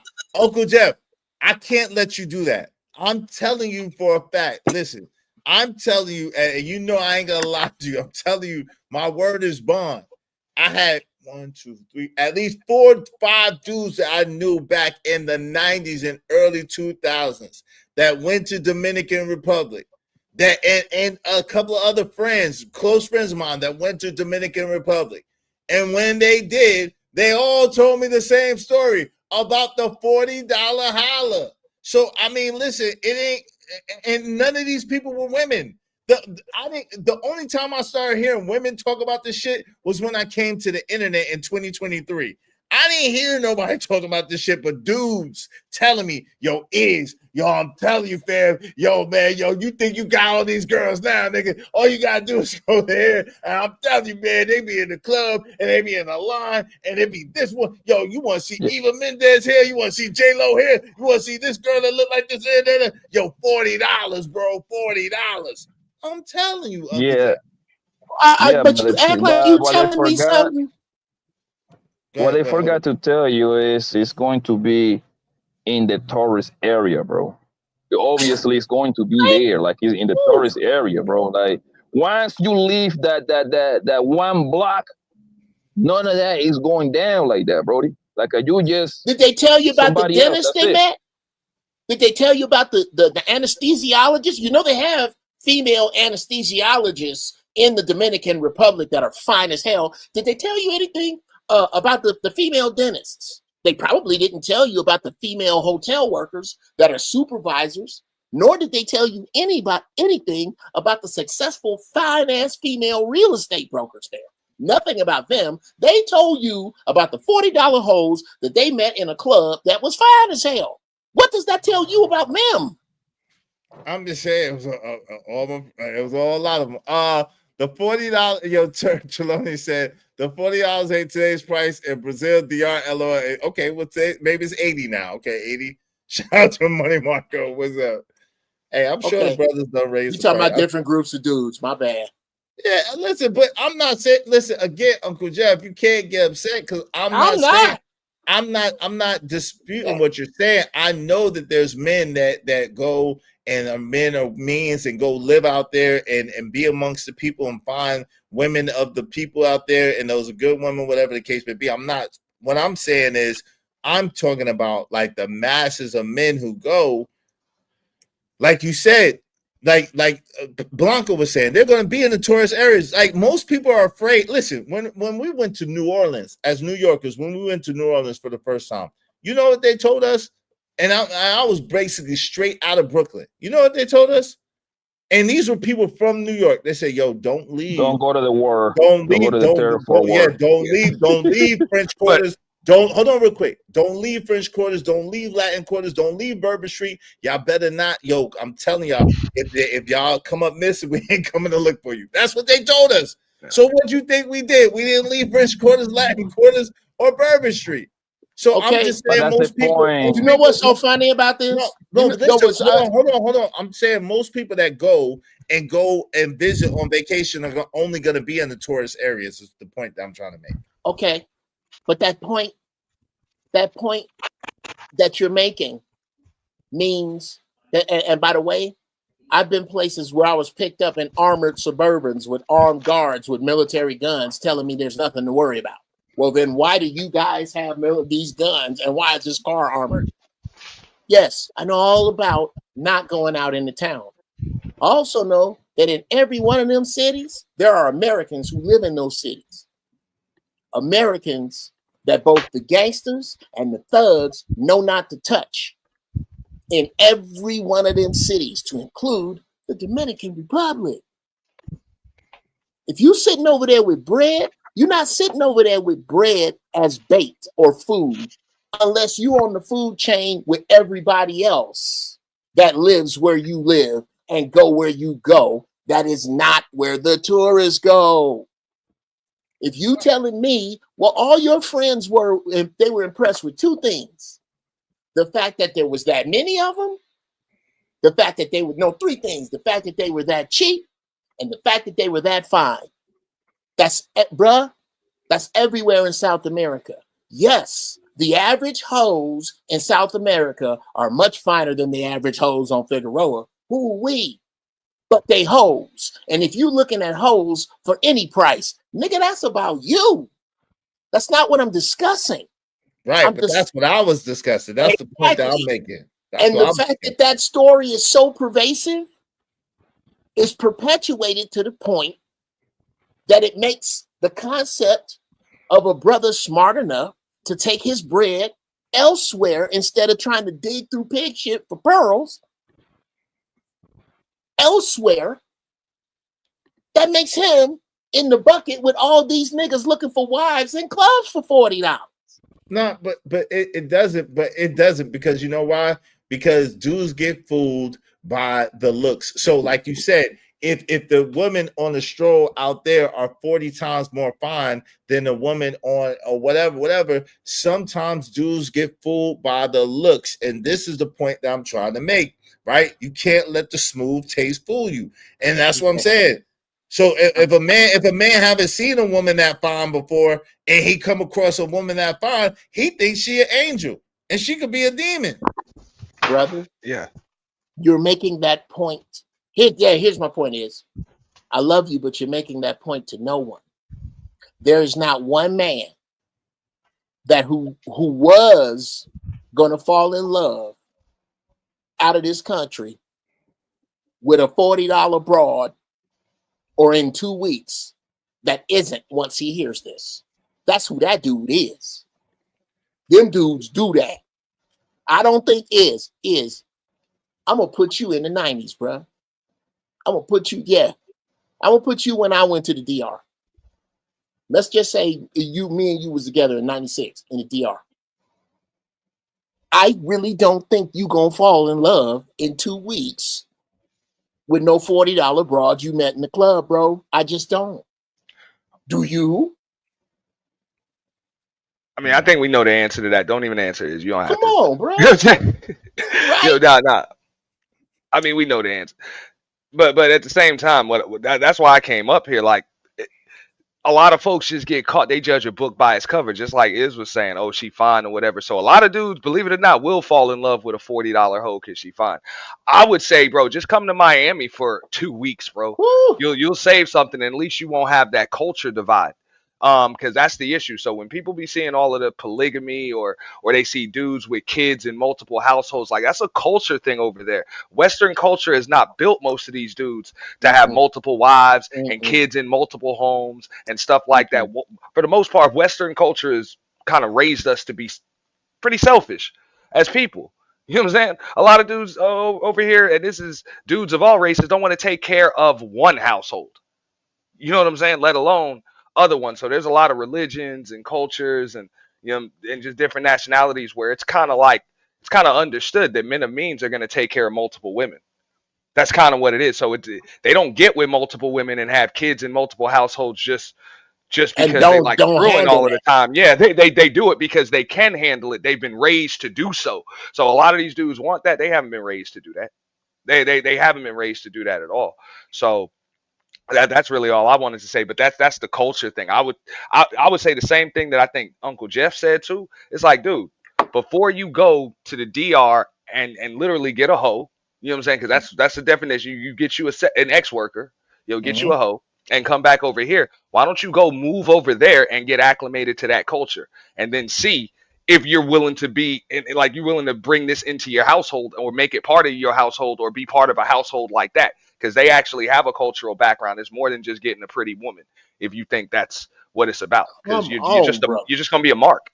Right. That's the point I'm trying to make, Auntie. Shout out to Bishop J. Jermaine, Izzy Salute, fam. What's up, Bishop? What's going on, Robert W? How you doing, good brother? He said that's great info in New Orleans. It sure is. Don't you leave off the dam if you don't know about it. I knew someone personally, Shalom said, who goes to Brazil regularly just to hit up the brothels. I know somebody fam. I know somebody person with a girl that go to Dominican Republic and damn all those Costa Rica, Dominican Republic, all them places to go get with trick off. And he have a girl. I absolutely know niggas like that. So I mean, it is what it is. I hear what you're saying, Uncle Jeff, but I hear what you're saying. Y'all make sure y'all support the show, man. Everybody hit the like button and everybody throw $5 at us. It's nothing heavy. We could get a little biggie bag or something to keep the show going. I appreciate y'all if y'all support the show. Thank you very much. Go ahead, fam. You got it. I think we need to know other dudes. And you right. I mean, I know a lot of other dudes, but no. The other, you know, the dudes that go and trick off down there. I think, and I'm gonna find the brothers we need to know that have had successful marriages over 2-3 decades, that have just moved there. That I think that's I'm gonna do that because I happen to know they exist. It's just they remain the invisible demographic, kind of behind the same moon that you and I both were. Responsible fathers being drugged through this bullshit court system. We were on the dark side of the moon. Yeah, my homie, these brothers. I have a homie that lives in one of those countries. I ain't gonna say which one, but I have a homie that lives in one of those countries. He has 2 wives. But yo, man, how's he doing? He says he's doing great, but guess what? Great to him is he has ice. He has to put ice in the freezer to keep his stuff cold. He don't have any AC. He doesn't have a need for a car. And he's doing great to him. And occasionally, I think mostly he has to shit in the outhouse. So he's doing great. I mean, he said it's the life. Yeah. Nigga, no. Okay, well, no. Yeah, that's okay. No. For some people, that's a simple life, and they prefer to live it. So, right, and not me. Thank you. Thank you. And I'm not mad, but that's what I'm saying. I'm not mad. I tell you, I ain't doing that shit. But that's also Auntie, that's the thing. He was trying to convince me to go out. Yeah, I ain't doing it. Okay. I was like, he was like, he ain't gonna say. Hold on. He's like, bro, I got a homie from El Salvador say the same thing. You know what I'm saying? He say the same thing. I'm like, bro, y'all. Auntie, hold on. He's like, if you want to live on that plantation, America, the plantation, you need to get off the plantation. I'm like, yeah, fam. I'm like, that's cool. He's like, yeah, man, we could go out there. I said, yo, word. He's like, yeah. Hold on real quick. I gotta get my milk. I said, where you getting your milk from? Yo, it's on the roof because I gotta put the I said, nigga, what? And he's like, yo, I'm hot. I said, okay. He said, it's a nice day. I just open up the windows or whatever. I said, where's the AC? Oh, brother, we don't got no AC. I said, nigga, you got to be out your mind, man. What country is this? I thought he was gonna say he was gonna have to go milk a goat to get his right. Say that like, yo, I gotta go mess with this goat. I gotta put bucket under this goat. Okay. I would love to respond to that. Good, man. Okay. Well, number one, it's funny and it's cool if you gonna draw living out of here with that big red crayon. Oh my God. It is. But once you start using country? I think he ain't gonna say. Sorry. I'm not doesn't gonna have say to. because it's my homie. It's I his don't boy. wanna- I He don't only wanna- put it out there like Oh, that. okay. Let's Well, not that just sounds let's crazy, we bro. concerning ourselves with the wrong thing, gentlemen. Let's break down everything Iz said. He said he was putting his stuff in a refrigerator. His stuff. What stuff? You mean the stuff that has none of the chemicals that most countries won't let in? When he said he was going to get his milk, he crazy for going to get his milk off the roof when you can go right down to Kroger and get the one with the RBST that's been in the plastic. You don't know who I'm talking about, Tattoo Mills. You don't have So no idea. what it becomes is a matter of perspective. One that I would suggest this, that before you holler about how he lived, why don't you go spend a week with your man? Nah, I'm good. Why don't you spend a week in his vibe? I'm good. Why don't Yeah, you? Because but I the got a thing cat like is- that man. Okay. I'm good. The thing is, man, bro, most of those houses in Have a those bubble. countries got everything that we got over here, bro. Like that sounds crazy.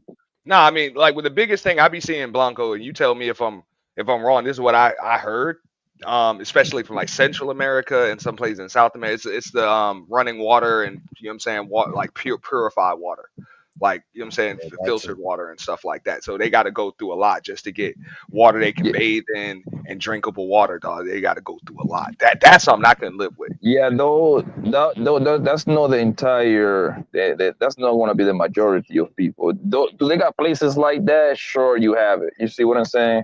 But it just not going to be the average thing, bro. Like most of They're when I go to remote for a Colombia, reason. Mexico, this country, yeah, do they got poor people? Yeah, absolutely. You got me there, but they're going to have the minimum utilities that we got over here. They're going to have a house.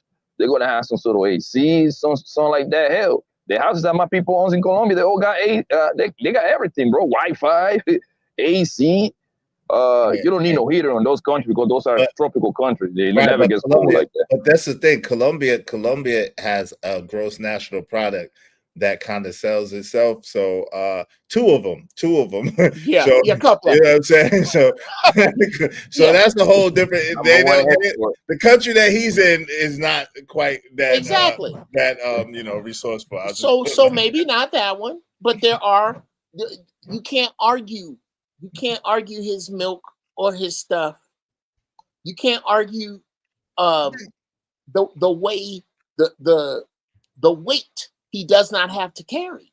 But that's what I'm saying. I'm not mad at him, but I just don't like when people try to impose what they're doing on me. Like, nigga, if you happy, be happy. I'm happy for you, but don't try to bring me in your happiness thinking I'm gonna be happy because what you talk about don't sound appetizer, don't sound pleasing at all to me. That sounds crazy to me. I'm gonna submit this to you, brother.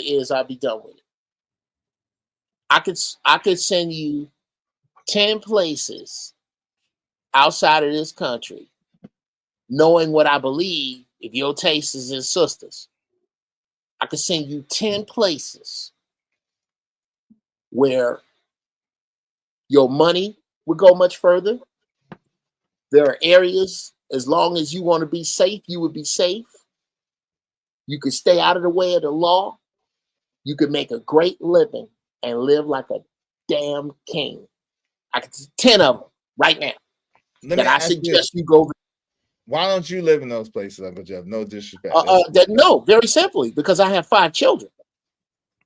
Right. Because I was the very fact that I know about these places is because I traveled as a Marine, and 2, I traveled as an entertainer, and I went to these. I've been to the. I'm not telling you to go no places I ain't been, bro. Mm-hmm. Through the USO. I was a troop favorite. I've done just about every military base outside this country, everywhere, bro. And I'm telling you that there are places. All right, send me the list. You know how? Send me the list. I'm gonna check on. Hey, Chalk said having mud butt is living. No, it's not. Yo, what's up? Sin7 said, "What a motley crew we have. Too much testosterone. Peace." Chindi Allen said, "Why is milk on the roof?" Hey, that's what he had his ice. That's where he has his ice box on the roof. What's up? I'll be what peace. Probably where it's coolest in the morning. Yeah, it's where he had his icebox. It's on the roof. So hey, listen, I'm not mad. Listen, I promise you, I'm not mad for anybody for how they want to do. I just don't like when people be trying to impose their alleged happiness on me. Listen, you could be happy. Tell me about it. Let me decide. But don't be like, yo, man, you on that plantation, man, and you don't understand. You got a plantation mindset. See, you got to come out here with all of us and be like, yo, fam, why are you trying to recruit? If it's that great, why are you recruiting so hard? Like, because you might not know. Because you might not have ever had an orange that didn't come off a refrigerated truck that wasn't sprayed with chemicals. So you might not even know what an orange is supposed to taste like. Maybe that. Okay, cool. Once you live certain way, bro, it's kind of extremely hard to adjust to live a different way. That's what it comes down to, it, man. Your homie probably just, I don't know, probably something dramatic happened in his life that he want to go chase the cow, to milk the cow, to go get his own milk. I don't know. I ain't gonna hold you, bro. I cannot do that. I'm finna milk cows after this shit. But that's why I said a goat, bro. A cow be expensive, Blanco.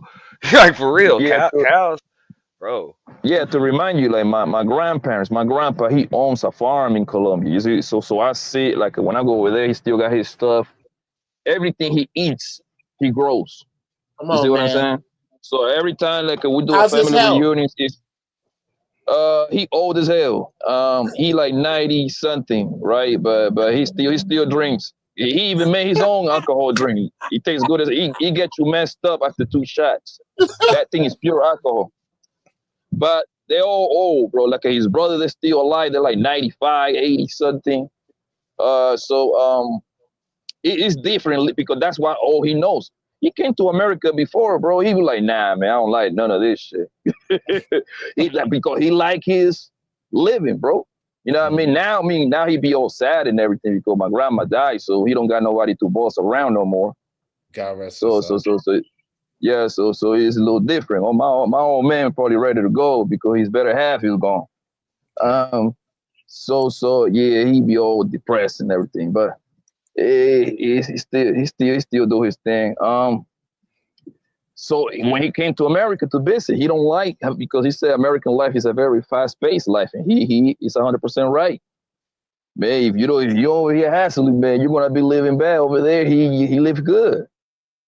He got his house, and then he got his farm on the side. You know what I mean? He got people to take care of him, so he living good. Bobby, you see that? The back chat.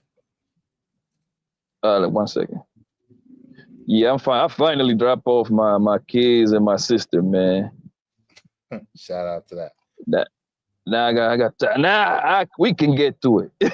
All right. Yeah. Now, bro, please call me. So where I got you. Have you've been abroad? You've been abroad before, right, Auntie? No, I've never traveled abroad. Oh, you never? Okay. Never traveled abroad. So what's your philosophy when it comes to that? Because you made a very profound comment, you know what I'm saying, about, you rather have a Dominican chick and marry her than to go to Dominican Republic looking for a wife. And I understood exactly what you meant. At the same time, what's your philosophy as far as traveling? Yeah, I mean, because like I was saying earlier, it's a cultural divide, if anything. So I would want to get over that hump when it comes to a wife. You know what I'm saying? Somebody I'm going to do it till death do us part with. That's why I said I'd rather, you know what I'm saying? I'd rather marry a Dominican chick than go to the Dominican Republic, because the Dominican chick that's over here is already likely acclimated to American culture, just like I am. Or even if she hasn't been here for a while, she's at least open to it. That's why she's here. But for me to go over there, I don't know how they get down like that. I don't. So if I'm not going to move over there, live over there, kind of understand how it is that they're doing, understand what it is that, with those fathers, with those mothers, what they teach, the business dealings, all of that stuff, just the social circles and the social settings, how am I really going to be able to communicate and build with this chick? Well, lucky for you. All I know about her is how she looked. Lucky for you, bruh. I've already been there, and I can answer all these questions, and you can Google anything that I say, so we can make sure I'm not just saying this shit to look smart. Number one, if you are in the DR as an American and you are there on official or some kind of technological business, you put yourself in a different place. I'm not talking about going over there to trick off. I'm talking about going over there, maybe you're an electrician and DR needs electricians right now. And you're going to make that an opportunity to leave this country. You own some of that. And you're in a country, you're now in a country where there is no argument about who's the head of the house. You're in a country where all of the women, or most of them, were raised to respect the men that deserve respect. You're in a place where if you're a brother, most of these people already look like you down here because the boats couldn't make it all the way here. Most of us were dropped off there. The DR is just a bus stop for us. Those are your people raising their people in ways that are closer to your people than this shit here. I suggest you look into that, brother. And it is that way in many places. That's what I keep getting. That when you say, I don't know how she was raised, I just told you. Yeah. No, and I get what you're saying, but that's what I mean about the cultural divide. Just like you said, you know, they're going to respect the man that's the man in the house and all of those other things. Well, what don't you like about that? No, it's got to be a certain type of man. She's going to respect a certain type of man. So just like over here, every dude don't get the same type of respect, and it's really going to be no different. So you don't know anything about how the men over there move. How do you know if you even going to be one of those, or you just going to be a mark? Let me tell you how the men over there move since I've been there. The responsible men move responsibly because that's what you're going over there to do, right? The power's on over there. Cars run over there. Cars are repaired over there. Computers are repaired over there. If you have a worthy trade and you want to give your worthy trade somewhere to people who look like you, I'm not selling the DR. I'm selling the concept that if you're worth a damn, consider leaving here. Well, let me ask you this. Why can't you have it over here? What's up, Mel? What's going on? Mel said, right. CBP. Why can't you have that over here? Here's why. Because young black men refuse to take my advice and do what the three-letter agencies do and use social media to find good women. They'd rather sit here and complain about the horrible ones that they see. So they're not really even looking for sisters here. I don't think. How many of them have went actively looking for sisters who they can tell online are in their area that talk like they got some damn sense? How many of them have taken these sisters out for a cup of tea and it just went horrible? Or they were together 6 months or a year? I never hear those stories. So I'm trying to help shortcut these dudes that's worth a damn, that's tired or don't have the good sense to find good sisters here. Stop beating your head against the wall. Your time is running out. You need to make babies. I suggest that you go to a country outside of here, take your skills there, and speak. Don't do it on my word. Speak to other brothers. They're not that hard to find. We're all walking around with these Star Trek communicators here. Find a group of brothers. There's probably online, Facebook, Instagram, brothers who live in blank. And talk to them brothers. Survey the land and find you a wife. I don't see what's so bad about that. I noticed in Dominican Republic when I went out there a couple of times, it's a lot of Americans that live in Punta Cana. They buy apartments over there and houses over there, and they live there. For the most part, it's a good place for somebody that is like 50 to retire. Come on, man. 50 plus, whatever. I mean, whatever they put in their 20, 30 years, whatever company they in, and that retirement, it goes longer over there. And you're still super close to America. It's nothing but like an hour and a half flight to Miami. I seen that because I saw a group that hang out at certain bars. That's where all the American, when the football games come on, that's where they all meet over there. And that's always like, oh man, I heard some folks do that because it's less expensive than retiring in the Keys. Oh, way less. Way less expensive, yeah. And if you fall into, think about this, brother. the kind of mind that would put together that plan, you're probably going to get along with. They're already over there. You're not just a stranger in a strange place if you do this, right? You going over there, you hopping over the $40 hoes in bars, because that doesn't make any sense to you, because you were smart enough to set your retirement money up so that you could do something like that. Usually niggas who think about that ain't that smart. If you smart enough to line your shit up, bruh, please, I would strongly suggest, just consider why you're saying no. Just consider why it doesn't make sense. Come back to me and go, Uncle Jeff, you was full of shit.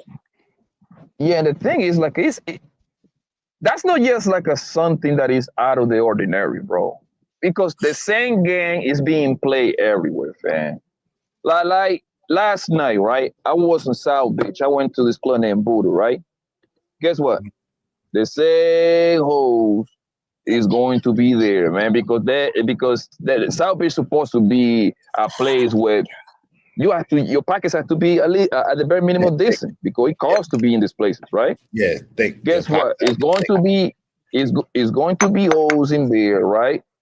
Guess what? Once you get on your car and drive across that bridge, and you actually hit the real Miami, you're going to find completely different girls, bro. Thank you. So you cannot compare the girls that be on South Beach all day long to the girls that when you go past the bridge, man, it's going to be it's like literally two different worlds, bro. The same thing applies to this country, bro. Poppy, the same thing. Go ahead, boss. I got a question for you. So what you mean then is you talking about the extremely fine ass female Miami lawyers and accountants and doctors and insert profession here that also live in Miami, that more than likely don't have the time or the inclination to go sell themselves in bars.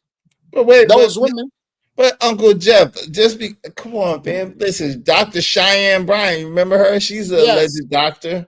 Yes. So, come on, man. Like we can't play the game like just because. Hold on, you're about to speak up and make my point, but go ahead. No, we can't play the game that just because she's a quote unquote professional woman that she's like, you know what I'm saying, she's not necessarily a 304. Shout out to TMKC, not to say that Dr. Bryan is or isn't. I don't know, but I'm just saying. I'm not saying that either.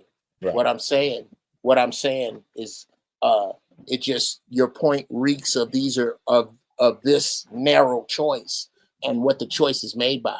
But in order to alleviate that, that's why I was discussing other countries in South America, because these girls exist. I've seen them with my own eyeballs in Portugal, in Spain. And I'm rattle this little list off to you. Portugal. This is not where I've heard about it. Spain, Portugal, Brazil, Guam, the DR. I'm high now. I got to think. So I have 5 more easily when I'm not high that I write down for you. That these women are from there. They're fine as shit, and they're nice. You know why they're nice? Because the 7s and the 8s and below, at least in Brazil, I know this for a fact. The 8s and below on Sunday morning, they put them in boats with provisions and set them adrift. There's nothing but 9s and 10s there, bro. There's nothing. I'm telling you, 8s, 9s, and 10s are in the DR, just walking down the street. They're everywhere, but they're nice. Some of them are professional and nice. Some of them are professional and unaffected by the same shit that we sit here and complain about. So either the hunting is good here or better there. Let's go on and be honest. How is that not the elephant in the room that you keep trying to shoot through, bro? It is harder to find the woman I describe here. I'm a very, very, very lucky man. And I know lucky men like me and the men who are connected to the women I know. I know them. I know them. But to stay there, that's the thing. Y'all, you gotta can't stop. Shout out to Sharon. He said, but they're walking everywhere with dirty feet. You can't lick their toes. Shout out to Sharon. That's hilarious, Sharon. Sharon, it's hard to Yeah, take What you up, serious. Marlon? Wake up show. Your t-shirts hang too low. Shout It's out hard to to take you serious. He said you can't lick their toes because they got dirty feet. So he's out. He's out. Yeah, you can't lick because they don't have yeah. For the bathtubs. most part, I always say this: there is no such a thing as a good woman that is single out here, bro. Like for the most, that's all across the board. A good one is going to be snatched up early. You talking about anywhere? Wait, Blanco, you talking about anywhere in the world or just in America? Anywhere in the world. That applies all over the place. Wait. Wouldn't that be especially in other countries? Like, No. wouldn't the good women be especially snatched up in other countries? That's what I would think, right? Because don't they prioritize family and marriages in those countries? What's up, Petty Grass? What up, though? Yeah, I would say it applies all over the place. A good thing, it's like I always say this, like put $1 million in the corner and see what happens. Is somebody going to snatch that up early, right? ASAP. The same thing with a good woman. A good woman is a valuable thing in your life, right? They're going to get snatched up immediately, son. If these bros be like 35 plus out here, talk about they good, something wrong, and they single, something wrong with them, bro. Something wrong with them. Hey, TMKC said, do food stamp cards work in other countries? No, they don't. No, they don't. They're not like American Express and MasterCard. They're not accepted everywhere. No. Hey, Nobody give a shit about our poor people. Wait, y'all support this damn show, man. If everybody don't send me $5, man, send me $5. Support the show, man. Hey, Chanel's Reality. Is Lord ADS the only person that you see up here, man? How you doing today? Hey, Miss Chanel, how are you doing today? I guess you only speak to Lord ADS there. Okay, all right. We see how you doing. Our feelings aren't hurt. That's fine. We'll get over it. Listen, everybody hit the like button. Likes are free. Likes don't cost nothing. But at the same time, everybody throw $5 to the Cash App. That would be greatly appreciated. Then we can keep the show going. We could do a show tomorrow. You know what I'm saying? These women are marrying their own, not Americans. Yeah, they marry. Yeah, well, shit. I'm not gonna say they wouldn't marry an American first. Think about that. They get the citizenship. They want to come here. What's up, Big Brother? You should never bring them here. You should never bring them. Keep them where they're at. What's up, Big Rex 77? What's up, Izzy Bands? What's up, Big Rex 77? Keep them where they're at. Hashtag keep them where they're at. Do not bring them here. No, that's stupid. Don't bring them here. What's so silly about what she just said about marrying their own? It's clear evidence that you don't understand that they are your own. Everybody up here, I don't know what Lord ADS look like. Poppy already speaks Spanish. Please tell me I'm wrong, Poppy. If me and Izzy, yes, sir. I'll say it. If me, Lord ADS, and Izzy spoke fluent Spanish in Dominican dialect, would we look out of place walking around in the DR? I don't know about that. I gotta look at that. Oh, for the most part, no. For the most part, no. So those are your people. Look, all you have to do is just look at baseball. You know what I'm saying? You know what I mean? Take away the last name, and then Negroes be darker than me, lighter than me. Some of them be having green eyes. Some of them be having light eyes. Some of them be having brown eyes. Bruh, nappy hair, big nose. You niggas don't get your ass out of here and go see something. The thing is, what changes is nationality, which is fine. Everybody going to have their own. You know what I mean? It's different because of the nationality, wherever you're from. But I look at this race. I'm more like a race loyal first before anything, because you can change your nationality. You see what I'm saying? You can change your nationality. All your parents have to do is just move from one place to another one. Now you're a different nationality. But you cannot change your race. You cannot change your race. And I was raised. My people tell me you black. And no matter where you are in the world, you black in Germany, you black in England, you black in the United States. No matter where you at. Hey, the Wildest Wake Up Show, Sharon said the divorce rates are higher than America. I don't know about that. I don't have the stats to prove that, but that's the statement he's saying. It's all right. Thank you, TMKC. Shout out to my sister TMKC. Support the channel, y'all. Come on, man. Y'all support the channel. Jesus, Jiminy Creek. Thank you so much, TMKC. I appreciate you supporting the show so we can do a show tomorrow. Thank you so much, Hope sister. you don't mind if I say this out loud. How wonderful life is, 'cause you're in the world. I love you. I love you. I love you. I love you. I love you. Shout out to that. Shout out to that. I appreciate that so much. Y'all make sure y'all support the show, support the stream. I mean, what's y'all last words, good brothers? I gotta get ready to pick up little Izzy, take him to get a haircut shortly. Yeah. What's y'all last words, my good brothers? Yeah, good show, man. Y'all take care, all right? I'm about to get a line on myself, man. I'll see you later. Salute. Appreciate you coming through and your insight. Shout out to Blanco. Dope show at Izzy Bands, as always. I don't know if Poppy, somebody going live, right? Poppy, somebody doing something tonight or whatever. No, I think my man Drip might be live. Let me see who's live. Thank you for reminding me. Let me just see who's live. Drip may be live. Let me see. Is Drip live? No, Drip is not live yet. Let me see. Hold on. Give me a second.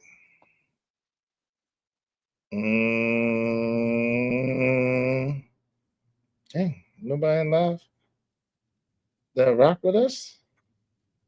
I don't know. Well, y'all just look out. I ain't see nobody live that rock with us right now. So it's all good. But anyway, thank you, Petty Pendergrass. I appreciate you, Petty Pendergrass. Y'all be like my man Petty Pendergrass, my sister TMKC. Support the show. Everybody send $5 and support the show, man. Thank you so much. But yeah, I don't know. Check out maybe Drip or Angry Man. You know, Angry Man be live probably a little later. Drip. What's today? Today's Wednesday. My man JD. Today's Thursday. Tonight is the Four Brothers podcast. No, that's Wednesday. Is the Four Brothers.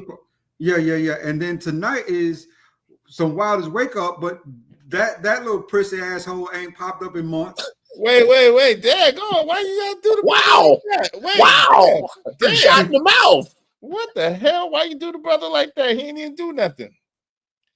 I don't know, but y'all check out somebody. Somebody be live. Oh, it's Thursday. So Lapeef, Anton, and the Anton do a show on Thursdays. Lapeef do a show on Thursdays, I think. And whoever else, I don't know. Usually Drip be live, but Drip ain't live right now. Thank you very much, my man Petty Pendergrass. Be like Petty Pendergrass, support the show, man. Support the show. All right.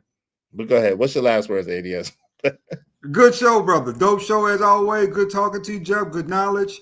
All right, brothers. I guess it's gonna be, what is it? I don't even know what come on Thursday night. I might just get stuck at the gym.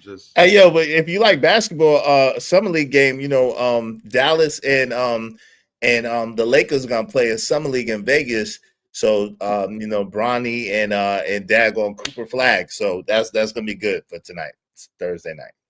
Summer League, 8 o'clock Eastern Standard Time. That sounds like that. That sounds like. Hey, I don't know. I got you. I can't tell you what to watch. I don't watch regular TV, so I don't know. You know what I'm saying? I don't watch regular TV like that. I watch sports, and that's probably about it. Besides YouTube. Yo, Uncle Jeff, what up, man? What's your last word? Appreciate you, good brother. I appreciate you. Well, I likewise, man.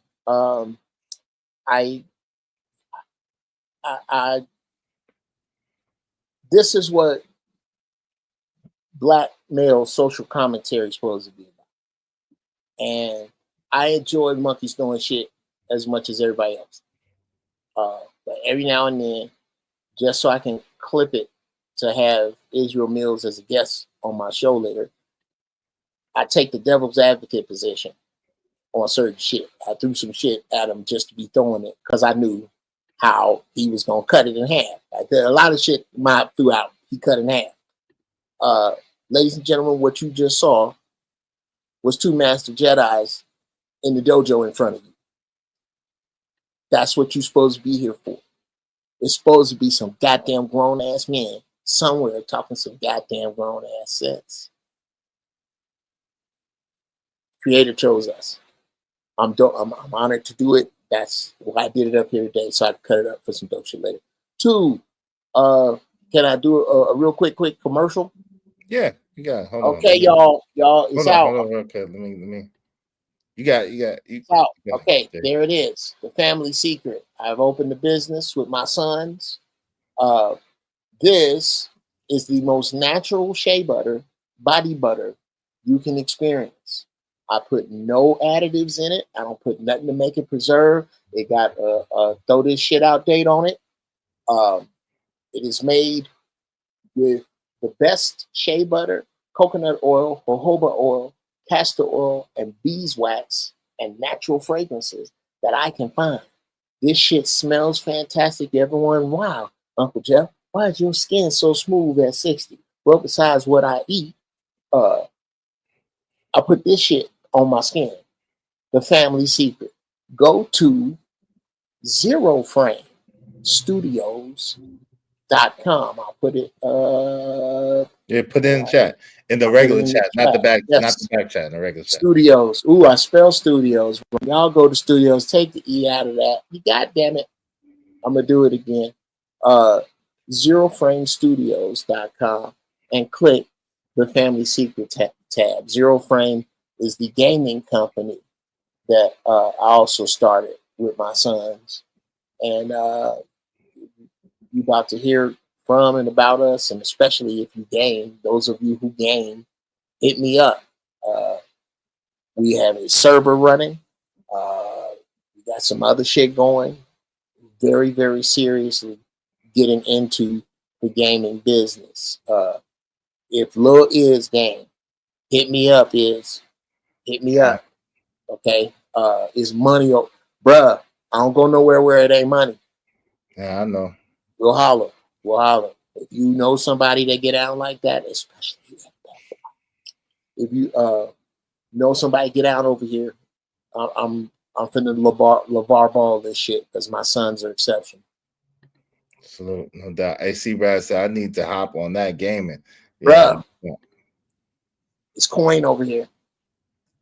We'll holler. All right, man. Appreciate All right, you. brother. Appreciate Salute you, man. Jeff. All right, I'll holler at you later. Appreciate you.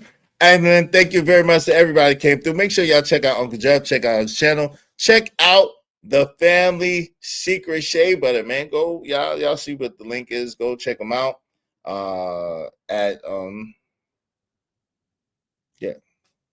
At there. Check them out there.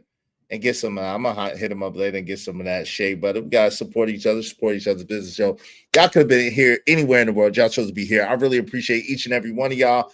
I hope you enjoyed the show, man. I definitely enjoyed the show. Shout out to Blanco. Shout out to Lord ADS. Shout out to Uncle Jeff. Shout out to Cash Kid Even. Shout out to Auntie who came through.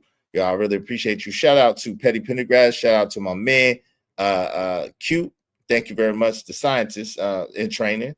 Shout out to Jay Lewis. Thank you very much. I appreciate you. Shout out to TMKC and KO Black, man. Thank y'all very, very much. Listen, y'all can support the show at any time. Make sure you like, make sure you share, make sure you subscribe. Tell a friend about us. Like I said, we'll be live tomorrow. I think I'm going to be on the new schedule for right now. Tuesdays, Wednesdays, Thursdays, Fridays, Saturdays. Tuesdays, Thursdays, Fridays, Saturdays, and possibly Sundays. Tuesdays, Thursdays, Fridays, Saturdays, and possible Sundays. Peace. CPB 1012. I'm happy that you got your little your raise and your thing, and for the white people, they take care of you. Shout out to that. What's up 183307? Peace and grace, everyone. Have a wonderful day until we meet again. Team Casey. Until we meet again, my man Bishop J. Jermaine, C. Brad, Shindy Alex, shout out to y'all. Uncle Jeff, KO Black, easy. Until we meet again, y'all be easy. I'm gonna holler at y'all tomorrow, God willing. Make sure that you tell a friend about us. We'll have even a doper, better show tomorrow. Listen, the thoughts, feelings, and opinions are just, that's all that it is. It's thoughts, feelings, and opinions. Ain't no expert. We have a bunch of expertise, but it ain't to be taken too seriously. Listen, if you're a person that likes to travel outside of the country to find love, hey, that's your business. That's your business. If you want to go out of the country to find love, that's your business. I pray that you get lots of love out of the country. Now, if you're a person that's paying for that love, maybe you might want to consider a different path. Money can't buy you love. It can't buy you happiness, but it can buy you diamond rings. You know what I'm saying? Yo, shout out to my man Darryl Lawrence. Salute to you. Yo, y'all be easy. Y'all have a great show. Just a little thought, something to ponder on, a little something to think about. We out.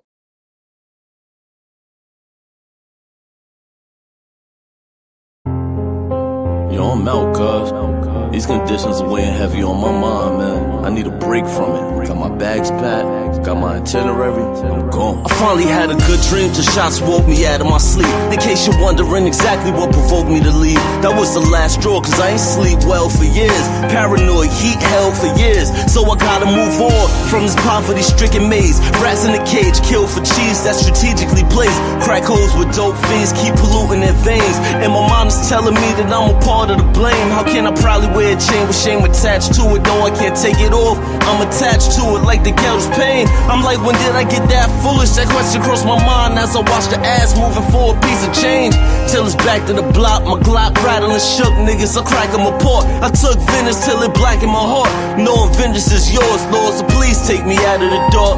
So baby, I'm gone, you know that I'ma always love my hood. And I'll never be gone for good, but I gotta leave here. It smothers me and I can't breathe here. Just need a little time with some clean air. So baby, I'm gone, you know that I'ma always love my hood. And I'll never be gone for good, but I gotta leave here. It smothers me and I can't breathe here. Just need a little time with some clean air. So baby, I seen kids clip while on a little trip to the store. Who would think a trip for eggs would be a trip to the mall? Crawl on memorials are covering the bricks on the walls. This is common when you're living with conditions of poor. With poor liquor, let it spill on the floor. The more niggas we lost, I'm gone, niggas. You're never gonna see me no more. I love you dearly, but the hood is like a lost effort. Nobody cared before, Draxi got your goal measures. So I'm leaving forever to find a life a little more better than yours. I can't stick around to witness how far do we fall. I stood on corner, spring, summer, and fall. Went to position in the semi, of course. Any liqueur send me. I'm on a quest for more millies in my repertoire. Forgive me, but I gotta take off. I'm sick and I go on from niggas to gods. Really the hood's in me, but baby, I'm gone.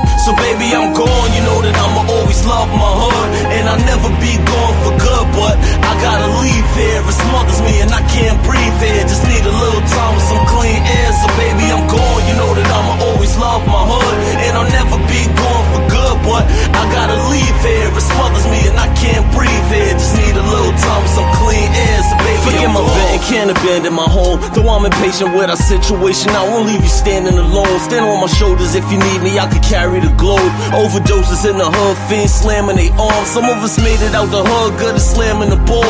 Others stand in front of cams and perform for all y'all who chose abandoning laws to make it. I wore the same shoes on the corner slinging the day shift.